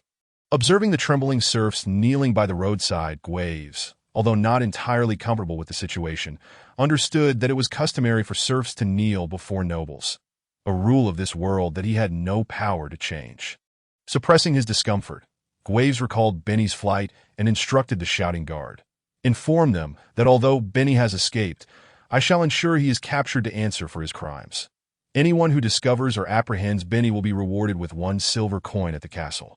Their progress was slow, as they frequently encountered serfs along the way, and, after nearly an hour, they were approaching the location marked by the red. Let us rest here for a moment. I drank too much water this morning. I shall step ahead for a moment. You need not follow, Gwevis commanded as they reached the foot of a small hill, the red shimmering in close proximity, just beyond the hill. Yes, my lord. Gwevis was relieved that the red that was situated by the roadside rather than in the thicket. Otherwise, he would have needed to concoct an alternative reason to venture in.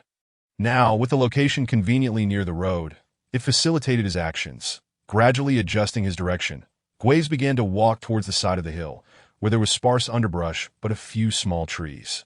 He sought shelter behind a dense-leaved tree to obscure his figure, then commenced a careful survey of his surroundings.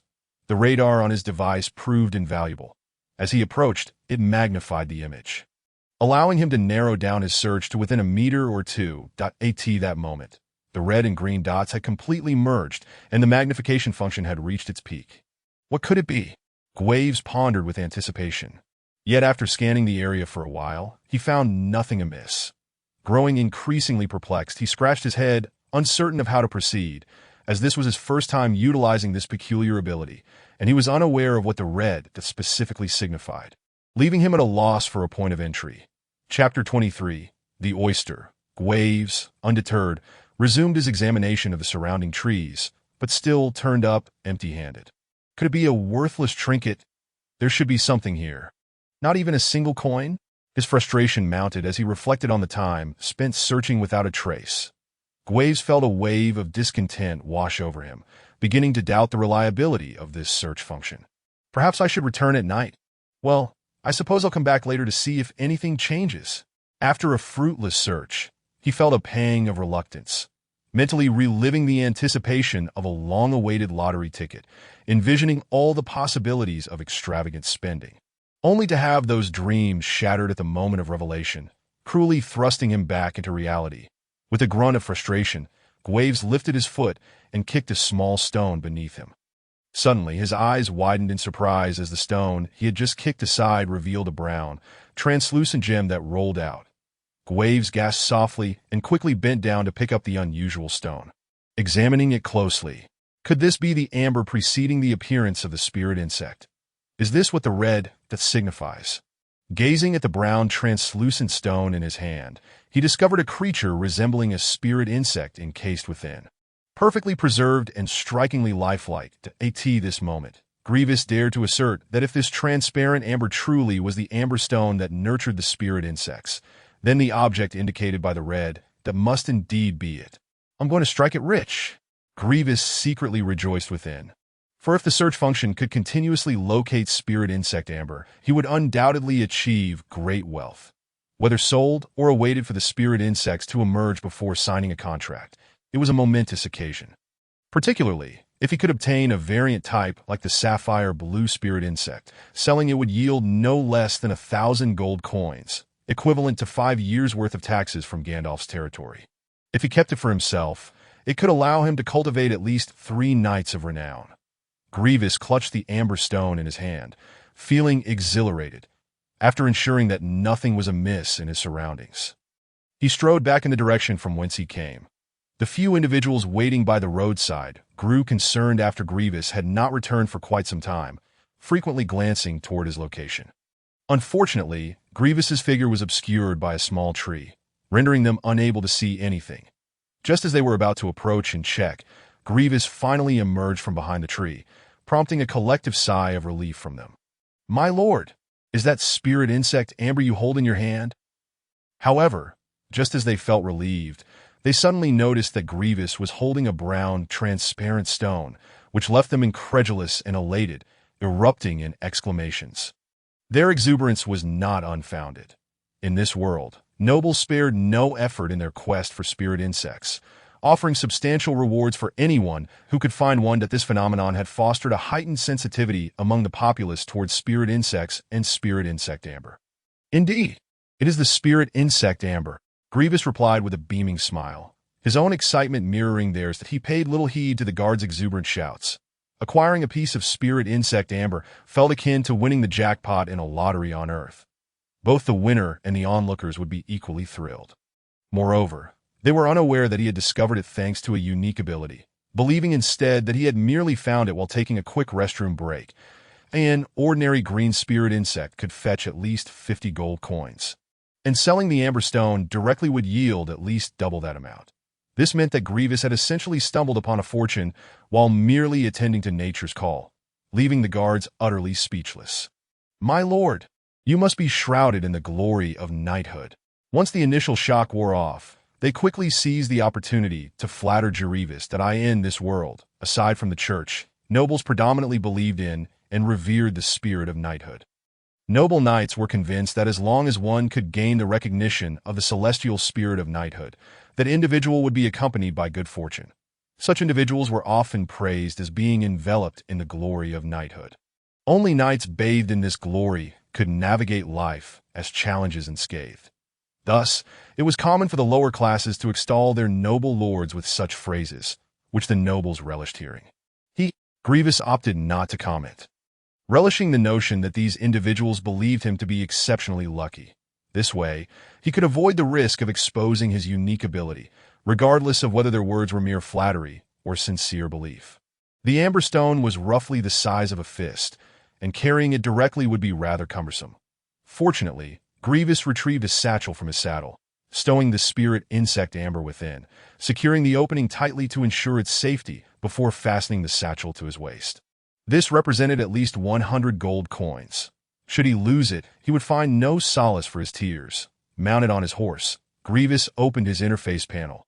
The radar circle on the left side had vanished, and the search function button had darkened as well, having depleted his only point of energy.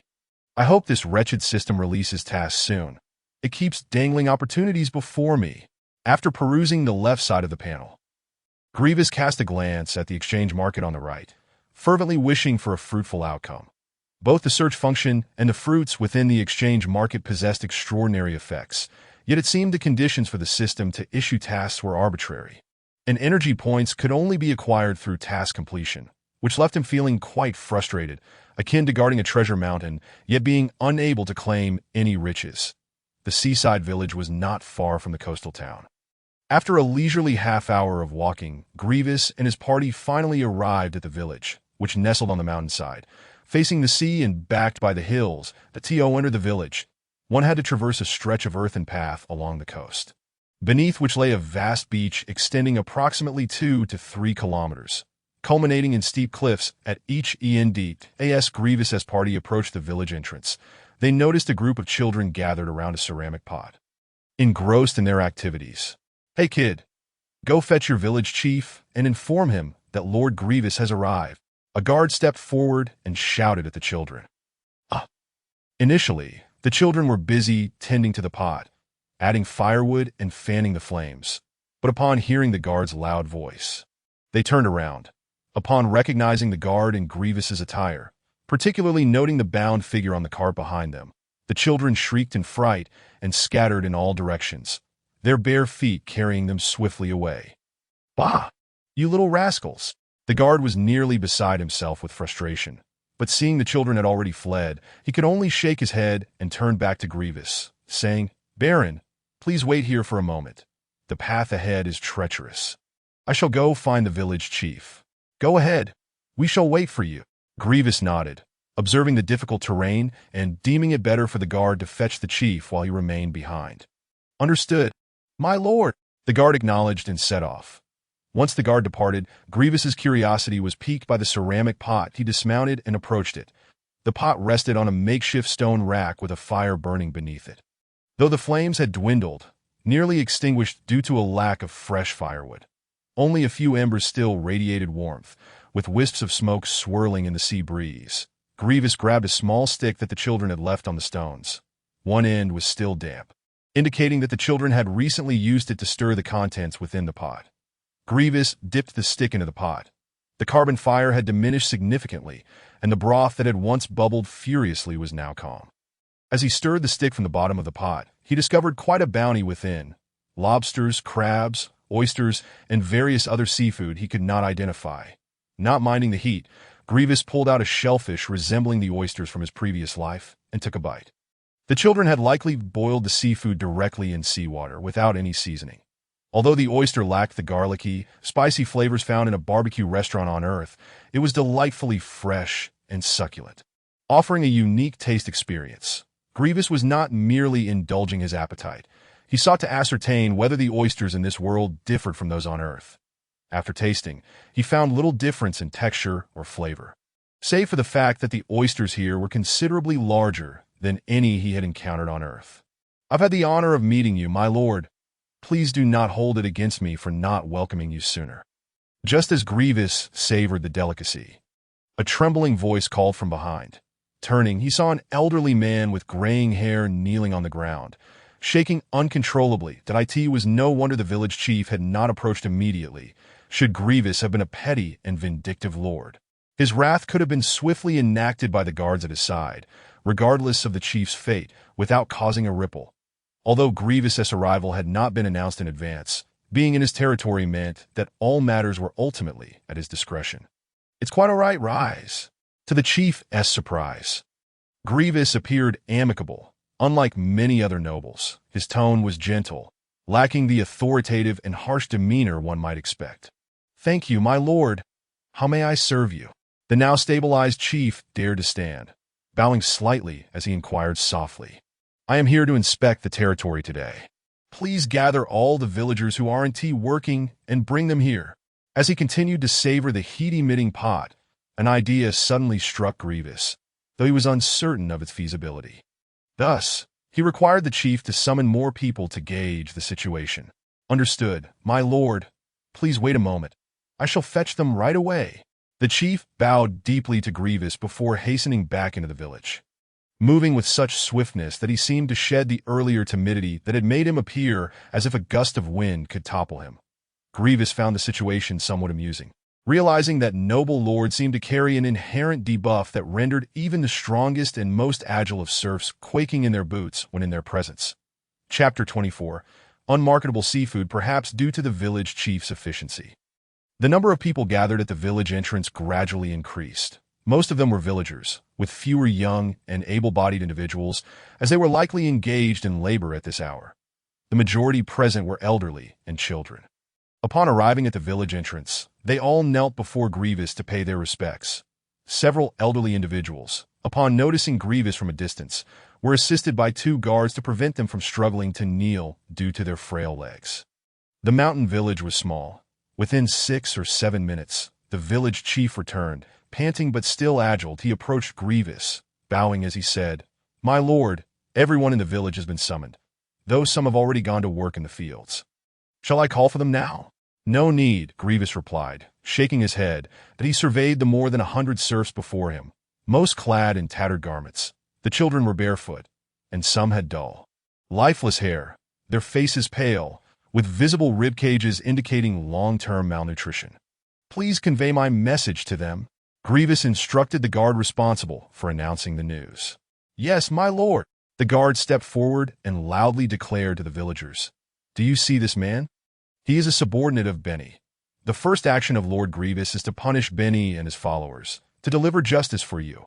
However, Benny is exceedingly cunning and fled before the arrival of the Baron, leaving only 2 of his subordinates in our grasp. This man is one of them. while the other has already been ordered by Lord Gwevis to be hanged in the town square. Divine grace has enveloped you. Lord Gwevis will protect you from now on. Lord Gwevis has also issued a bounty. Anyone who finds or captures Benny will receive a silver coin at the castle. Indeed, he is one of the captain's subordinates. I remember him. He took a rabbit from my home during the last tax collection. That girl should have died. She was only 16 when they violated her. Lord Gwevis is wise. Instantly, the serfs began to murmur among themselves. These were impoverished individuals who had suffered under Benny's oppression, having thought they would never witness punishment for Benny and his accomplices in their lifetime. They were astonished that their new lord had apprehended them so swiftly. Long live our lord! Thank you for your protection.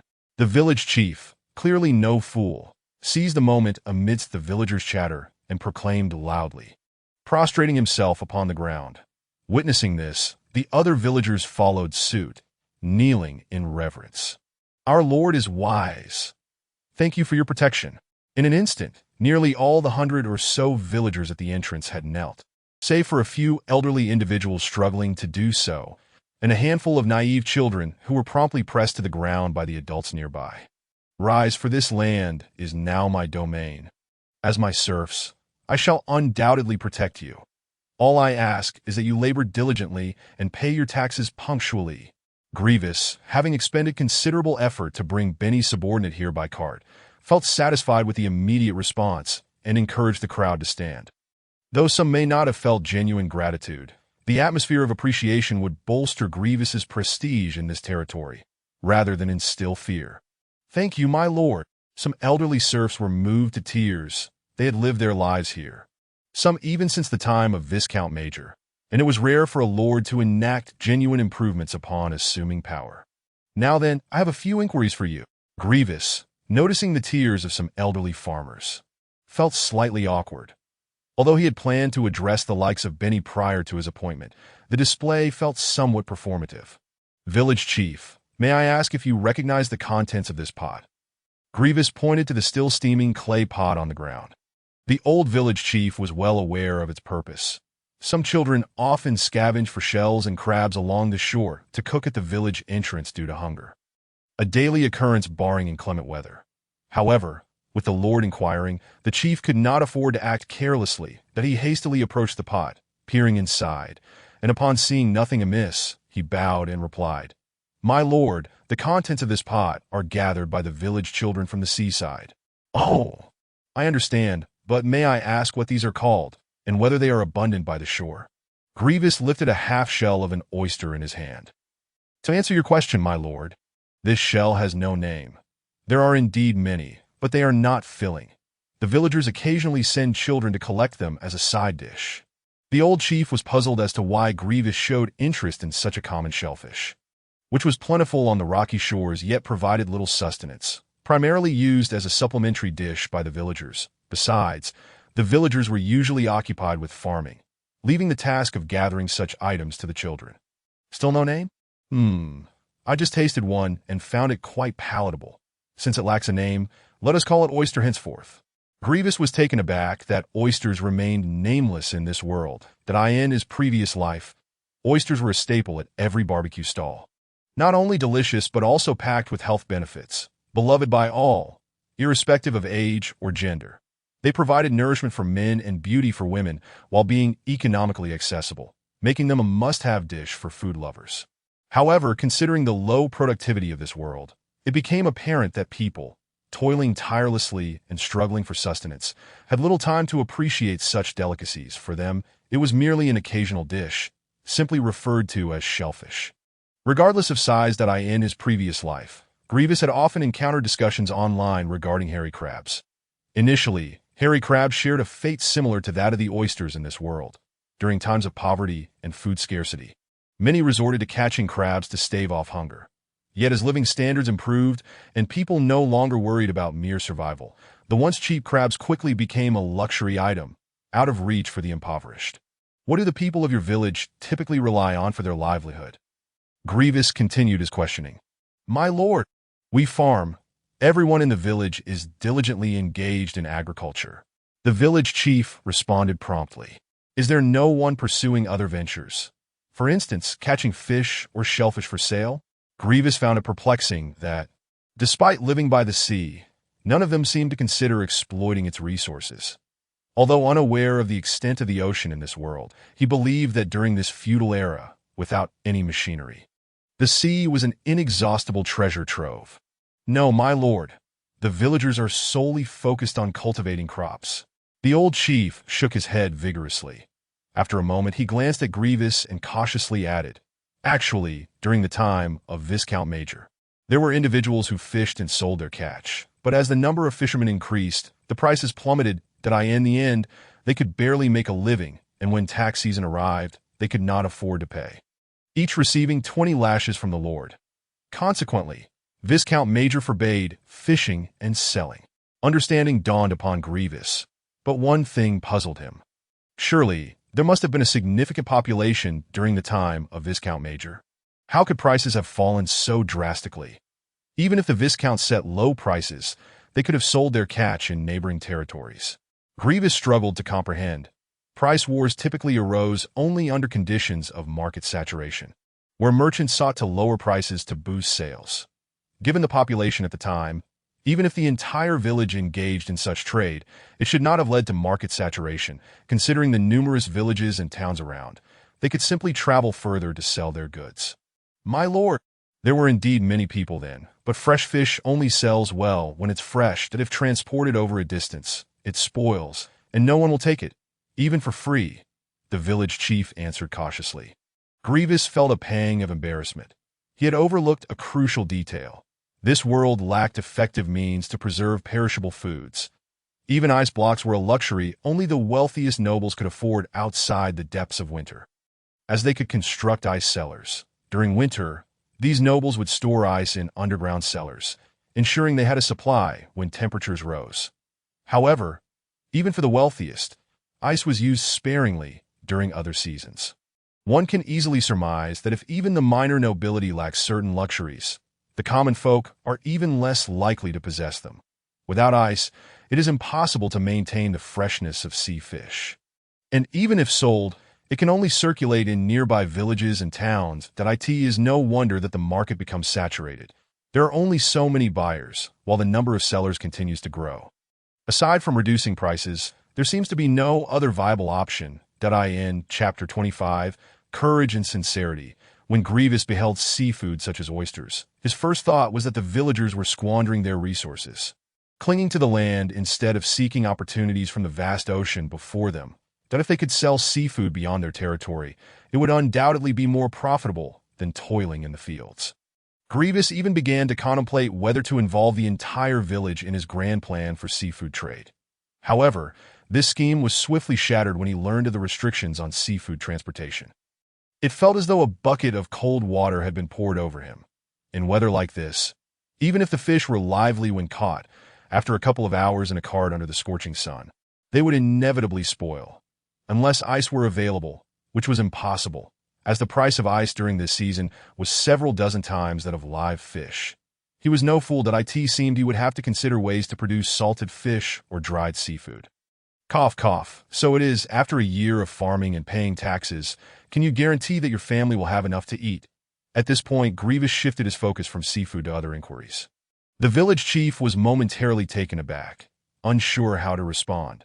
It was evident that they were not well fed, or else the children would not suffer from malnutrition, despite their daily consumption of seafood.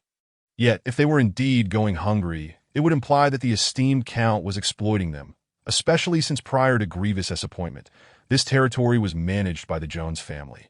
However, to lie and claim they were well fed would be perilous.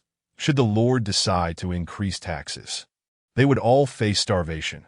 The village chief's face reflected his distress, and the other serfs exhibited equally anxious expressions. Aside from Gwevis, no other noble lord would pose such questions to the serfs. My lord, I am always hungry. Just as everyone fell into silence, a small child from the crowd suddenly shouted. He was diminutive, perhaps 4 or 5 years old, yet his voice rang out clearly for all to hear. The child's mother was startled and quickly pulled him close, covering his mouth with a terrified expression. My lord, please forgive him. Children speak without understanding. The old village chief also appeared frightened and hastily knelt on the ground. Gwevis, however, wore a grim expression and disregarded the village chief, striding directly toward the bee. "Oh, my lord, I beg you. He is just a child. Please show mercy." The child's mother, seeing Gwevis's unfriendly demeanor and his disregard for the village chief's pleas, trembled in fear, tears streaming down her face as she knelt, repeatedly bowing her head. Upon witnessing her distress, Gwevis quickened his pace, approached the woman, and grasped her shoulders, silently taking the child into his arms. The mother, seeing her son being taken, stood frozen, her expression becoming somewhat vacant. Yet as Gwevis lifted the child, she dared not resist. She allowed him to take her son without protest. She understood that if she defied Gwevis, not only would the child suffer, but her entire family would be punished, including the other children at her side and her husband laboring in the fields. The onlookers, witnessing Gwevis's darkening expression and bloodshot eyes, assumed he was about to punish the child. All fell silent, heads bowed in trepidation, including the village chief, who dared not utter a word, casting fearful glances at Gwevis's movements. For these serfs, the nobility were inviolable. Even the slightest offense was considered grievous, and they believed the child's words had offended the count, thereby incurring Gwevis's wrath. Gwevis gazed down at the child in his arms. The boy wore tattered linen shorts, his bare chest revealing protruding ribs, a mere shadow of a child.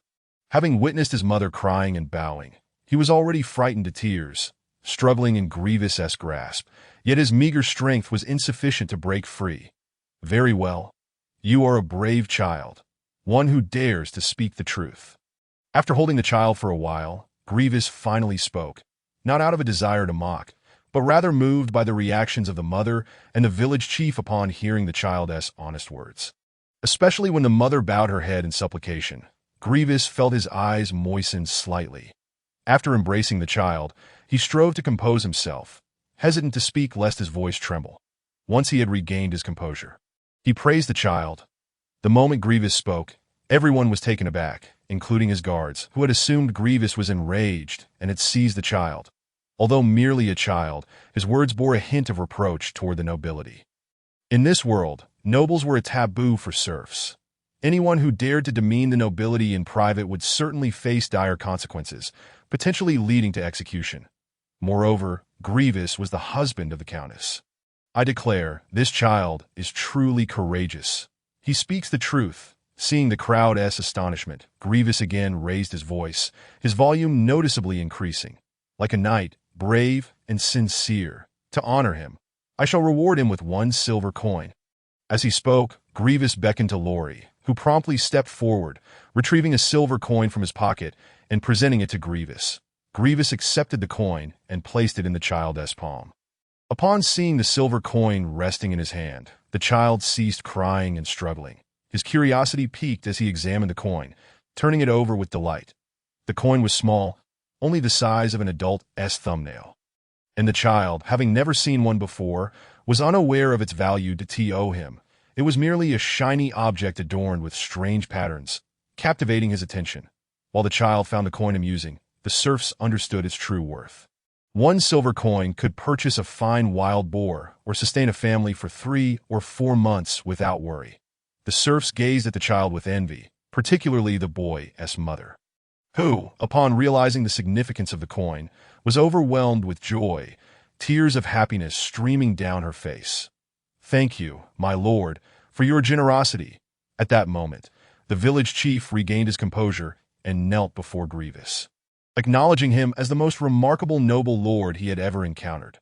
"You two rise." Gwevis placed the child on the ground, and the boy, clutching the silver coin, hurried back to his mother, proudly presenting his treasure. As the village chief stood, the mother bowed her head once more, choking on her words as she expressed her gratitude. "Thank you, my lord, for your reward." Afterward, she steadied herself with one hand on the ground while lifting the child on her back. Finally standing upright, Gwevis smiled and nodded at the child's mother before shifting his gaze to the crowd. "As long as you work diligently, I believe that under my leadership, your lives will improve." "Yes, my lord, we shall labor earnestly." Despite the murmured thoughts of their tireless efforts yielding insufficient food, the villagers echoed Gwevis's words in unison. Excellent. Then I shall take my leave today. Work well, and trust that I will help improve your lives." Gwevis was well aware that these serfs would not shirk their duties, for laziness would only lead to starvation. He might disregard his own words, but time would prove everything, should their lives truly improve.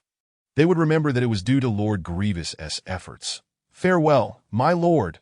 As Gwevis mounted his horse, the village chief promptly offered his parting words that, "By the way, village chief, what is your name?" Gwevis suddenly remembered that he had yet to learn the village chief's name. "That my lord. I am Avery Ho," the village chief replied. Gwevis suppressed a smile, fearing it might undermine his imposing image, and instead tilted his head slightly to gaze at the sky. "That in this world, literacy was scarce, and only the nobility possessed surnames that were aesthetically pleasing. The serfs, wary of potential conflicts with noble names, often adopted names based on everyday objects, such as the village chief's surname, Ho, which was distinctly peasant-like. Other common surnames included hammer, iron bar, stone, and even cow dung. Such naming conventions were entirely arbitrary, as long as there was no overlap within their community. "Oh, Avery, have someone collect some oysters from the shore and deliver them to my castle." Gwevis suddenly remembered the oysters and addressed Avery. "At once, my lord." The village chief responded promptly. "Dat my lord, take care," after leaving 10 copper coins with Lori. Gwevis rode away, accompanied by his guards, as the serfs gathered at the village entrance hurriedly bid him farewell. After Gwevis had walked away, a group of people gazed at the boy who had just been embraced by him, their eyes gleaming with excitement, particularly fixated on the silver coin clutched in the boy's hand. The boy's mother, noticing the crowd's attention, hurriedly snatched the coin from her child's grasp, gripping it tightly as if fearing it might slip away, and shot a fierce glare at those who dared to look. The others, upon witnessing the boy's mother reclaim the coin and her menacing stare, quickly averted their gazes.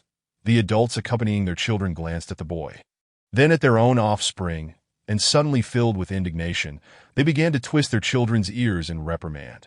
From a distance, Gwevis was startled by the sound of crying, a cacophony of children's wails echoing from behind him. Curiosity piqued, he turned to look, but the distance rendered the scene indistinct, merely a scattering of silhouettes fading away. Puzzled, Gwevis found himself unable to comprehend the situation, but as he ventured further from the mountain village, he resumed his focus on writing. In the 26th chapter, titled Weeds, Gwevis proceeded to inspect another village, finding conditions akin to those of the seaside mountain village. However, this village was nestled at the foot of a grand mountain rather than near the sea. Boasting the largest population among the 3 villages, approximately 400 to 500 inhabitants, the serfs in this village primarily subsisted through agricultural cultivation, with only 2 households relying on hunting in the mountains. When Gwevis arrived, the hunters had already ventured into the woods, and although he had intended to meet with them, that desire remained unfulfilled as before. He instructed the guards to announce his presence, upon hearing the news of Benny and his companions being ordered to capture. The villagers reacted with fervor, causing a commotion throughout the village.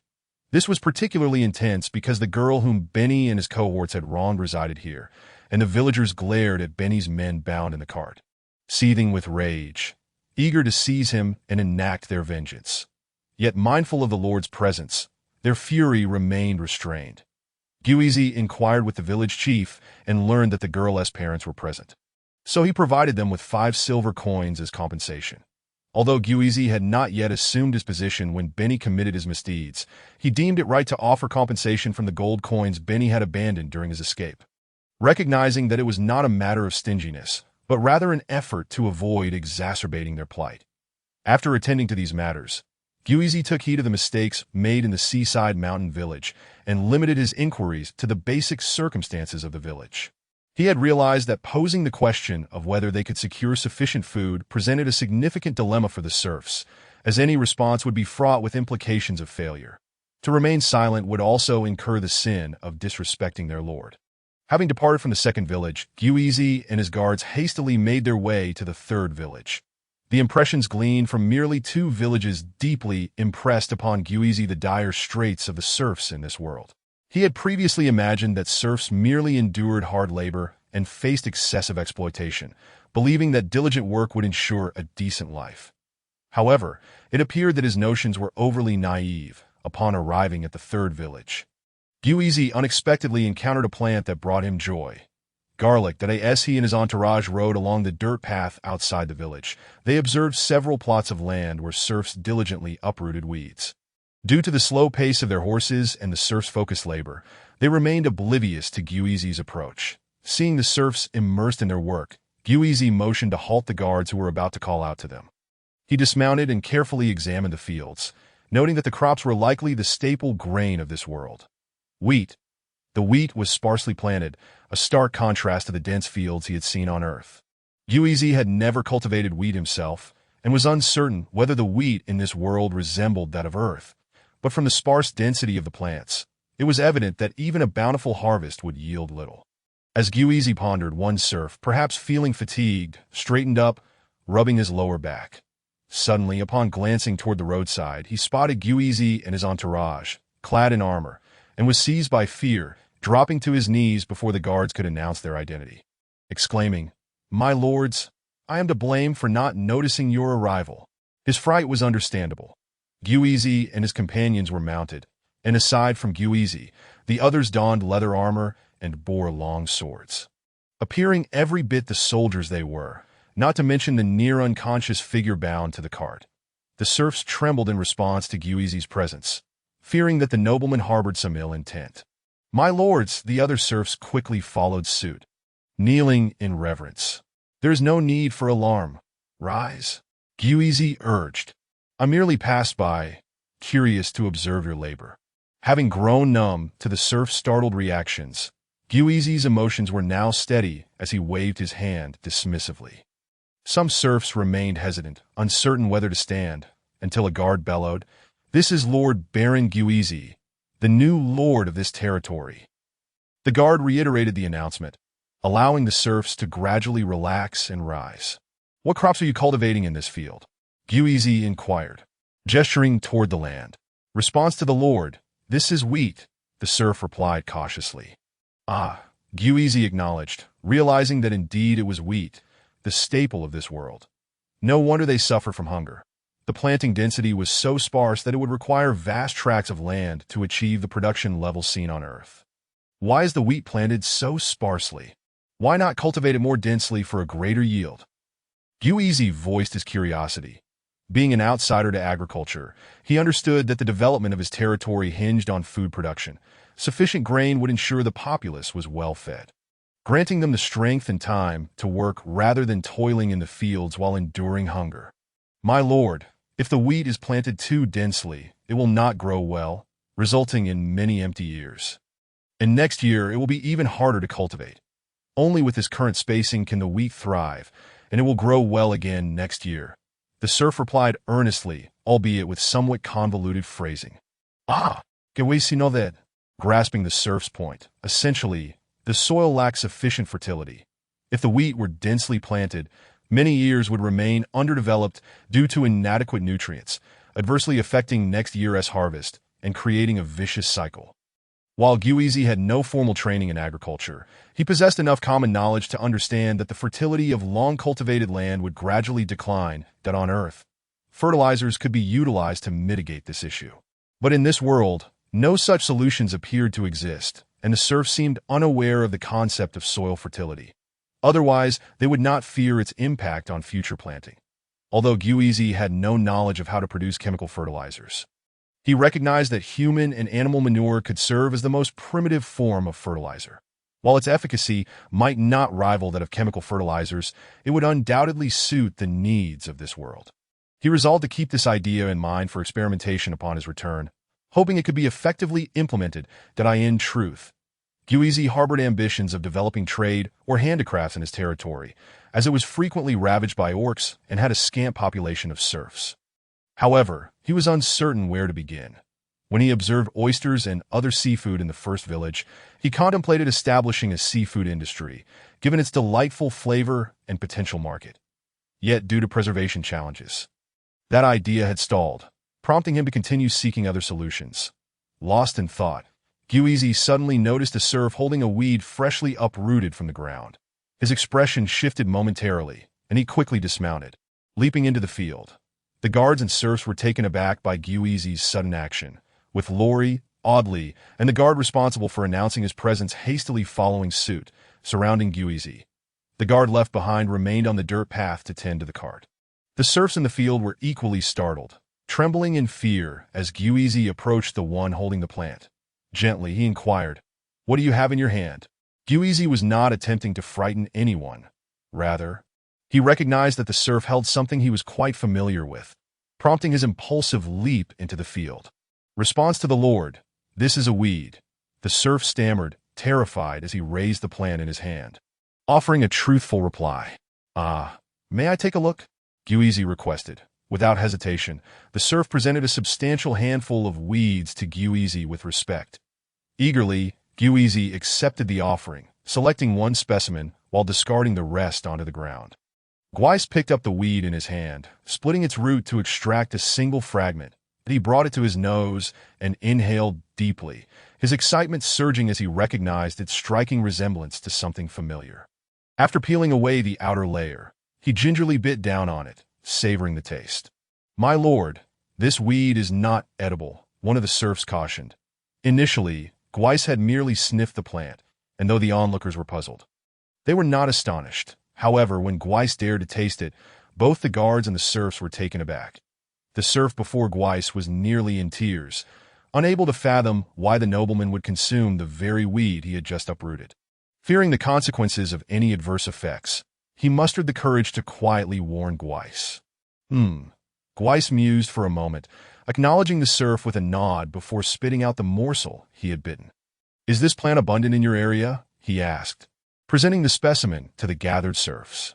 "Indeed, my lord, it grows plentifully in the fields," they replied in unison. "Excellent. I need you to gather as much of it as you can, but be careful not to damage the roots." "I shall compensate you for your efforts," Gwevis instructed, his spirits lifted by their affirmative responses. "Yes, my lord," the serfs complied readily, having no objections. Even if Gwevis had offered no payment, they would have been obliged to assist him in finding this peculiar plant, albeit intrigued by the nobleman's peculiar taste for such a pungent weed. Chapter 27. A new task from the system. After dispatching the serfs, Gwevis returned to the roadside and seated himself on a flat stone. His heart brimmed with joy, for he had unexpectedly discovered garlic in this world. Indeed, the weed that had startled him moments ago was none other than garlic. Initially, he had hesitated to confirm his suspicion, only recognizing the similarity in appearance. However, upon inhaling its aroma and subsequently tasting a small piece, he was delighted to find it bore an almost identical flavor to that of garlic back on Earth. This revelation confirmed his belief that he had stumbled upon an alternate version of garlic in this realm. While garlic merely served as a culinary ingredient, its true value remained unrecognized by the inhabitants of this world. Yet Gwevis was well aware of the exquisite pairing of garlic with oysters and other seafood, that he envisioned collecting a modest supply of garlic to prepare garlic-baked oysters and determine their flavor. Should they mirror the delectable taste of his former life, he would consider training a cadre of chefs to prepare this dish under his name for the coastal nobility. Once they tasted it, Gwevis was certain that the nobility would become enamored with this cooking method, especially as it had been validated by culinary enthusiasts on Earth. Should the nobles desire more, the only recourse would be to have Gwevis' appointed chefs teach them. For a modest fee of gleaming gold coins, the art of garlic preparation. Gwevis was confident that his culinary skills would captivate the simple folk of this world. Having lived alone before his journey, he had acquired a wealth of culinary knowledge online and possessed a natural talent for cooking. Thus, charging a single gold coin per noble would yield him considerable profits. Gwevis indulged in these fanciful thoughts of profiting from the other nobles. He lost track of time, only to be jolted back to reality by the serfs' voices. "My lord, we have gathered the garlic you requested," they announced. Gwevis turned to see each serf clutching a substantial bundle of garlic, ingeniously bound with weeds due to the lack of bags. "Ah, splendid," Gwevis replied, nodding in satisfaction, that he then called over Laurie to distribute 3 copper coins to each serf. Amidst the serfs' expressions of excitement, Laurie placed the coins into their rough hands. "Thank you for your generosity, my lord," the serfs exclaimed joyfully, as 3 copper coins equated to a day's wage, and they had earned it in merely half an hour. Most importantly, it was bestowed by their noble lord. "Now continue your work diligently. and life will improve. Gwevis encouraged with a smile, before remounting his horse. Meanwhile, Lori and the others transferred the garlic onto the cart, and Gwevis felt fortunate to have brought a cart today. Otherwise, transporting the harvest would have posed a challenge. "My lord, take care." The serfs bowed in farewell as Gwevis departed. After walking for 5 or 6 minutes along the dirt path, Gwevis arrived at the entrance of the third village, where he had encountered the serfs in the fields. This village was the furthest from the coastal town, situated near the edge of the dark forest. Upon arrival, the same guards sought out the village chief, who then gathered the serfs. After the customary proceedings, Gwevis prepared to leave when he noticed the village chief hesitating, a look of uncertainty crossing his face. "Is there something you wish to say?" Gwevis inquired, aware of the serfs' apprehension towards nobles. "My lord, we have discovered a large wolf near the edge of the dark forest, which has already taken 2 of our sheep," the chief relayed without further hesitation. For the impoverished serfs, the loss of 2 lambs was a significant blow. "Oh, just 1 wolf. Have you attempted to hunt it?" Gwevis asked, intrigued, considering the village comprised over 300 individuals. Surely, with unity, they could capture or drive away a pack of wolves. "My lord, that wolf is alone, a massive white wolf, nearly the size of a COWIT, can even unleash wind blades. The last time we attempted to surround it, 2 of our men were injured and are still recovering. Fortunately, we managed to scare it off with our numbers," the elderly chief explained hastily. "It can unleash wind blades, a magical beast," Gwevis exclaimed, astonished. Based on the chief's description, the white wolf was undoubtedly a magical creature. Most likely a storm wolf, which typically resides deep within forests or grasslands, indicating the presence of a larger pack nearby. Gwevis recalled Gandalf's lessons about various low-level magical beasts, and the storm wolf was among them. Since it was indeed a magical beast, it possessed a degree of intelligence, and such creatures usually avoided human settlements. Ding. System task. Your village is under threat from a magical beast. Ask the Lord. It is your responsibility to ensure the safety of your subjects. Task requirement. Eliminate the wolf that poses a threat to your villagers. Task reward. 2 energy points. The sudden system notification sent a thrill through Gwevis, his body trembling with excitement. Ever since he learned about the search function and the peculiar fruit's utility, he had eagerly anticipated the system's next task. To his surprise, it arrived within days, offering 2 energy points, hinting at the potential for further increases, alleviating his concerns about acquiring enough points to exchange for the peculiar fruit. Although the task was perilous, given the wolf's magical capabilities and cow-like size, Gwevis felt no fear. He believed that with time, he could advance his skills. "It seems I must return and train diligently to break through to the rank of an apprentice knight, ultimately becoming a bronze knight. That way, even if I cannot slay the beast, I will at least possess the means for self-defense," Gwevis contemplated resolutely. "When was your last encounter with this wolf?" Gwevis inquired, fully aware that even without the system's task, he would have sought to eliminate this threat, as safeguarding his subjects was a lord's duty. The serfs were his responsibility, and any harm to them constituted a loss. With the system's task now in play, Gwevis was even more invested in gathering comprehensive information. "My lord, the wolf appears every 4 or 5 days. That IT returned 2 days ago and took another sheep, after our last attempt to capture it. The villagers have been too fearful to try again. They merely watched from a distance as it dragged the sheep to the forest's edge before consuming it," the chief recounted. After hearing the chief's account, Gwevis pondered for a moment before responding. "In that case, keep the remaining sheep secured in a barn for the next few days. When the wolf reappears, send someone to notify me at the castle, and I will come immediately. Remember, when the wolf appears, instruct the villagers to remain indoors, close their doors, and stay silent." Gwevis was determined to return to the castle, as there were many matters to attend to, and he needed to focus on his training. He could not afford to wait idly for the wolf's return. That'd be why hiding the sheep. If the wolf found no food, it would be more likely to linger, granting him the time he needed to arrive. Concerned that the wolf might turn its attention to the villagers if it could not find food, he emphasized the importance of their safety. "Understood. My lord, that I will inform the villagers at once." The village chief quickly nodded in agreement. Since the lord would resolve the matter, the old chief felt a sense of relief and ceased to worry.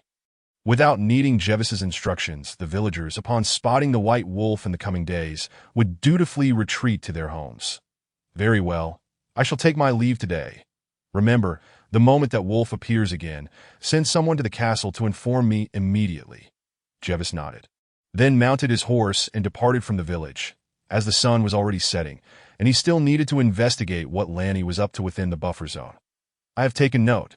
My lord. Travel safely. The village chief replied that Gwevis's domain was rectangular, extending longer from north to south, while narrower from east to west.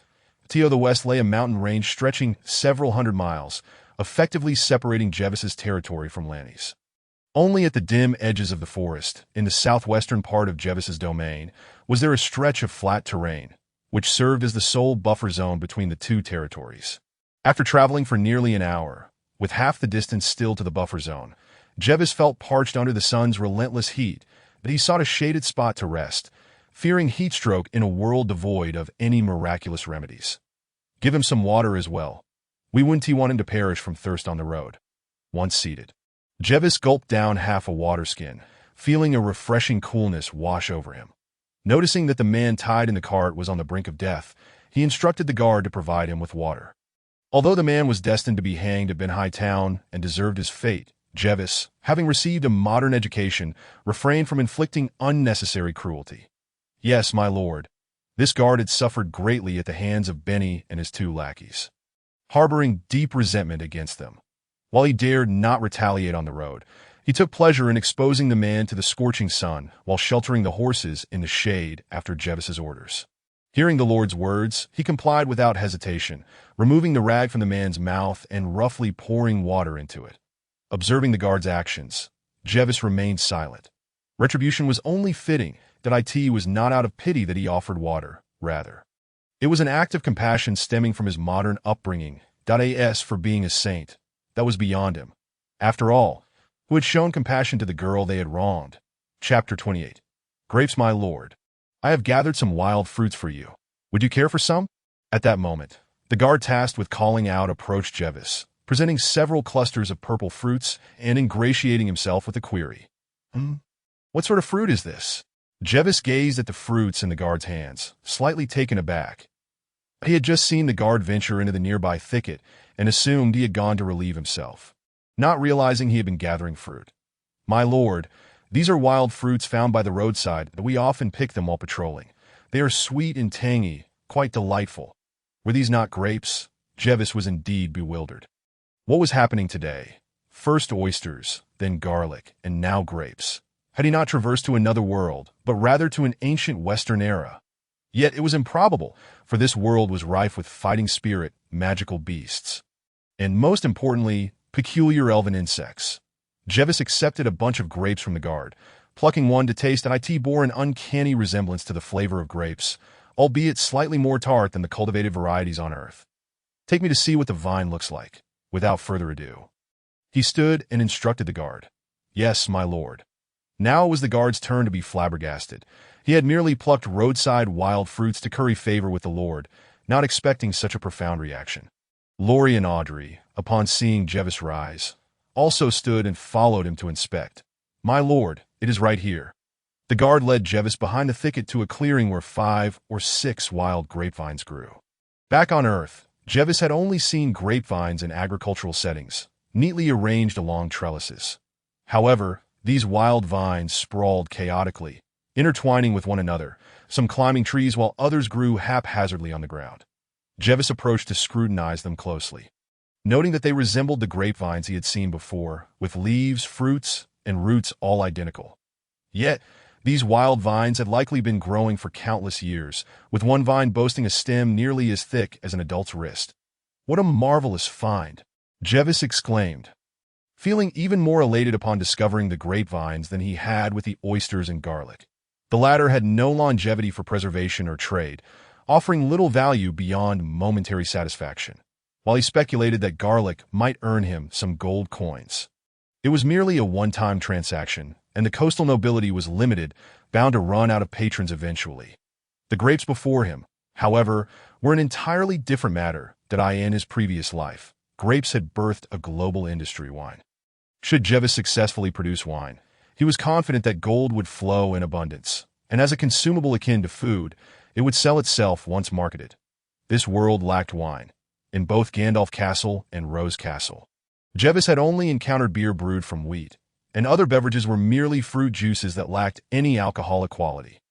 Gazing at the grapevines, Gwevis yearned to uproot these treasures immediately, but noticed that many grapes remained unripe. He quelled the impulse, recognizing that if he were to uproot the vines now, any unripe grapes would spoil, that it would likely take until next year for them to mature again. These grapes would ripen fully in just 10 to 15 days. Moreover, given that these vines had thrived in obscurity for countless years, waiting a little longer would pose no risk. And since this world had grapes, there were undoubtedly more than just these few plants. For the time being, he would not uproot the vines, but would certainly gather some ripe grapes to take back for experimentation. As a child, he had witnessed his grandmother making wine. The process seemed straightforward: cleaning and drying the grapes, crushing them in a sealed container, and then waiting for fermentation.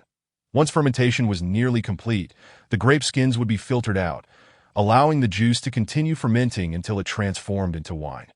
He even recalled his grandmother mentioning that adding egg whites during the second fermentation would enhance the wine's clarity. Yet that was merely the curiosity of a child, filled with questions, leading to his grandmother's explanations. He had never attempted the process himself. Nonetheless, he felt confident. As long as he remembered the steps, he could take some grapes back, follow the procedures from memory, and address any shortcomings gradually. As for the taste of the wine, Gwevis was certain it would surpass the beer of this world. At the feast in Rose Castle, he had sampled the local beer, which tasted akin to beer left out for a day or two, bitter and virtually devoid of foam. Laurie and the others stood behind Gwevis, puzzled by his unusual demeanor today, that he had been perfectly normal during their travels the previous days. But now, upon encountering these plants, he had transformed to them. These plants appeared quite ordinary. The wild fruit was at least edible, and perhaps the Baron enjoyed it, which was somewhat understandable. However, the assortment of weeds in the cart left them scratching their heads, unable to comprehend what could possess their lord to take such delight. Gwevis, of course, remained oblivious to their confusion and would not explain even if he were aware. Should he tell them that garlic could be turned into minced garlic? What even was minced garlic? The thought was daunting. The Lord, Gwevis was under no obligation to justify his actions to anyone. So after surveying the grapevines, he said nothing further and returned to his resting spot, continuing to enjoy the grapes. After their brief respite, Gwevis and his entourage resumed their journey toward the buffer zone. Ben Hightown was bustling at this moment, a stark contrast to the scene upon Gwevis's arrival the previous day. Approximately 400 to 500 townsfolk had gathered in the town square, accounting for nearly half the population. Clad in tattered garments, they animatedly engaged in conversation, sharing whispers and laughter. The primary topics of discussion revolved around three matters. The first, of course, was their newfound lord. This news had spread in small circles since last night, disseminated by the 18 serfs who had gone to clean the castle. However, as they returned after dark, only their immediate neighbors were privy to the information.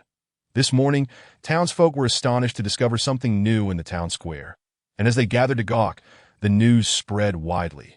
The second matter of discussion was the new item that had appeared in the square. The town square is situated on the main road at the heart of the settlement. Although it is merely a patch of bare earth devoid of any flooring, it boasts an expansive area of at least 600 square meters. At this moment, a wooden post stands erect in the center of the square, from which a man dangles, the sound of the rope creaking at the junction with the post echoing in the summer breeze. The unfortunate soul suspended there is Benny, a henchman who met his demise at the hands of Ick. As for the third matter, which has become a topic of fervent discussion among the townsfolk, it was just announced that Thomas, standing atop a grand platform constructed of large stones at the forefront of the square, proclaimed an enticing opportunity for the serfs. The Lord intends to recruit both male and female servants, with the recruitment set to take place tomorrow, open to all who meet the stipulated criteria. The requirements are not overly stringent. Candidates must be between the ages of 14 and 25, in good health, with pleasing features, and devoid of any unpleasant odors. The only stipulation specifically for female servants is that they must be unmarried. As for the male servants, fulfilling the previous criteria is sufficient for participation in the selection process tomorrow. I heard our Lord is quite generous. Yesterday, they merely spent an afternoon cleaning and received 3 copper coins. Is that true? Who told you that? How could a noble be so generous? Shoo, keep your voice down. Do you want to be hanged? It's true.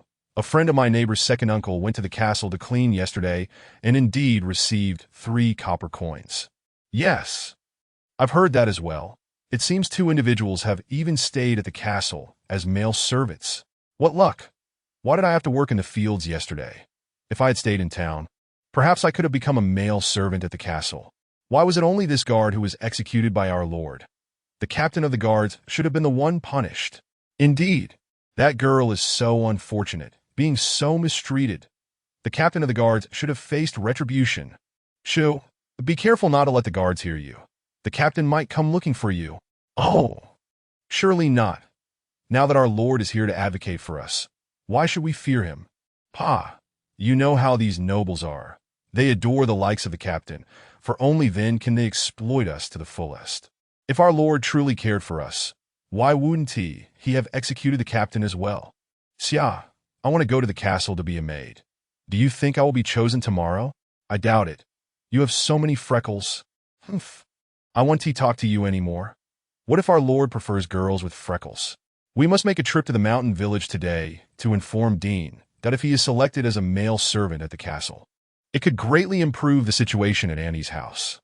The entire town buzzes with conversation, whether favorable or unfavorable, yet the arrival of Gwevis has undeniably stirred significant upheaval within this territory. Chapter 29. The camp within the buffer zone gradually. The trees lining the road have become increasingly abundant. As Gwevis and his companions traverse the mountainside, below lies an endless sea of forest. They are nearing the westernmost edge of his territory. There are 2 routes from Gwevis's domain to the territory of Viscount Lanny. One is a longer path, albeit flat and wide, which many vassals from Alice's territory prefer when purchasing coal mines. The other route, which Gwevis currently traverses, is shorter but requires crossing the mountains, making it narrow and steep, seldom used by travelers. My lord, once we round this mountain base, we shall arrive at the buffer zone, the soldier at the forefront announces. This path, rarely trodden, is now overgrown with weeds taller than a man. Without someone to clear the way, the group, dressed in light shirts, risks being scratched by the sharp blades of grass. The stretch of road at this altitude is not long, merely over a mile, as it marks the tail end of the mountain range. Were they to venture into the heart of the mountains, they would encounter heights exceeding 1,000 meters, steep and impassable. Gwevis has chosen this mountain path not out of haste, but to gain a vantage point from which to observe the situation within the buffer zone and ascertain how Viscount Lanny has developed it. The carriage and the mounted guards remain by the main road, leaving only 4 individuals in Gwevis' party as they turn the corner indicated by the soldier. Suddenly, their view expands, revealing an endless expanse of forest, with a solitary road meandering through it. What lies over there? Amidst the predominantly green forest, an incongruous blank space appears, quite expansive, at the center of which stands a camp, conspicuously erected, with figures moving about within. My lord, that area belongs to your buffer zone. 2 months ago, when we came to patrol, that camp did not exist. However, since last month, Benny has ceased bringing us here for patrols. The soldier, equally astonished, wonders how such a sizable camp could have emerged so rapidly within their buffer zone, especially without any orders from Winter Castle. How can you be certain it is within our buffer zone? Gwevis, still unfamiliar with the intricacies of his territory, inquires. My lord, see that road? At that bend lies the edge of your territory, marked by a boundary stone. Whenever we patrol, Benny would take us there. That camp is too close to the buffer zone to not be within your jurisdiction.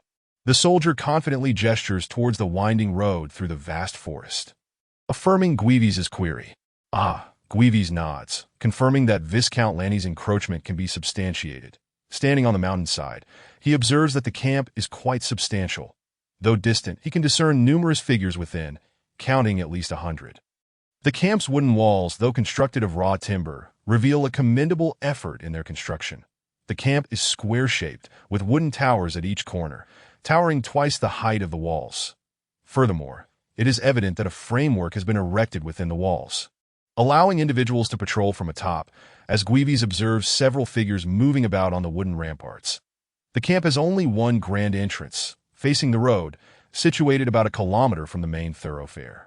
Let us descend and investigate. Given the distance, Gwevis has gleaned only so much from his observation, and he directs his companions to approach more closely. After viewing the camp, Gwevis is certain that something valuable has been discovered by Viscount Lanny, if it is a coal mine. The cost of bribing Benny and constructing the camp would be hard to recoup. Not to mention, breaching the unwritten rules and risking conflict with Count Jones by illegally mining within the buffer zone under Jones's domain. After nearly 10 minutes of walking, Gwevis and his companions finally emerge onto the main road, arriving at the boundary of his territory, marked by a large stone monument.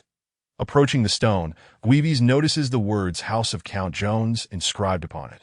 This monument was erected by the Jones family to delineate the boundaries of their earldom from those of other nobles that are in this world. Precise maps are a rarity. Thus, lords often use mountains, forests and rivers as natural borders, while in plains, stone markers along roads serve this purpose. Now standing before this monument, Gwevis and his party can no longer see Viscount Lanny's camp, surrounded entirely by dense forest and towering trees that obscure all sight. Gwevis leads the way along the road, walking several hundred meters, until they come across a small path leading to the camp, which serves as the sole access point to avoid detection by the Jones family regarding the camp. Viscount Lanny has bribed Benny to turn a blind eye. Additionally, meticulous efforts have been made to conceal the camp. The merchant caravans and coal buyers frequently traverse this road that if the camp were too conspicuous, it would inevitably be discovered by passers-by, without the need for Benny to report it. The entrance to this small path is merely over a meter wide, sufficient only for foot and horse traffic. And it winds and twists, making it hard for anyone unaware to believe there lies a large camp within. Without having conducted their earlier observations from the mountains, Gwevis and his company would have had no means of pinpointing the camp's exact location. Upon turning from the main road onto the small path, the same soldier leads the way in front, with Gwevis in the center. At this moment, the group adopts a heightened state of vigilance, for they have now entered a shadowy forest. Unlike Gwevis's territory, the it is crucial to remain cautious, both against the wild beasts lurking in the woods and any potential hidden sentries that Viscount Lanny's camp may have stationed. After traversing the narrow, elongated path for approximately 10 minutes, they finally reach the end, where the area opens up significantly.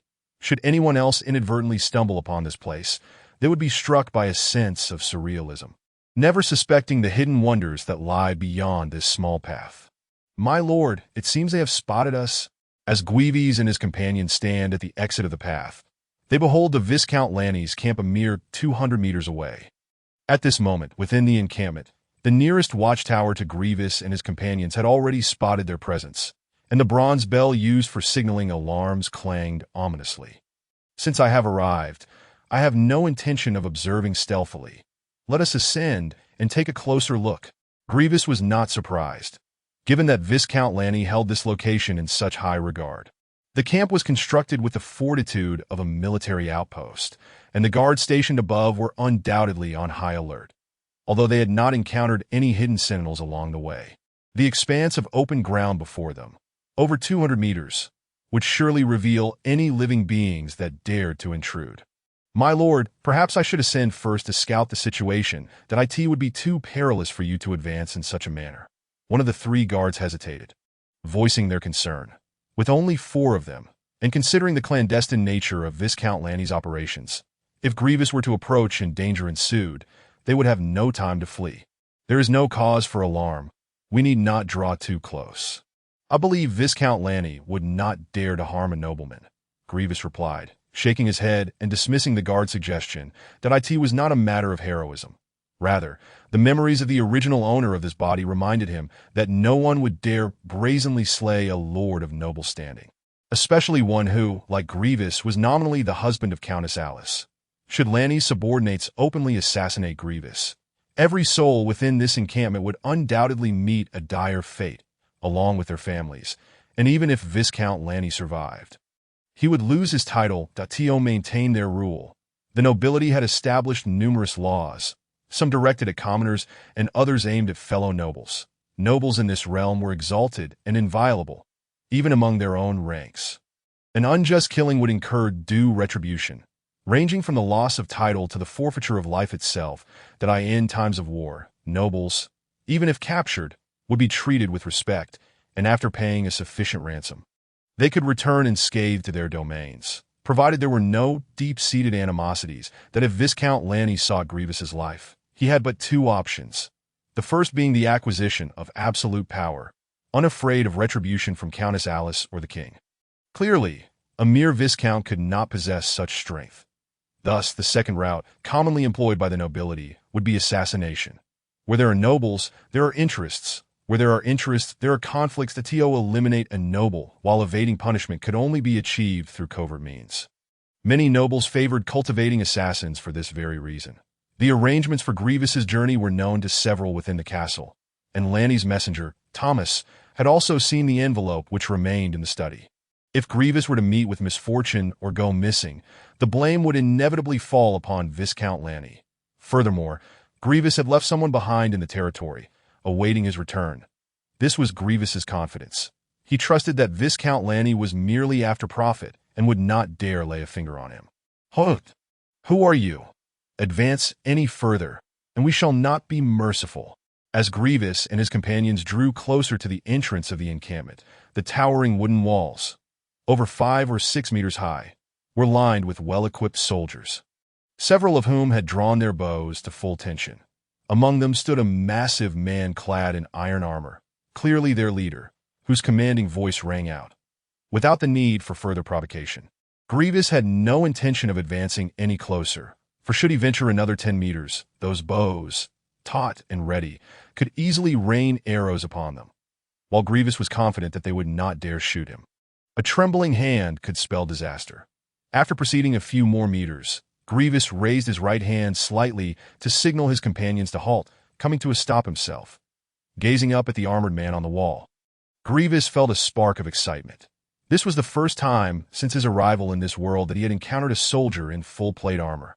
The armor here resembled that of medieval Europe on Earth, complete and heavy. In this world of limited productivity, only nobles or titled knights could possess such armor, and even then, ordinary soldiers could not maneuver freely in it, let alone engage in combat. Gandalf and Nashin each owned a suit of such armor. Yet they typically donned simpler clothing or leather armor, reserving the heavy full plate for times of war. Gwevis's curiosity intensified regarding what treasures Viscount Lanny had discovered within this encampment to warrant the presence of a titled knight as its guardian. Simultaneously, his resolve to resolve this matter swiftly solidified. The longer he delayed, the more Lanny would seize the opportunity to profit from whatever lay within. "My lord is Baron Gwevis. May I ask who you are?" The inquiry was naturally posed by Gwevis's guard, for it would not do for Gwevis himself to answer such a question before someone who was not the Viscount, as that would undermine his own dignity. "Ah, it is Baron Gwevis. That I am a knight of the Viscount's household. This is the encampment of Viscount Lanny's family, and the Viscount has decreed that no one may approach this site. That I ask for your understanding regarding our predicament." My lord, the armored man, despite his fierce appearance, adopted a respectful tone upon learning Gwevis's identity, the earlier threat dissipating, that he gestured for the archers to lower their weapons. "You are aware that your lord is merely a viscount. I had thought him a king. Who granted you the right to establish this encampment here?" Gwevis responded, taking the reins of the conversation. From this point onward, his guards could no longer interject. That as Gwevis's words fell, the armored man's countenance shifted through shades of pale and flushed. Yet he found himself at a loss for words. Gwevis's remarks carried an undertone of mockery toward Viscount Lanny. For the armored man, Lanny was the figure to whom he owed fealty, and Gwevis's public jesting was a profound affront. Yet, this territory did not belong to Lanny. Their actions breached the unwritten rules of the nobility, and the presence of a military force made their conduct all the more egregious. Just as the armored man stood speechless, a middle-aged gentleman of about 40 approached the wall, donned in a silk robe that signified a respectable status. That as he walked along the battlements, all soldiers saluted him.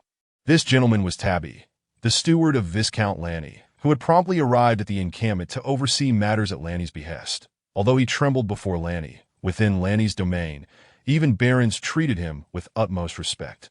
"Steward," Tabby greeted the armored man, who immediately bowed in acknowledgement. "Allow me to speak with him," Tabby said, nodding to the armored man and positioning himself alongside him. "Baron Gwevis, I am Tabby, the steward of Viscount Lanny. Please forgive the rashness of these soldiers. I extend to you their sincerest apologies." As the steward, Tabby had encountered countless nobles and was well versed in their behavior. For them, aside from their interests, reputation was paramount. Thus, he spoke earnestly, offering a respectful bow to Gwevis.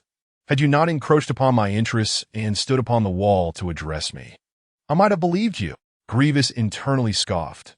Tabby was undoubtedly a cunning individual, his words not only melodious, but also exuding an air of sincerity.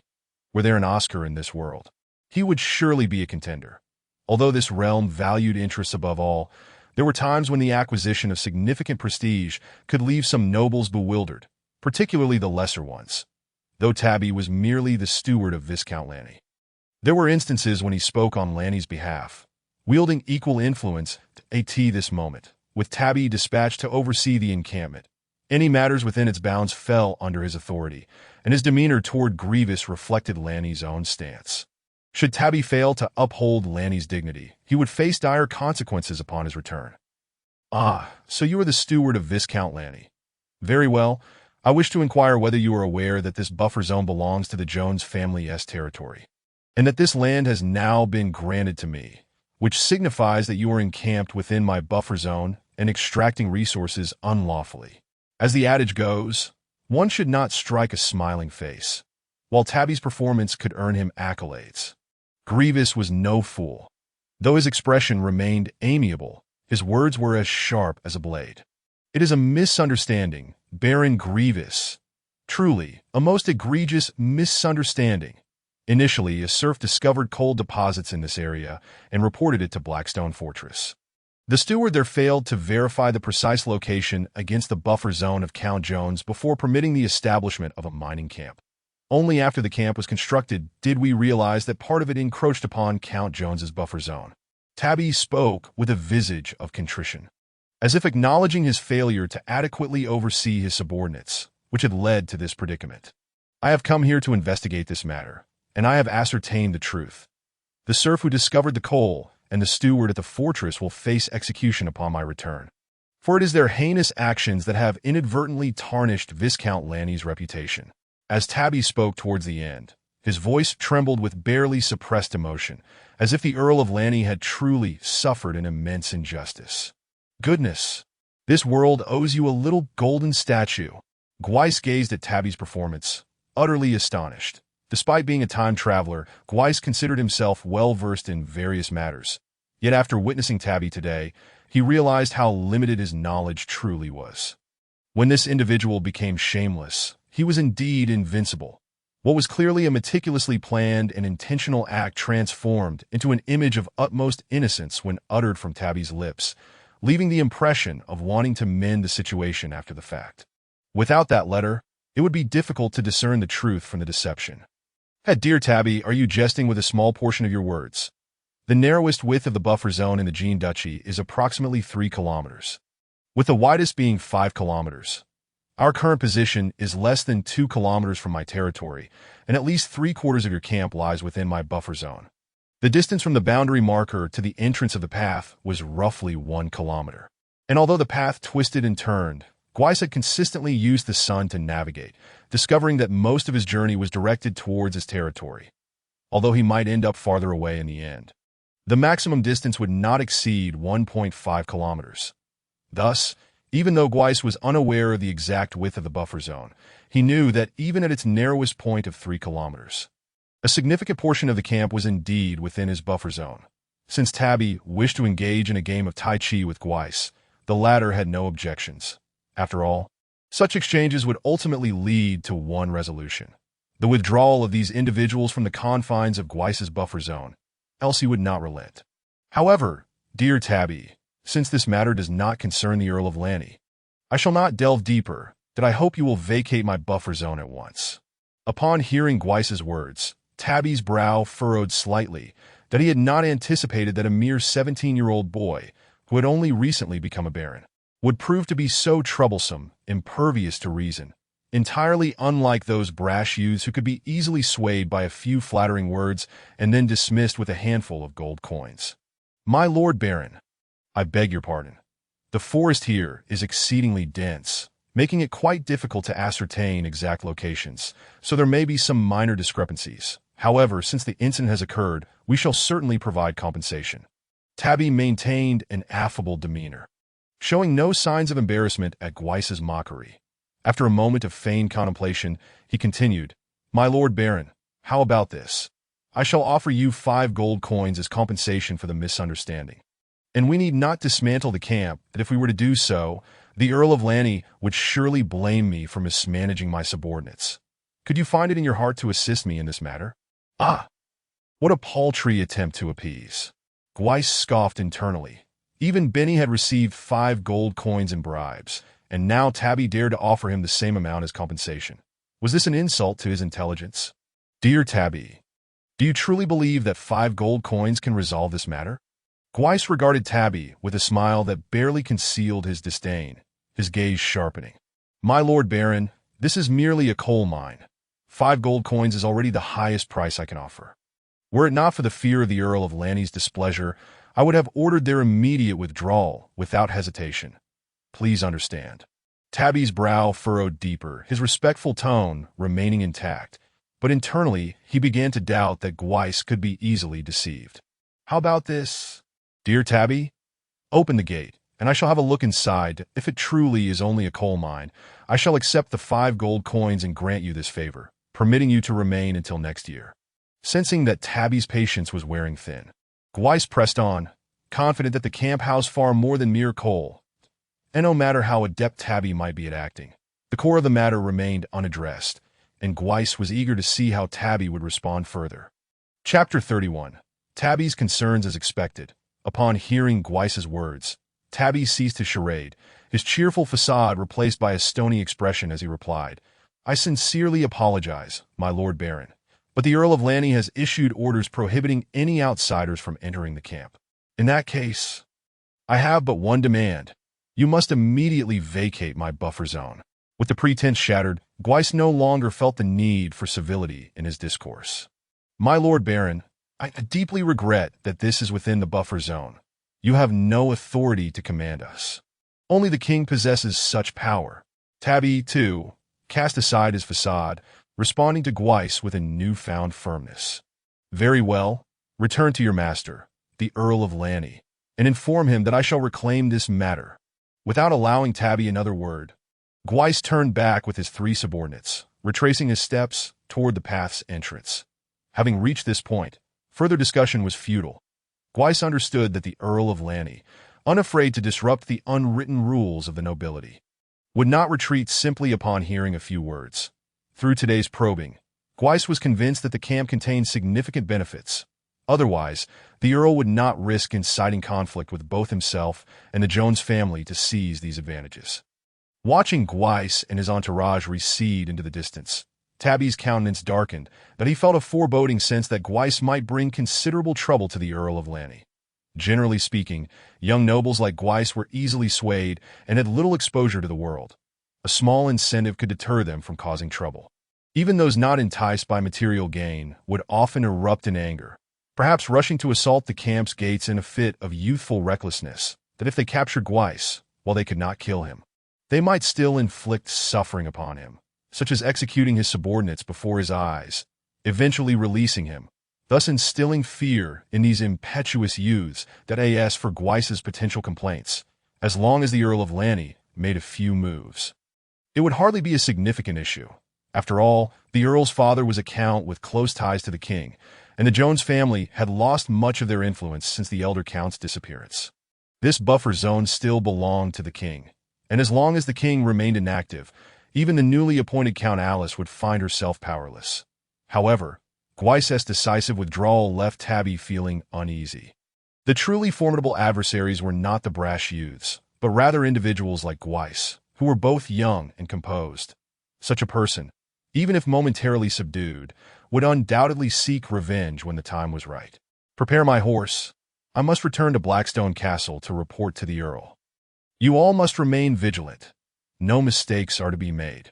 With myriad thoughts swirling in his mind, Tabby felt compelled to hasten back to the castle and report Gweis's activities to the Earl of Lanny. Although Gweis was but a baron at present, with a meager territory, Tabby sensed that given Gweis's conduct today, coupled with the identity of Count Alice's husband, he could very well rise to prominence one day. Gweis returned to his territory with his 3 subordinates, calling out to a cluster of trees along the way that a guard station there soon emerged, pulling a cart from behind the foliage, with Gweis's horses already tethered to it. "My lord, you have returned." The guard approached the cart, bowing to Gweis in haste. "Indeed, let us be off." Gweis nodded, freeing his horse's reins from the cart, while the other 3 also stepped forward to retrieve their mounts. The journey back did not take long, that on the way there, Gweis had needed to inspect 3 villages, resulting in a lengthy circuit through his territory. However, now he could head directly along the main road to the castle. And the cart picked up speed on the thoroughfare. Passing by a few wild grapevines, Gweis instructed the guard to gather some ripe grapes to take back to the castle for their first winemaking experiment. The afternoon spent inspecting the 3 villages and visiting the Earl of Lanny's camp in the buffer zone had consumed Gweis's time. That as dusk began to settle, he realized that he would not be able to visit the coastal town today. He would have to wait until tomorrow. Fortunately, the coastal town was adjacent to the castle, allowing for easy access at any time. Gweis galloped ahead up the gentle slope before the castle, and the guards stationed on the walls, upon spotting him and his companions, called out to those within the castle, "The Lord has returned."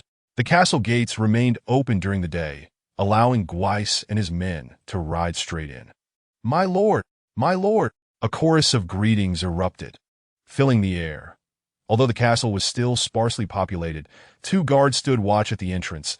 That moment, Thomas and Johnny arrived in the courtyard, with Johnny carrying a wooden basin. Gweis halted his horse before the inner castle's gate, and Laurie and the others followed closely behind. As Gweis dismounted, Thomas quickly stepped forward to support his ARM. As soon as Gwevis steadied himself on the ground, Thomas retrieved a damp towel from the wooden basin held by Johnny and presented it to Gwevis with remarkable attentiveness. Gwevis had gradually grown accustomed to being served, shedding the awkwardness he had felt previously.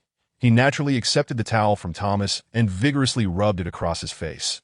The icy cloth swiftly absorbed the fine beads of sweat from Gwevis's brow, bestowing upon him a refreshing sensation, alleviating much of the pent-up frustration he had harbored regarding the buffer zone. "Thank you very much, Thomas." After placing the towel back into the basin held by Johnny, Gwevis nodded in satisfaction at Thomas. "It is my honor to serve you, my Lord Baron." Upon hearing Gwevis's gratitude, Thomas bowed even more respectfully, that he then led the way, reporting as they walked. "My Lord Baron, the seafood delivered from the seaside village has been received. The servants have taken it to the kitchen, but Chef Jimmy dares not proceed without your command." "Excellent. Do not touch the seafood for the time being. I will attend to it after my bath. And, Thomas, please leave the items I brought back untouched as well." "Understood, my lord. The hot water is also prepared. You may bathe at your convenience. Then you may go about your duties. We shall converse once I have finished my bath." Gwevis dismissed Thomas, appreciating the benefit of having someone in the castle adept at managing both large and small matters, alleviating him of any worries, as everything had been meticulously arranged. "It seems I need not wait for my father's goods to arrive. I can already resign myself to Thomas as my steward." Gwevis was quite pleased with Thomas's performance over the past few days, as he had organized matters with commendable efficiency. Although there were moments when Thomas displayed a somewhat obsequious attitude towards the serfs, it was clear that he was of this world, having learned how to serve the nobility at Rose Castle. Naturally thinking from his master's perspective, what was the attitude of the nobility towards the serfs? It was one of exploitation, to command them without compensation and extract the utmost benefit with minimal investment. Had Gwevis not specifically instructed Thomas the day prior, he would undoubtedly have provided the serfs cleaning the castle with far less pay, if not nothing at all, as for the wild boar. Receiving a silver coin was solely a result of Gwevis's directive. After bathing, Gwevis changed into a fresh set of clothes and first went to the second-floor parlor to check on it, where a servant was tending to his bandages. From what the servant reported, Its condition remained precarious, that he was still unconscious, occasionally muttering incoherently. However, there was a silver lining. It did not have a high fever. Likely merely a consequence of significant blood loss, leading to his prolonged state of unconsciousness that in this hot season. The risk of wound infection was exceedingly high, in a world devoid of antibiotics. Common folk suffering from infected wounds could expect to have their affairs arranged post-haste. "Take good care of it. Notify me if he awakens," Gwevis instructed the servant. "As you wish, my lord." Exiting the guest room, Gwevis descended to the first floor. The nobility in this world truly knew how to indulge themselves. The first floor boasted 3 halls, 1 large and 2 smaller. The grand hall was designated for hosting banquets and other significant events, while the smaller chambers served as leisure spaces for the nobility and occasionally as venues for discussions among their vassals. Though the smaller hall was significantly less spacious than the banquet hall, it still encompassed over 80 square meters that moment. The hall appeared quite barren, as it was devoid of any decorations, containing only intricately carved tables and chairs, remnants left behind by the count, who had deemed them unworthy. After a thorough cleaning, they were in pristine condition. Once Gwevis procured some decorative items to complement the furniture, he would have a splendid lounge befitting a nobleman. Chapter 32. Strategies. Shortly after Gwevis entered the hall, Thomas arrived with Laurie and Audrey. "Please make yourselves comfortable. Choose a seat," Gwevis said, settling into the expansive wooden sofa first. Perhaps due to the summer heat and his light attire, Gwevis felt somewhat uncomfortable sitting directly on the wooden surface and shifted slightly. Nobles typically adorned such wooden sofas with soft goose-down cushions, and some of the wealthier ones even draped large animal pelts over them for both aesthetic and comfort. However, as the newly appointed master of the castle, Gwevis found no such luxuries available in his territory. Even if he desired goose-down cushions, he would need to send someone to procure them from elsewhere. Thus, he had to make do for now. Once Gwevis was seated, Laurie and Audrey each found chairs of their own. Previously, Gandalf had often invited them to sit, and after a long afternoon, they felt somewhat fatigued, so they did not stand on ceremony with Gwevis. In contrast, Thomas remained standing straight, not seeking a chair for himself, but merely stepping aside to avoid obstructing the view of Gwevis and the others. Noting Thomas's demeanor, Gwevis did not comment. He understood that Thomas, unlike Laurie and the others who were accustomed to slaughter, had been meticulously educated at Rose Castle, where matters of hierarchy and decorum were of paramount importance to him. How did matters fare with Benny's subordinate? After several adjustments to find a comfortable position, Gwevis finally turned his gaze toward Laurie and Audrey to inquire. "My lord, Benny's subordinate has been hanged. Prior to his execution, he informed the townsfolk of your decree, and more than half of them came to witness the event in the square," Laurie replied, being the more loquacious of the two, while Audrey was more taciturn. Thus, without needing to confer, Laurie answered Gwevis's query. Good. If we can capture Benny next, this matter will be perfectly resolved." Truth be told, since Benny's escape the previous night, Gwevis felt he had made a significant error. Had he not succumbed to laziness, the events of that evening would not have transpired, and it would not have been injured, had Benny not escaped. Gwevis could have publicly dealt with the 3 scoundrels, amplifying his reputation throughout the territory, greatly benefiting him. Although the situation was not entirely unfavorable now, Gwevis, being a perfectionist, felt a lingering regret over Benny's flight. In this primitive world, the chances of capturing Benny now were virtually nil. "Let us now discuss the matter of Viscount Lanny," Gwevis stated, retracting his wandering thoughts as he prepared to address the resolution of the buffer zone. Gwevis believed that Viscount Lanny must have discovered substantial benefits within that camp. Benefits that rightfully belonged to him, Gwevis, but were now usurped by Lanny. The longer this situation persisted, the greater his losses would become.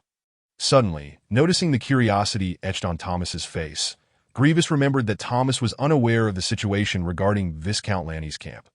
Thus, he instructed Laurie, please recount the details of the situation concerning Viscount Lanny's camp to Thomas." The reason for enlightening Thomas was that he possessed the most profound understanding of the relationships among the nobility. Moreover, Gwevis had already resolved to appoint Thomas as a steward, so it was essential for him to be informed of these matters. Laurie and Audrey hailed from common backgrounds. While they could handle physical confrontations, Gwevis's decision to include them in the discussion stemmed from necessity, as he lacked advisors capable of strategic planning, that he hoped that the three of them together might yield some worthwhile suggestions. "Yes, my Lord Gwevis," Laurie replied before beginning to explain to Thomas the details of the afternoon's inspection of the camp. The situation is as follows. Once Laurie concluded his explanation, Gwevis prompted, "Speak freely. Do you have any viable solutions?" As Gwevis's words fell, a hush enveloped the hall, with Thomas and the others deep in contemplation, not immediately responding. Gwevis was not in a hurry. Such matters could not be resolved on a whim, and it was possible that no solution would emerge today. After all, Gwevis currently lacked the strength to confront Viscount Lanny, which rendered the situation rather awkward. "My lord, why not seek assistance from Lord Gandalf? We could raise the camp to the ground, setting it ablaze," was the first suggestion that emerged from Audrey, whose character was aptly reflected in his proposal. "My lord, I would advise informing Countess Alice that by exerting pressure through her, we could compel Viscount Lanny to withdraw from your buffer zone," Thomas countered slowly, his opinion standing in stark contrast to that of Audrey. Noticing that Audrey was about to speak again, Thomas paused and added, "If we destroy Viscount Lanny's camp, it will forge a bitter enmity between us. Even if there are indeed benefits there, we would be unable to exploit them. Our forces are far too few to withstand any counterattacks from Lanny. Indeed, that is a concern. However, if we inform Alice, will the king not seize the benefits for himself?" Gwevis had also contemplated this, that if they were to successfully drive out Viscount Lanny, could he retain control over that area? It was evident that he could not. Even the armored man atop the wall during the day was a knight of renown, and none among Gwevis's company could match him in combat. However, while Thomas suggested informing Alice, Gwevis was apprehensive that such a revelation might escalate the situation, drawing the king's attention and ultimately causing the benefits to slip from his grasp. "Sir, under normal circumstances, when such events occur, as long as they do not involve particularly rare items, the lords typically do not truly develop buffer zones. They merely issue warnings to both parties. Once compliance is achieved, they tend to take no further action," Thomas elucidated. "Moreover, Lord Lanny is a covetous man. If there were indeed something rare, he would go to great lengths to conceal it. At present, we lack the strength to contest Lord Lanny for the benefits there, so it would be wiser to escalate the matter, rendering it impossible for him to exploit the area. Once your power has grown, we can then claim it openly." After Thomas finished speaking, Laurie, who had remained silent until now, prepared to voice his thoughts. "Sir, if we rely solely on the Earl to resolve this issue, it could tarnish your reputation." Upon hearing this potential damage to Gwevis's standing, Thomas ceased to speak, aware that continuing could imply a disregard for Gwevis's renown. Audrey, however, wholeheartedly agreed with Laurie, nodding in support of his statement, as he preferred a straightforward approach. The atmosphere grew tense. Gwevis felt somewhat helpless. Laurie made a valid point. Nobility in this world places great emphasis on image, often lauding themselves with words like bravery and integrity. That Lanny's encroachment upon Gwevis's interests, coupled with Gwevis's passive response, merely reporting to Alice instead of taking action, could easily become fodder for gossip, branding Gwevis as a cowardly noble. Beneath this dilemma lies a deeper issue. Had Gwevis not been Alice's husband, but merely an ordinary vassal under her command, seeking assistance during hardship would be entirely acceptable, as everyone encounters difficulties. However, given his status as Alice's spouse, soliciting her help could be perceived as a simpering dependency. That Gwevis's lands and title were bestowed by Alice. Excessive reliance on her could cement the notion of him living off her generosity. Laurie, being a confidant of Gwevis's father, understood his temperament well enough to offer this counsel, something few other nobles would dare address directly. Undeniably, Thomas's approach is the most feasible option at present. Gwevis found Thomas's strategy quite reasonable, recognizing the intricate maneuverings among the nobility, that he had initially feared that news of the buffer zone might reach the king, leading to the loss of his own holdings. Yet, Thomas's clarification helped him realize he had been overthinking. If he feared the king might seize his meat, surely Lord Lanny harbored similar concerns. The treasures discovered by Lord Lanny should weigh heavily on him. Lacking the military might to safeguard the area, Gwevis resolved to adopt a delaying tactic, ensuring Lanny could not exploit it, thus mitigating potential losses. Laurie and Audrey assumed Gwevis had merely acquiesced to Thomas's viewpoint, indifferent to any blemish on his reputation, and felt a twinge of frustration. Audrey's previously smiling countenance had now faltered. At that moment, however, Gwevis shifted his tone, continuing, "Nonetheless, I also concur with Laurie's suggestion. I do not wish for my reputation to suffer. Therefore, after informing Alice, I intend to undertake an additional action. Given that Lord Lanny's men have been there for some time, they must have accrued considerable benefits. What do you think of ambushing them on their return journey?" Gwevis articulated his thoughts, outlining the only feasible course of action available to him. The camp was well fortified, without an overwhelming force. A direct assault would only result in needless casualties. However, an ambush en route, if properly arranged, could indeed succeed. The dense woods would conceal numerous assailants, and if successful, he might uncover the nature of the treasures that had drawn Lord Lanny's attention. "Sir, your idea is truly brilliant. Your wisdom is unparalleled, my lord." Laurie and Audrey, after a brief contemplation, promptly voiced their approval of Gwevis's proposal, as it would not only reclaim what Lord Lanny had wrongfully taken, but also undermine his logistical plans. "You are indeed a sagacious noble," Thomas echoed. Having witnessed enough of the treachery among nobles at Rose Castle to recognize that masquerading as bandits and ambushing a convoy, provided no evidence remained, would pose no issue, Lord Lanny would ultimately be left at a loss. "Very well. Then this matter is settled, that I shall compose 2 letters this evening, to be dispatched to my father and Alice tomorrow. Given the possibility of Lord Lanny's convoy being escorted by knights of title, Gwevis needed to write to Gandalf for assistance, ideally requesting one of the 2 lords to ensure the plan's success." While Gwevis and his companions plotted within Blackstone Castle, Tabby had returned to the fortress. At this moment, Tabby meticulously recounted the afternoon's events to Lord Lanny. As he listened, Lanny appeared contemplative, his plump hands gently tapping the table, and after a protracted pause, he finally spoke. "Since that simpering fool refuses the 5 gold coins in compensation, he must be intending to inform that wretched Alice. Tomorrow, send someone to the royal capital with 20 gold coins, that if Alice brings this matter to the king's attention, instruct them to find the second prince and present the coins, claiming we have discovered a silver mine there. Hoping he can suppress this issue, that as long as the mine remains productive, we shall provide 200 gold coins annually." "Yes, my lord, I shall arrange this at once. What is the status of the mining operation? When can we expect the first batch of, or to be returned?" Lanny inquired, suppressing his excitement. The mine was crucial to Lord Lanny. Otherwise, he would not have risked dispatching so many coins. "My lord, I have checked their progress. They have accumulated a considerable amount, that if we wait just a little over half a month, we should be able to bring back the first haul." Tabby understood the importance of the mine to Lord Lanny, which was why he had ventured to the buffer zone, not only to prepare for Gwevis's potential arrival, but also to monitor and expedite the mining operations. Chapter 33, Grilled Oysters, excellent. I can hardly wait to behold those silvery treasures. With them, I shall arm myself a formidable knightly order.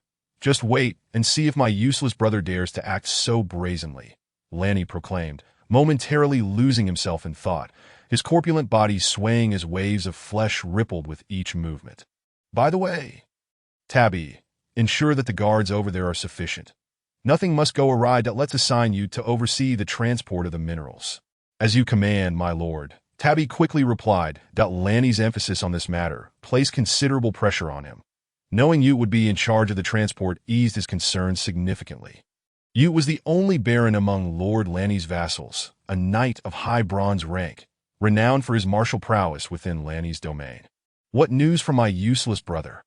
Lanny was the second son of Earl Yuland Cowan, with an elder brother from the same father, yet a different mother, whose demise had occurred early due to illness. Yuland had subsequently taken a second wife, and Lanny was the offspring of this union. Ever since his birth, Lanny had been favored greatly by Yuland, and with the persuasive influence of his mother, he had been granted the title of Viscount at just over 20 years of age, governing the only nearby territory rich in coal. Were it not for the noble system of primogeniture, Lanny could have usurped his elder brother's position as the next Earl of the Cowan family. Although Lanny had become a Viscount, he had not relinquished his ambition to claim the earldom, tirelessly striving for the day he could eliminate his brother, who had merely been born first, thus securing the right of succession. While Lanny's brother was not as favored by the Earl, he had been groomed as the heir, with significant authority delegated to him within the territory, leading to a rivalry between the two brothers that remained evenly matched. Lanny's acute interest in the mine stemmed not only from its economic value, but also from the intrinsic worth of its materials. "My lord, our scouts report weekly and have noted no anomalies." Tabby shook his head, confirming the absence of any irregularities. "Very well, keep a close watch on that batch of ore. The information must remain tightly controlled." "Yes, my lord. Now, you may leave. Please summon my darling." Lanny waved his hand, signaling for Tabby to take his leave. After Tabby exited the room, a flamboyantly dressed woman entered, her countenance marked by a melancholic allure.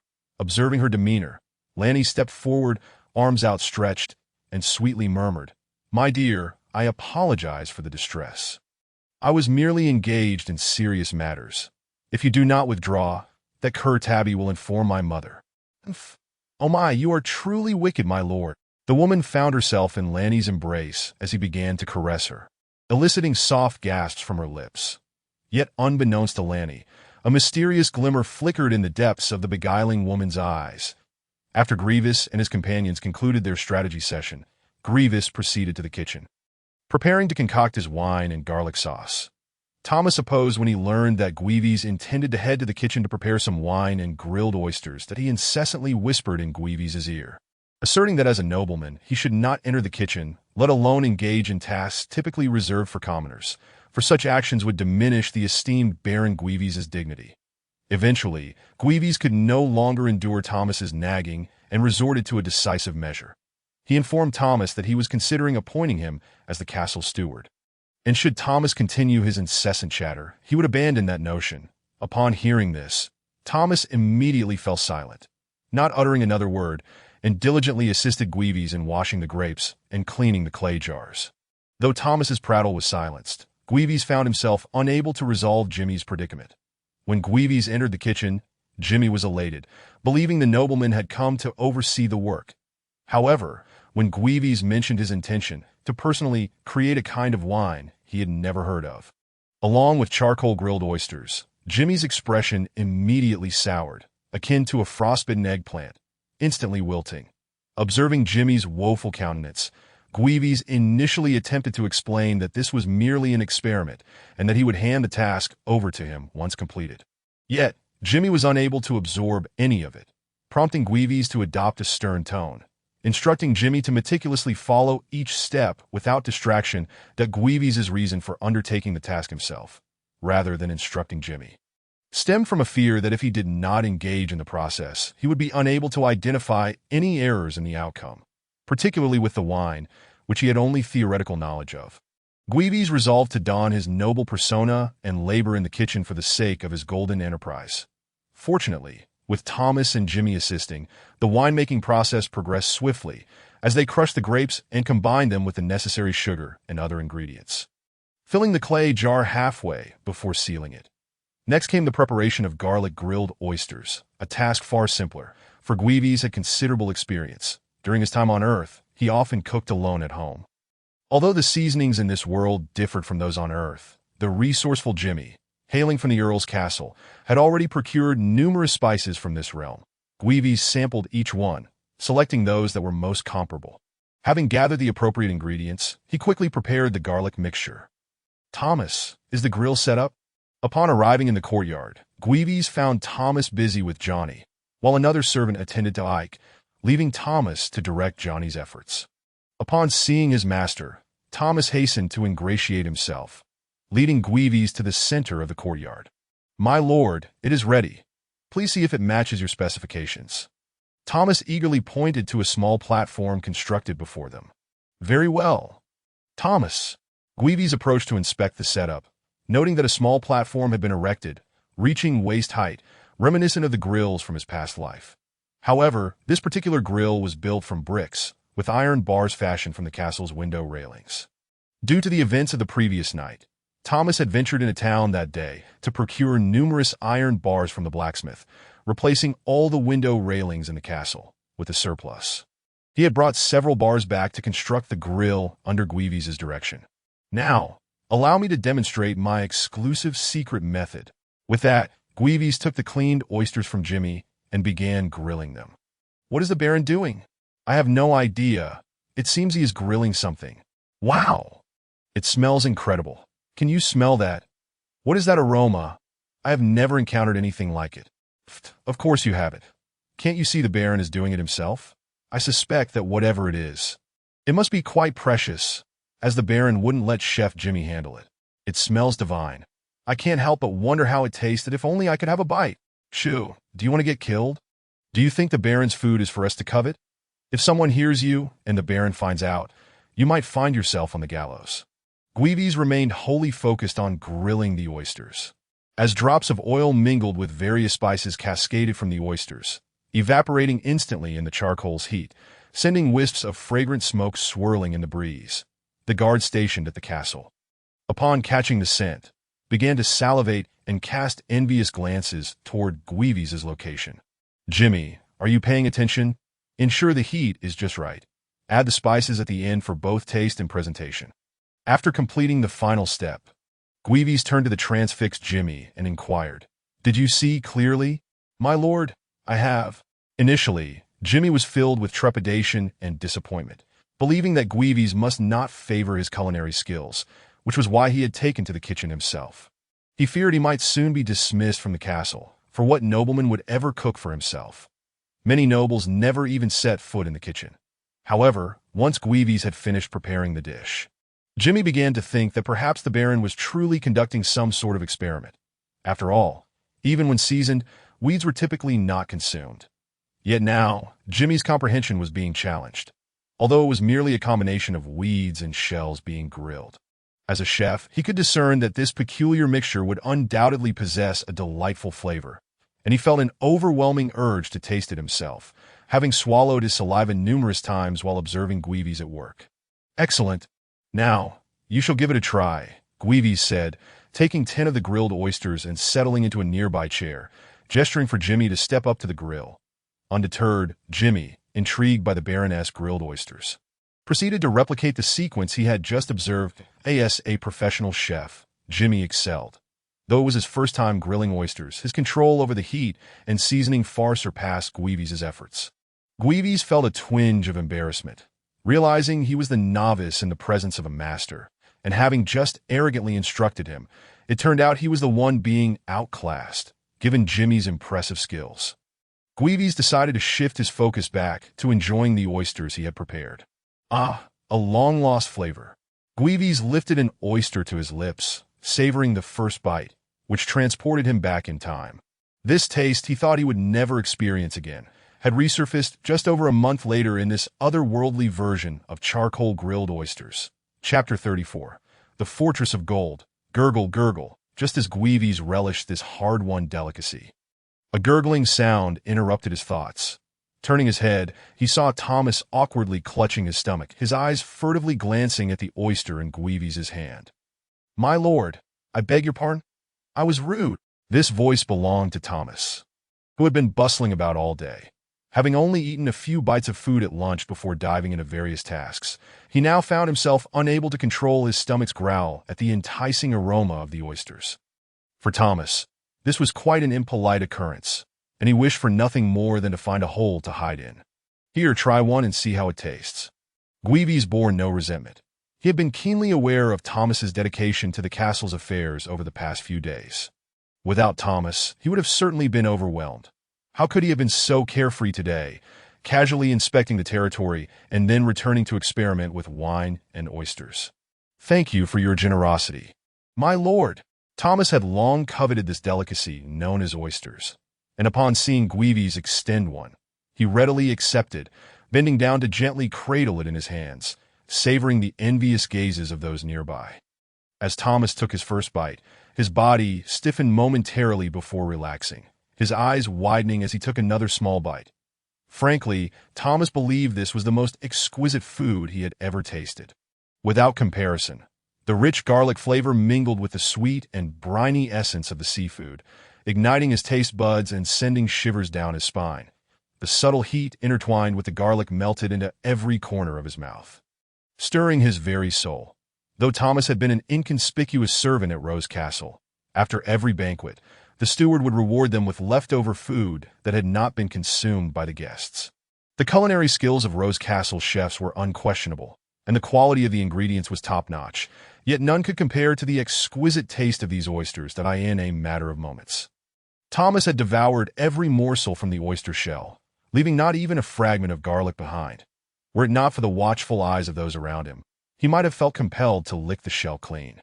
Those nearby, including Johnny and the guards watching from a distance, swallowed hard upon witnessing Thomas's fervent enjoyment, wondering what delightful dish could elicit such a reaction from one who prided himself on decorum. "My lord, you are truly remarkable. To create such a delectable dish from mere weeds and shells, that I sincerely commend you, my master."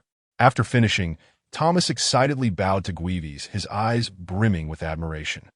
"Ah, Thomas, the ingredient I brought back is not mere weeds. It is called garlic. In the future, I intend to designate several acres of land specifically for the cultivation of garlic." Gwevis responded to Thomas with a beaming smile that he was not surprised by Thomas's reaction. The culinary standards of this world were utterly incomparable to those of Hogwarts on Earth. One was heavenly, the other earthly. How could they be compared? If Thomas were to taste the oysters without any reaction, then Gwevis would indeed find it strange. "So it is called garlic, my lord. I believe the dish you have invented will undoubtedly drive other nobles into a frenzy. I think we should name this dish after you, calling it Lord Gwevis's dish." Thomas was completely captivated by Gwevis's roasted oysters. He envisioned that once this dish gained notoriety, it would surely spread like wildfire among the nobility. As a prospective steward, he was already contemplating how to disseminate Gwevis's esteemed name. That it is worth noting that in this world, where transportation is inconvenient and information is scarce, achieving renown is an exceedingly challenging endeavor. However, with this oyster, if this exquisite dish were to be named Lord Gwevis's dish, then Gwevis's illustrious reputation would undoubtedly spread throughout the duchy, and perhaps even to other duchies. "Ah, Thomas, that suggestion is quite commendable. But let's refrain from naming the dish after me. I have a better idea." Gwevis appreciated Thomas's suggestion. Nobles in this world are particularly keen on promoting their own names. Otherwise, there would not be so many nobles commissioning autobiographies, even spending money to print and distribute them to other nobles, that if a noble's name were truly to gain traction, it would elevate them to the most distinguished status at noble banquets, granting them immense prestige and unparalleled satisfaction of vanity. However, Gwevis felt that whether he became the most distinguished was inconsequential. Rather, his territory needed to enhance its visibility. Thus, if he were to truly develop commerce, as long as the oysters were well received in noble circles, and it was known that this dish originated from Gwevis's domain, it would significantly benefit his future products. This would serve as an excellent branding label. "I believe it is time to bestow a name upon my territory and castle, and subsequently select one to name the oysters, thereby spreading the esteemed reputation of my domain." "As you wish, my lord, though I still believe you should consider naming it after yourself." Thomas was somewhat perplexed as to why Gwevis was reluctant to use his own name, preferring instead to utilize the name of his territory. After all, such an opportunity for renown is rare, and if missed, may never present itself again. "Thomas, I have made my decision. Now let me ponder what name to bestow upon my territory and castle." Gwevis understood that it would be difficult for Thomas, with his mindset, to comprehend the intentions of a time traveler like himself. In this world, where agriculture predominates and trade is secondary, the primary concern is to fill one's belly. Were he to inform them that he intended to vigorously develop commerce first, they would undoubtedly think he had lost his mind. Thus, he had no intention of explaining further, invoking the privileges of nobility, which left no room for Thomas's objections. "Very well, my lord." With Gwevis's verdict given, Thomas dared not offer further counsel. "What would be a fitting name?" Gwevis mused, consuming an oyster while gazing at the starry sky, ruminating on what name would be worthy of a time traveler such as himself. Yet, after much contemplation, Gwevis could not conjure a suitable name. Naming had always been his weak point, and in his past life, he had chosen the most mundane names while playing games. "Oh, forget it. I shall simply choose one at random. After pondering for so long without success, he decided to cease his deliberation. Since my aspiration is to amass wealth and then raise an army, let the castle be called the Fortress of Gold. Grand, imposing, and extravagant, that I am truly brilliant. Gwevis chuckled to himself in delight. If the castle is named after gold, then what shall I call the territory? Surely not the territory of armies. That sounds rather clumsy. Gwevis continued to contemplate. Having settled on a name for the castle, he knew the territory required a name as well. But territory of armies was indeed unwieldy. I have it. Let it be called the Territory of Storms. That I recall a game from my past where there was a storm city. That I am truly talented. Thomas, I have decided on the name. Please record it. And tomorrow send it along with other correspondence to Rose Castle, so that Winifel may officially document it. Upon finalizing the name, Gwevis snapped back to reality and began instructing Thomas to take note. Though he could choose a name at will, gaining the approval of other nobles required reporting it to Winifel, marking it on the Jones family's map, thereby legitimizing the proclamation of the territory's new name. Understood. My lord, I shall take note. It must be said, Thomas was a remarkably dedicated steward. Gwevis had assumed Thomas would need to find paper and ink, but to his surprise, as soon as Gwevis finished speaking, Thomas produced paper and ink from his pocket, ready to record the name. Clearing his throat, Gwevis coughed a couple of times before solemnly declaring, "From this day forth, the name of the territory shall be the Territory of Storms." After uttering this, Gwevis observed Thomas diligently recording the name without any further reaction, which put him at ease, as he had feared being mocked by his subordinate for his lack of creativity in naming. As for the castle, it shall possess a name of grandeur, the Fortress of Gold. Chapter 35. The appointment of the steward. At last, Thomas displayed a reaction upon hearing Gwevis announce the name of the castle. The corners of his mouth twitched involuntarily. He could hardly fathom how his lord could choose such a pedestrian name. The Territory of Storms sounded quite pleasant and flowed well, but what sort of absurd name was Fortress of Gold? While it is true that everyone adores the glimmer of gold, no one dares to name a castle so plainly, for nobles pride themselves on their nobility and would not stoop to such a vulgarity. My lord, are you truly unafraid of being perceived as unsophisticated? Thomas privately mused. Nevertheless, despite his doubts regarding Gwevis's naming abilities, he dared not contradict his lord's decision, thus dutifully recording Fortress of Gold. Since the name has been established, let the oysters henceforth be called Golden Oysters. Gwevis, in his unilateral decision-making, dictated that the name of the oysters would also be set. As you command, Baron. Thomas faithfully recorded Gwevis's wishes. Once the recording was complete, Thomas promptly inquired, "Baron, shall I now announce your naming of the castle and territory?" "Indeed, share the news." Having settled on the names, it was only fitting that others be informed. Today, the announcement would be made to all within the castle, followed by proclamations in the town and 3 villages tomorrow. Hear ye, hear ye. The Lord has spoken. With Gwevis's permission, Thomas straightened his posture and raised his voice in the courtyard. After a brief pause, noticing that the crowd was listening intently, he continued, "The Lord has decreed that henceforth the territory shall be known as the Territory of Storms, and the castle shall be officially named the Fortress of Gold." Thomas's voice soared, especially when he proclaimed the name Fortress of Gold. His tone elevated significantly. The crowd was initially taken aback, but soon enough, someone began to cheer, and before long, they were all shouting with fervor, "Territory of Storms! Territory of Storms! Fortress of Gold! Fortress of Gold!" Gwevis felt that naming his territory and castle was the most natural thing in the world. However, for those loyal to him, a good name could foster a greater sense of belonging and bring them honor. They did not concern themselves with nobility, but rather relished wealth. Fortress of Gold was indeed a delightful name. "My lord, the oysters are ready. Please let me know if any improvements are needed." Amidst the cheers, the only one uninterrupted was Jimmy, who had just completed the first batch of golden oysters. Gwevis approached the grill, observing Jimmy's work. Indeed, the chef lived up to his title. Not only were Jimmy's oysters more aesthetically pleasing than his own, but he had also prepared at least 20. 10 more than Gwevis had managed in the same time frame. This required a high level of skill in managing the heat, for attempting to roast so many at once could easily result in some burning. As Gwevis had just charred at least 2. "My lord, please forgive me. I inadvertently added more oysters to the grill." Jimmy realized he had prepared too many, but was genuinely concerned that his excess would go to waste. Hence his apology. "No need for apologies. I am even more delighted by your capabilities. Now, allow me to taste your roasted oysters that by the way, from now on, we will refer to them as golden oysters." Gwevis smiled broadly. He held a deep fondness for the earnest Jimmy, who was not only skilled in the kitchen but also straightforward and trustworthy. Picking up a roasted oyster that was no longer too hot to handle, Gwevis took a bite and, without any doubt, found the flavor superior to his own efforts. This was the mark of true craftsmanship.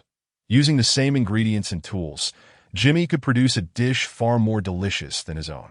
At that moment, Gwevis raised his hand, gesturing for everyone to cease their cheers. Upon seeing his signal, the crowd immediately quieted, their gazes fixed upon Gwevis. After the crowd ceased their clamoring, Gwevis refrained from addressing them directly.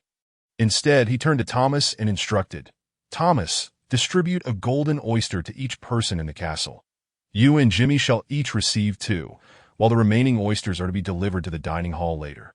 Gwevis was never stingy with his subordinates, and this occasion served as a fitting celebration for the castle and territory's newfound name. The oysters, roasted in the courtyard, were originally intended for sharing, a means to gauge whether the flavors of Earth would find favor in this world. Judging by Thomas's actions, it appeared that the standards of culinary delight were universally appreciated, whether on Earth or in this realm. "Yes, generous Lord Baron," Thomas replied, promptly taking a tray to gather the oysters and distribute them to everyone, including the guards stationed atop the walls. "Thank you, my lord. Thank you for your generosity, my lord." The crowd, already salivating at the thought of the oysters, received them with utmost care, cradling them in their hands. Their excitement palpable. Each individual, upon receiving their oyster, bowed deeply to Gwevis, exclaiming their gratitude. These oysters symbolized not only delectable sustenance, but also Gwevis's benevolence and care for them. Once every person in the courtyard and on the walls had received an oyster, Thomas lifted the remaining ones to deliver to the dining hall, ensuring not to neglect a servant on the second floor of the inner keep who had yet to receive his share. Observing Thomas enter the inner keep with the oysters, Gwevis straightened himself, cleared his throat, and proclaimed loudly to the gathered crowd, "I have an announcement to make." The audience, eager not to miss a word, straightened in attentive anticipation, despite the tantalizing aroma of the oysters lingering in the air. The name of the territory has been established, and so too has that of the castle. Yet my golden fortress is in need of a steward. Thomas's hard work and capabilities over the past few days have been evident, and I hereby declare that from this day forth, Thomas shall officially assume the role of steward of my golden fortress. Gwevis spoke with a smile, surveying his few subordinates with keen interest. "Once Thomas emerges, I want you all to convey this news to him." "Understood. Understood, my lord," came the chorus of replies. Whether it was due to the allure of the oysters or some other reason, smiles adorned every face. And for the first time in this feudal world, Gwevis witnessed expressions akin to those found on Earth. The numbness, fear, and bewilderment that had once clouded their features were momentarily replaced by genuine joy. Satisfied with their responses, Gwevis decided against lingering in the courtyard, making his way back to the inner keep and heading towards the dining hall. In the dining hall, Thomas placed the surplus oysters upon the long table before hastening to the second-floor guest room. In the excited gaze of the awaiting servant, he presented the oysters bestowed by Gwevis. Oblivious to the fact that Gwevis had fulfilled his aspiration, Thomas announced, "My lord, the extra golden oysters have been arranged on the long table." As he descended to the first floor, he encountered Gwevis. "Ah, excellent, Thomas. You may return to the courtyard. Everyone is eagerly waiting for you. I shall dine alone in the dining hall." Gwevis regarded Thomas, who remained blissfully unaware of the news regarding his stewardship, and nodded in acknowledgement. "Very well, my lord," Thomas replied promptly, bowing to Gwevis as he watched him enter the dining hall before straightening and proceeding to the courtyard. Confusion clouded Thomas's mind. He could not comprehend the meaning behind Gwevis's statement that everyone awaited him. What could they possibly want now that the oysters had already been distributed?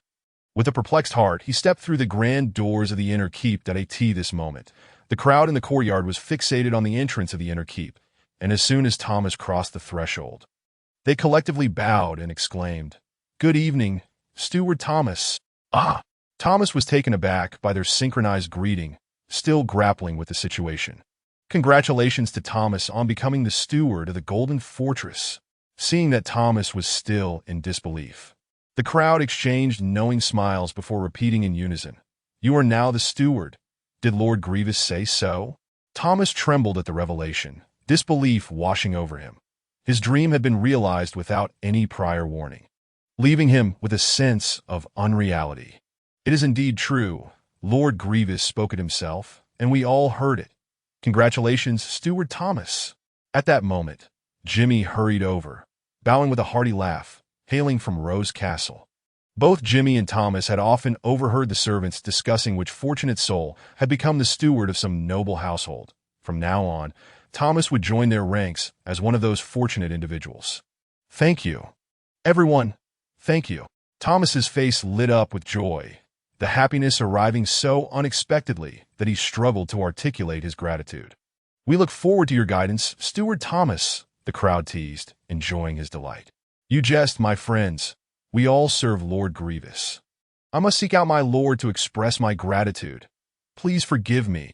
The crowd, of course, offered no objections, and amid their laughter, Thomas swiftly returned to the inner keep. "I extend my sincere thanks for your consideration, my lord." Upon entering the dining hall, Thomas knelt before Gwevis, exclaiming his heartfelt gratitude. "This is what you deserve, Thomas," Gwevis replied with a smile, acknowledging that Thomas had earned his position through hard work and merit, meeting the requirements of a steward in every regard. "I pledge my service to you, my lord. Should you grant me this opportunity, I shall not disappoint you," Thomas declared earnestly, suppressing his excitement. "I shall be watching closely. Go now, Steward Thomas, or your 2 golden oysters may be consumed by others." In this world, the steward represented the pinnacle for servants like Thomas, and nobles held their stewards to high standards, expecting not only competence but unwavering loyalty. A poor steward could reflect poorly on their master among other nobles. "Then I shall take my leave, esteemed lord." After enjoying the oysters, Gwevis felt somewhat sated and decided to check on Nick, who remained in a deep slumber. After instructing a few servants, Gwevis returned to his study.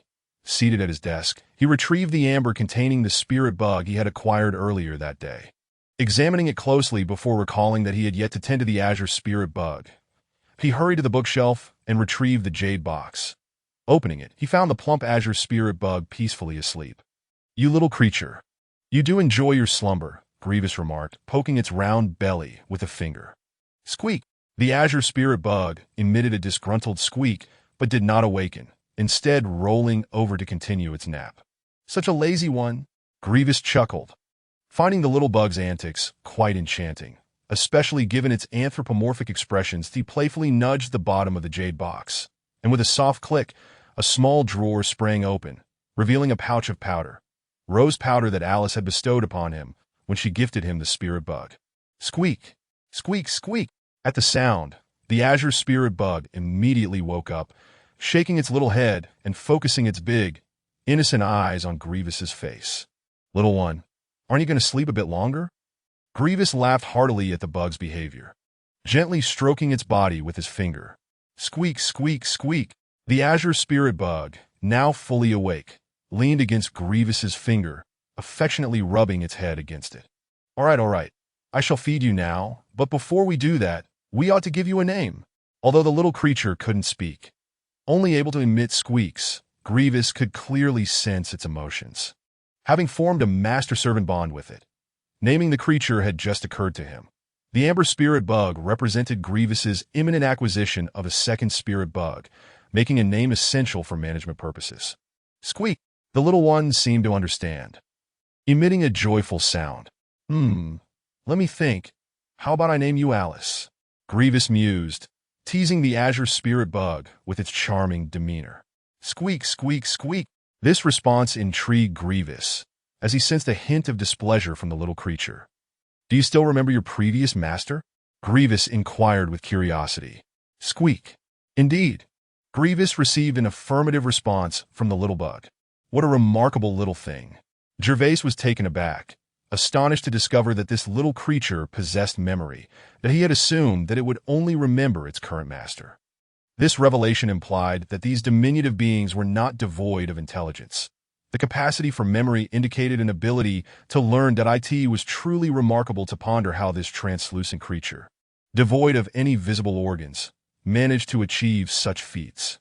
Enough with the jesting, he thought. Let me consider a more fitting name for you. Gervais ceased his playful banter and began to contemplate a suitable name for the little creature before him. I've decided. Your name shall be Betty. Initially, Gervais had contemplated names from the East, such as Ahua or Xiaolan, but given that they were in a Western context, he settled on a more conventional Western name that as for endearing terms like Little Darling or Little Treasure, he felt those were too whimsical to utter. In Gervais's understanding, he was destined to possess a multitude of sprite worms, and adopting names that were too cutesy would only lead to confusion, making it difficult for him to distinguish between them. Upon hearing its name, the little creature ceased its protests. Betty, remember your name. Do not forget it. Squeak. Following this, Gervais, under Betty's eager gaze, retrieved a spoonful of rose powder and sprinkled it into a jade box. Upon sight of the rose powder, Betty's spirits lifted, and it eagerly burrowed its head into the box, munching away. In truth, sprite worms did not exclusively consume rose powder from Rose Fortress. They would eat anything imbued with magical properties. Nevertheless, through empirical evidence, it was discovered that feeding sprite worms with Rose Fortress's rose powder significantly increased the chances of their metamorphosis. Once, a nobleman who owned a dozen sprite worms failed to induce any transformations with regular feed. But after visiting Rose Fortress, he received some rose powder as a gift from the Jones family. Miraculously, after just a month of feeding his sprite worms with the rose powder, one of them transformed into a little sprite. This occurrence spread throughout the noble circles of the principality. Initially skeptical, the nobility soon learned that the Jones family's number of little sprites was double that of other noble houses and comparable to that of the king. Thus, driven by curiosity, many began purchasing the Jones family's rose powder. In due course, the entire principality was abuzz, as a significant portion of the sprite worms owned by the nobles transformed into little sprites within a year. Although the ratio was low, it was still a dramatic increase in the odds compared to relying solely on fortune to obtain a sprite. Consequently, rose powder from Rose Fortress became an invaluable commodity sought after by nobles of all ranks, causing its price to soar. Part of the king's interest in the Jones family stemmed from the allure of the rose powder. The roses from Rose Fortress were unique, having undergone mutation, and were cultivated within the sprite worm sanctuary of the Jones family. Only the most loyal servants of the Jones family could access this space, making it exceedingly difficult to steal such roses. Additionally, the family implemented various measures for secrecy. One stipulation mandated that roses could only be removed from the sanctuary in powdered form, preventing any other items from being taken out. Thanks to the rose powder, the Jones family's wealth positioned them as the richest in the principality. Under Gervais's watchful gaze, Betty quickly devoured the rose powder in the jade box, then looked up at him with wide, pleading eyes. No more. Gervais sensed Betty's desire for more rose powder, but remained unmoved. After inquiring about the price of rose powder from Thomas, he realized the necessity of restraint. A single pouch of rose powder cost 1 gold coin, sufficient for a sprite worm to feed for 2 to 3 months. Gervais reasoned that if he could not afford such extravagance for himself, he certainly could not indulge the whims of the little creature. Moreover, as his collection of sprite worms grew, he would need to be prudent. Otherwise, he risked financial ruin solely from their sustenance. Ignoring Betty's imploring gaze, Gervais closed the jade box and returned the sprite worm, along with the box, to the bookshelf. The castle lacked sufficient servants, and Betty still required his care. He intended to select a maid to oversee Betty once more servants arrived the following day. There was little risk of losing the sprite worms, as only their masters could break the mental bond connecting them to their sprite worms. After securing the sprite worm, Gervais casually picked up a hefty tome from the bookshelf and settled at his desk. In this world, entertainment was scarce. While other nobles shamelessly embraced one another to pass the time, Gervais found no one to hold close. leaving him confined to the solitude of his study. As he idly flipped through the pages of the book, his thoughts drifted far and wide. It is time to arrange the recruitment of soldiers, yet the lack of funds poses a significant challenge. Currently, Gwevis had no knights under his command and only a handful of ordinary soldiers, but he had brought along 3 formidable individuals from it. But the remaining 7 guards required extensive retraining before they could be deemed competent. However, the costs associated with recruiting soldiers, including wages and provisions, were substantial. To cultivate a strong and capable army, stringent training would be necessary, which in turn demanded adequate rations. Basic weaponry was also a concern. Leather armor cost 3 silver coins, a longbow 5 silver coins, and a longsword 3 silver coins. While shields could be procured at a lower cost, a wooden shield with iron plating still required 1 or 2 silver coins. These were merely the essentials, not accounting for chainmail, breastplates, or helmets. Gwevis dared not even contemplate the expenses involved. Although Gwevis currently possessed over 20 gold coins, the demands on his finances were manifold. The castle remained starkly empty. Devoid of anything beyond some leftover furniture, 20 gold coins were insufficient to furnish even the most basic necessities for a noble castle. Not only would he need to acquire artwork to enhance the decor, but he also needed to purchase down-filled cushions for the sofas, carpets for every room, and new bedding for the guest quarters. The most significant expenses would be the silver platters and porcelain needed for banquets. These items were essential. Otherwise, should a guest arrive or a feast be required, Gwevis would have nowhere to entertain, which would undoubtedly tarnish the reputations of both the Gale and Jones families. Such items associated with nobility were costly, and the thought of it all was enough to induce a headache. Gwevis was currently without income, although summer taxes from his territory could be collected in just over a month. The land only harbored 2,000 serfs, with the church taking half of the taxes. Gwevis estimated that the remaining amount would barely sustain the castle until the following summer. He could only recruit soldiers once Gandalf's supplies arrived. This is a vicious cycle. A solution must be found. Gwevis massaged his throbbing temples. Now, I must see if my wine venture succeeds. As for the oysters, that too needs to be expedited, so they can begin generating revenue. Unlike the territory of Viscount Lanny, rich in mineral resources, Gwevis needed to focus on wine and oysters to earn his first fortune. His hopes were pinned on the wine. Should it succeed, it would undoubtedly be a golden goose. As for garlic-buttered oysters, he would need to approach coastal lords, personally promoting his product, hoping that once they were enamored, he could sell them the technique.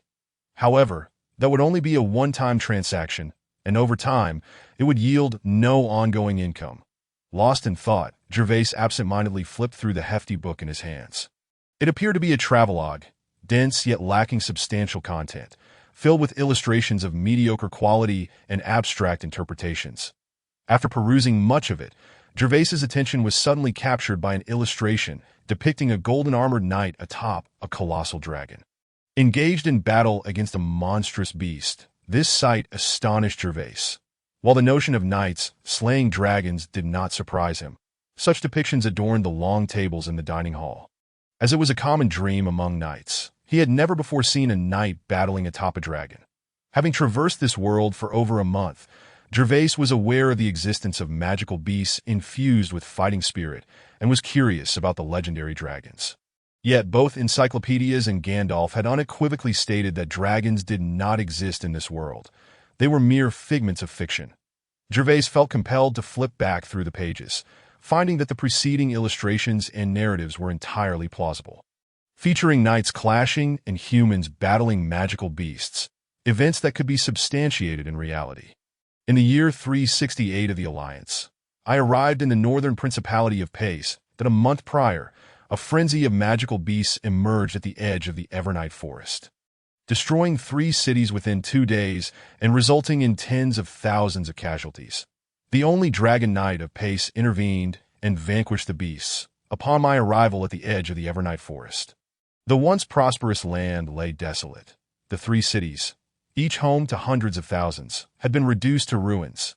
The site of the battle between the Dragon Knight and the magical beasts bore a ravine over 100 meters long and several dozen meters deep.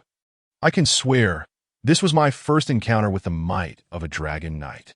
Upon finishing the passage, Gervais was profoundly shaken that a chasm over 100 meters long and dozens deep. Was this truly the extent of human power? Could the Golden Knight's strength rival such might? Subsequently, Gwevis began to suspect that this book was not a travelogue but rather a work of fiction, for there existed no alliance calendar on this continent. The original owner was also of noble descent and had been sent to Winterfell by Gandalf to attend a prestigious academy for 3 years before reaching adulthood. Although the curriculum predominantly focused on the etiquette of the aristocracy, history was an indispensable subject that in Gwevis's recollection. He had never heard of an alliance calendar. Only the unified year of the continent was known, which was currently the year 233 in the Common Era. Gwevis picked up the book, its aged cover inscribed with the words Cecil's Travels, while the title beneath read Cecil both. Turning back to the first page, he began to leaf through it slowly. In the year 363 of the alliance calendar, war broke out between the territory of Earl Pa and Earl Kate. Earl Pa dispatched an army of 10,000, and after 3 months, succeeded in breaching Earl Kate's castle. Year 363 of the alliance calendar. In the year 365 of the alliance calendar, winter had set. The invitation of a dear friend, I traveled to the Duchy of Gus to attend his knighthood ceremony. However, the road to the duchy was obstructed by heavy snowfall. In order to arrive on time, I spent gold coins to join a merchant caravan, preparing to traverse the treacherous Chell Marsh. That on the 3rd day after our departure, the party was attacked by a beast, a snow wolf. Concealed in a snowdrift by the roadside, dragged away one of the guards without the caravan's notice. Year 366 of the alliance calendar. Gwevis continued to turn the pages, discovering that aside from the segment concerning dragon knights, the other accounts in this book titled Cecil's Travels appeared to be quite authentic. There were descriptions of local customs and traditions, anecdotes about the nobility, and accounts of minor skirmishes. This left Gwevis in a state of distress. He was unable to ascertain whether the dragon knights mentioned were real. If they were not, then why would an otherwise ordinary travelogue suddenly contain such mythological content? Was it merely the author's whimsical fancy, or something else entirely? Upon finishing the book, he found no answers. Rubbing his slightly stiffened face vigorously, Gwevis resolved to disregard the book for the moment. He would set aside thoughts of dragons and instead seek other texts to see if there were any records pertaining to the alliance calendar. Next, Gwevis searched the shelves for several historical volumes, but alas, none contained any references to the alliance calendar. The earliest records in these histories began with the Common Era, and there were no accounts prior to that. Undeterred, Gwevis perused several more tomes, yet still found no fruitful results. It seems my understanding of this world is woefully inadequate. How can humanity have only existed in this realm for 233 years? The history of this continent appeared shrouded in mist. Apart from the records within the Common Era, everything preceding it seemed to have vanished, leaving no trace. This was exceedingly peculiar. Even in the most primitive eras of Earth, history could be gradually pieced together through archaeological discoveries. Could it be that the nobility of this world are not curious about this anomaly? Gwevis believed that he was not the only one to uncover this mystery. Yet why had no noble sought to investigate it? It appears I must seize the opportunity to inquire about this matter with my dear father. Gwevis silently committed this issue to memory, preparing to explore it further when the occasion arose. Chapter 39. Opening a space the following morning, Gwevis arose early. After enjoying a sumptuous breakfast, he made his way to the courtyard, rubbing his round belly. Feeling somewhat bloated, primarily due to the bowl of fresh milk he had consumed, which had left him a bit queasy. This milk had been delivered by the serfs of the town. Stormhold possessed 5 dairy cows, which had originally belonged to the Jones family, but had now naturally become Gwevis's property. The primary purpose of these cows was to provide milk for pregnant women and newborns free of charge, a rare form of subsidy bestowed upon serfs by the nobility, as population matters were crucial to their interests. Upon learning of this, Gwevis had inquired of Thomas whether the milk would suffice for the pregnant women and infants after a portion was allocated for the castle. Receiving a reassuring affirmation from Thomas, Gwevis had finally decided to partake in the milk. Otherwise, he would have adamantly refused. "Good morning, my lord. Good morning, my lord." As Gwevis traversed the courtyard, the passing guards greeted him with respect. their gazes now tinged with admiration rather than the fear that had initially characterized their demeanor. Gwevis acknowledged them with nods, aware that Thomas had gone to the town. Last night, Gwevis had appointed Thomas as the castle's steward, and he would now be considerably busier. Given Johnny and another servant's performance over the past few days, they had officially become the first male servants in Gwevis's castle. Henceforth, Thomas planned to assign Johnny the task of procuring fresh provisions, taking him along today to familiarize him with the process. Typically, other lords did not need to purchase fresh ingredients, as they had dedicated serfs responsible for farming, who would directly supply the castle. Stormhold had been without a lord for 30 years, and the serfs had been paying taxes directly from their harvests, leaving the castle without direct provision. Gwevis felt it inappropriate to impose upon others for free goods. To rectify this situation, he would need to allocate supply quotas for the castle's provisions in the next quarter. The quotas for supplying the castle with provisions were highly coveted, as securing such a designation meant exemption from taxes and access to the most fertile lands for cultivation. To ensure ample supply, the area allocated for farming would also be significantly larger than in other noble territories. Such opportunities were typically reserved for serfs with connections, such as the families of guards or servants. This was yet another form of benevolence from the nobility towards their subordinates, aligning their interests with those of the aristocracy. The letters he had drafted the previous evening had already been dispatched, with Laurie entrusted to deliver them. Given the significance of the matter and the complexities that could not be adequately conveyed in writing, Laurie's primary role was to relay Gwevis's plans in detail to Gandalf, ensuring the utmost precision and execution. Upon reaching the courtyard, Gwevis made his way towards the southwest corner of the castle walls, where there was a courtyard adjacent to the castle structure. This square courtyard featured only a spacious entrance and was surrounded by walls approximately 5 to 6 meters high and robust. This courtyard was a unique characteristic of this world, as every noble castle would construct such an exclusive courtyard in the front. This particular space was designated for the elven worms, as their realms could be accessed freely by anyone, without special restrictions to prevent unauthorized individuals from intruding. The noble class had established these enclosed courtyards to safeguard the assets within the spaces, assigning guards to the solitary entrance. The risk of theft could be effectively mitigated. At this moment, a guard stood watch outside the courtyard, as per Gwevis's instructions, for he was preparing to activate the first elven worm space within his castle. "Good morning, my lord." Amidst the guard's greeting, Gwevis stepped into the courtyard, which spanned approximately 100 square meters and was remarkably spacious. The weeds had been cleared from the ground, leaving it exceptionally neat and tidy. Gwevis strolled around the courtyard, eventually arriving at one corner where he intended to establish Betty's space.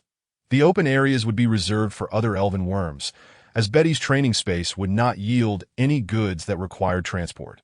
However, the green elven worms would certainly generate a significant amount of produce that would necessitate logistics, thus requiring a passage wide enough for at least one cart. Upon reaching the corner, Gwevis slowly opened the jade box containing Betty. Betty remained in a deep slumber, seemingly incapable of waking. "Betty, rise and get to work." Gwevis prodded the slumbering creature with his finger. Chirp! Unlike the previous night, Betty did not feign slumber this morning, perhaps sensing that Gwevis had urgent matters to discuss. It let out a chirp and opened its round, glistening eyes, curiously surveying its surroundings. "Little one, it's time to start working." Once Betty was awake, Gwevis extended his hand, gently lifting Betty and placing its chubby form onto the smooth earth. Chirp! Chirp! Upon reaching the ground, Betty acknowledged Gwevis's command with 2 chirps, gradually closing its large, round eyes as though preparing to channel its energy. The earnestness of its demeanor brought a smile to Gwevis's face. He took a few steps back, choosing not to disturb Betty, but instead observing intently as the creature began its task. This was his first time witnessing an elven worm open a space. The original owner had seen it once, when Gandalf procured a sapphire-blue elven worm that opened a realm. Yet memories are but shadows, and for Gwevis, there was an air of unreality surrounding the forthcoming event, filling him with eager anticipation. As Betty's round eyes closed, a transformation slowly began to unfold. The translucent, azure body of Betty commenced gathering energy, with faint glimmers of light flickering within its form that as time passed, the luminosity grew increasingly bright. eventually becoming somewhat blinding to Gwevis. How does this little creature possess such an abundance of energy? It resembles a light bulb. Once the energy was fully coalesced, it began to shift slowly, initially accumulating in Betty's abdomen before gradually moving towards its small head. I wonder if a high-ranking golden knight can tear through space. Suddenly, a question emerged in Gwevis's mind. Tearing apart space was an extraordinary feat. Although this world possessed martial energy, Gwevis had yet to hear of any human capable of such a thing. It was difficult to fathom that a little creature like Betty could accomplish it that moment. Gwevis found it impossible to look directly at Betty, for the radiance emanating from her had become blindingly brilliant. He could only shield his eyes with his hands, and through the gaps between his fingers, all he could perceive was a sea of white. Just as Gwevis was overwhelmed by the dazzling light and unable to open his eyes, all the luminescence converged upon Betty's small head, causing her tiny form to gradually rise from the ground, hovering at more than a meter in the air, standing suspended in space. The surrounding area became increasingly unstable as the energy within Betty reached its peak. Invisible ripples began to manifest in the that moment. A soft sound reached Gwevis's ears, akin to a balloon bursting. Upon hearing the noise, Gwevis opened his eyes once more, only to find the dazzling light had vanished without a trace. Replaced by a peculiar spatial entrance before him, Gwevis stared in awe at this strange portal. He suddenly felt a gentle nudge at his feet. Looking down, he realized it was Betty, who was playfully bumping against his toes and squeaking excitedly. Gwevis promptly squatted down to scoop her up, examining her closely. Although her appearance remained unchanged, her expression seemed somewhat lethargic, her eyes watery, as if she were unwell. "Thank you for your hard work, little Betty." Gwevis gazed at her with affection. Unwilling to delay, he quickly placed Betty back into the jade box, then retrieved 2 spoonfuls of rose powder from a small drawer in the box and poured them before her. Though the spirit insect was wondrous, capable of creating a space, doing so required a significant expenditure of its own energy. Without the replenishment of magical powder, it would take the spirit insect at least 2 years to regain its strength. "All right, little one, rest well." After feeding Betty, Gwevis watched as she devoured the rose powder and quickly fell into a deep slumber, prompting him to cover the jade box. Chapter 40. Within the space after securing the lid on the jade box, Gwevis placed it by his feet and resumed examining the spatial portal before him. Since arriving in this realm, Gwevis had feigned illness and seldom wandered the castle, so he had never trained within the space. Today, not only was it his first time witnessing the process of the spirit insect creating a space, but it was also his first close encounter with this mysterious realm. Everything before him was so novel, so astonishing for a traveler like him. The shape of the spatial entrance was not the spherical form depicted in earthly films, but rather an archway, wider at the base and narrower at the top. Gwevis estimated the radius of the portal to be around 2 meters, akin to a regular door, extending from the ground to a height of 2 meters. The surface of the entrance shimmered like the surface of water, constantly rippling, creating an enchanting yet surreal sensation. Just the appearance of this portal shattered the barren scientific theories he held in his mind. While the interior of the space could be glimpsed from the outside, the view was indistinct, becoming increasingly blurry with the portal's undulating surface. Gwevis observed intently for a long while, scrutinizing every detail of the entrance, even taking the time to circle around to examine its rear. To his disappointment, both sides appeared identical, offering no distinction. This left Gwevis scratching his head in confusion. After completing his inspection of the spatial entrance, Gwevis hesitated no longer and stepped into the water-like portal. "Oh, this feels quite pleasant." As Gwevis submerged his limbs into the space, he experienced no discomfort. Rather, it felt as though he were enveloped by gentle waves, an indescribable sense of comfort with his intrusion. The previously gentle ripples of the portal became tumultuous, akin to a stone cast into water. Upon fully crossing the threshold, he beheld a relatively expansive space, with no visible boundaries in sight, only a hazy ambience. Gwevis, in a moment of reckless curiosity, reached out to touch the boundary and discovered a membrane-like layer enveloping the space, preventing his hand from penetrating it. The terrain within the spirit insect's created space was random, lacking any discernible pattern. Only the colors of the spirit insects dictated the functionality of the spaces they opened. For instance, Gwevis's space differed entirely from the azure space opened by Gandalf's spirit insect. Gandalf's space was a barren desert devoid of any vegetation, rather small, roughly half an acre in size. However, whether it was due to Gwevis's inherent luck as a traveler or the blessings of knightly glory, as Thomas and others often claimed, his space was a verdant expanse of grassland, dotted with lowly grasses and unknown wild flora. This delighted Gwevis immensely, for he recalled the discomfort of training amidst clouds of dust. An experience well understood by anyone who had endured it. From the memories of the original owner, Gwevis could empathize with the frustration and helplessness of the three siblings, especially Benita, being a girl. In stark contrast, Gwevis's grassy terrain was not only incredibly comfortable to tread upon, but also aesthetically pleasing. Even if he rolled around, little dust would cling to him if one were to estimate its value in gold coins. Gandalf's azure spirit insect would be worth around 1,000 coins, whereas Gwevis's azure spirit insect would command at least an additional 200 coins, and it was uncertain whether it would even be for sale. It seems I can train my cavalry skills within this space in the future, Gwevis mused as he gazed thoughtfully at the gently undulating grass.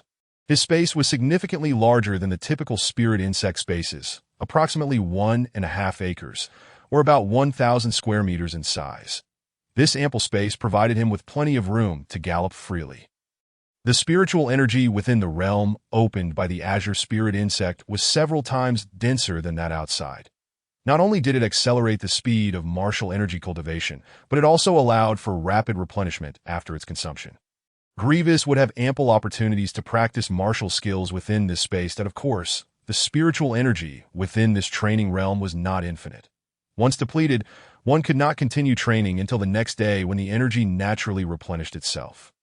The quantity of spiritual energy was proportional to the size of the space that Gandalf's half-acre training area could typically sustain 3 individuals for 8 hours, while Gwevis's training space was approximately 3 times that of Gandalf's.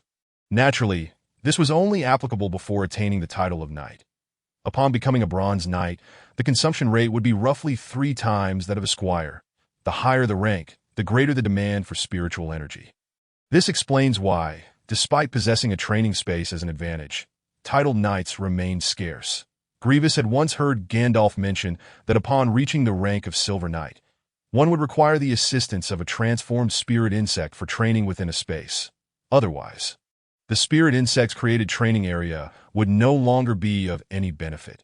The distinctions among titled knights in this world were also clearly defined that a squire could slightly manipulate their martial energy within their body, enhancing their strength, that if one could open their energy sea and store spiritual energy within it, freely circulating it throughout their body and augmenting their weapons, they would attain the honor of being a bronze knight. From that moment on, they would truly stand apart from ordinary individuals, wielding extraordinary power. When martial energy could detach from the body, breaking free from its constraints, it signified the emergence of a silver knight. A cornerstone of strength in this world. Gwevis's wife, Alice, was a silver knight, having reached the point of martial energy detachment. Back at Rose Castle, Gwevis, in a moment of mischief, had teased Alice, witnessing the ethereal glow emanating from her, a manifestation of her martial energy. As for the Gold Knights, Gwevis was unaware. Gandalf himself was merely a silver knight of the initial rank, and the ascension to Gold Knight was a closely guarded secret among the nobility of this world. Leaving them in the dark, the advancement of knightly power bore significant similarities to that of spirit insects. While bronze knights were few in number, possessing an azure spirit insect could allow even the least talented to ascend to the bronze knight realm through sheer effort. However, advancing from a bronze knight to a silver knight demanded exceptional talent that be why Gwevis's previous standards. Even if he became a bronze knight, he would likely remain below silver for his entire life. Only those of extraordinary talent could break through to become silver knights. As for gold knights, there were no more than 20 across the continent, and the pinnacle gold knights were as rare as nuclear weapons, with no more than 10 in existence. This explains why the knightly nobility has long held dominion over this world. The lower-class serfs or free folk lack the capacity to overthrow their oppressive rulers. The nobility wielded spirit insects and military might that a single silver knight could decimate hundreds of fully armed soldiers, and as long as their spiritual energy flowed ceaselessly, they could continue their slaughter indefinitely. Chapter 41. Breaking through to become a bronze knight, Gwevis strolled across the soft grass, walking a circle around the boundary before finally selecting a hilltop on the grassy slope to begin his training. The method of cultivating fighting spirit is the foundational technique employed by Gandalf, a name rather unremarkable, yet it stands as the most widely disseminated method of fighting spirit cultivation across the continent. However, one should never underestimate this foundational technique. Without it, even the most gifted commoners would find it exceedingly difficult to ascend to the rank of a titled knight. Those who remain devoid of such a title are condemned to exist as mere subjects of exploitation. This basic technique is predominantly circulated within the noble circles, with few aristocrats willing to disclose it to the common folk. Gandalf himself has ascended to the initial stage of silver through this foundational technique. Yet it is known to Gwevis that Gandalf has lingered at this stage for 7 or 8 years, the reasons for which remain unclear, whether due to Gandalf's inherent talent or the limitations of the technique itself. The 3 Gwevis siblings once inquired about this matter, but Gandalf refrained from disclosing the reasons, instead advising them that at their current age, they need not be overly concerned with the intricacies of cultivation techniques. The foundational technique and more advanced methods are complementary. The latter primarily serves to expedite the cultivation process, and with diligent effort, they too can achieve corresponding accomplishments. The cultivation of fighting spirit involves absorbing the spiritual energy that permeates the universe, subsequently refining the body while condensing this energy within it is worth noting that spiritual energy is not the sole essence within the cosmos. During cultivation, one must isolate this energy from the myriad atmospheric energies and guide it into the body, circulating it through the meridians to transform one's physical form, ultimately compressing the energy within the sea of chi. Until one breaks through to the rank of a titled knight, one cannot store spiritual energy within the sea of chi, as an obstruction exists outside the sea that hinders its entry that a novice knight must diligently cultivate to expand their meridians, enabling them to accommodate greater quantities of spiritual energy, and then propel this amassed energy to breach the gate of the sea of chi. When this gate is fully opened, allowing for the storage of spiritual energy within, it signifies the breakthrough from novice knight to a true titled knight. Superior techniques facilitate the more rapid extraction of spiritual energy from the surrounding atmosphere and enhance its circulation within the meridians, thereby accelerating the cultivation process. Although the foundational technique operates at a considerably slower pace compared to advanced methods, the underlying process remains the same, despite being the most commonplace and rudimentary technique. It holds a value of several hundred gold coins if sold. In contrast, more advanced techniques can fetch thousands or even tens of thousands of gold coins, though they are scarce in the market. Such techniques are firmly held by the great aristocrats, who, in their efforts to suppress lesser nobles, are unwilling to sell them. Within the entirety of the Jones Count's territory, aside from the Jones family, Gwevis has yet to hear of any other noble family possessing a superior cultivation technique beyond the foundational one. Seated upon the grass, Gwevis gradually calmed his mind and began to attune himself to his surroundings. Upon concentrating, he sensed an array of peculiar energies permeating the air, phenomena that eluded his prior knowledge. Just as Gwevis endeavored to extract spiritual energy from the atmospheric essence, he was astonished to discover that with a mere flicker of thought, the spiritual energy responded like a well-trained pet, gravitating towards him from the chaotic atmospheric energies. This revelation left Gwevis in awe. He recalled that the original owner of his body had to toil painstakingly to extract even a trickle of this elusive energy. Could it be that the golden kiwi fruit possesses such extraordinary properties? Prior to his cultivation, Gwevis had held little hope for his innate ability, believing that even with the kiwi fruit's enhancements, it would merely elevate the original owner's mediocre talent to an ordinary level. This newfound realization exhilarated him.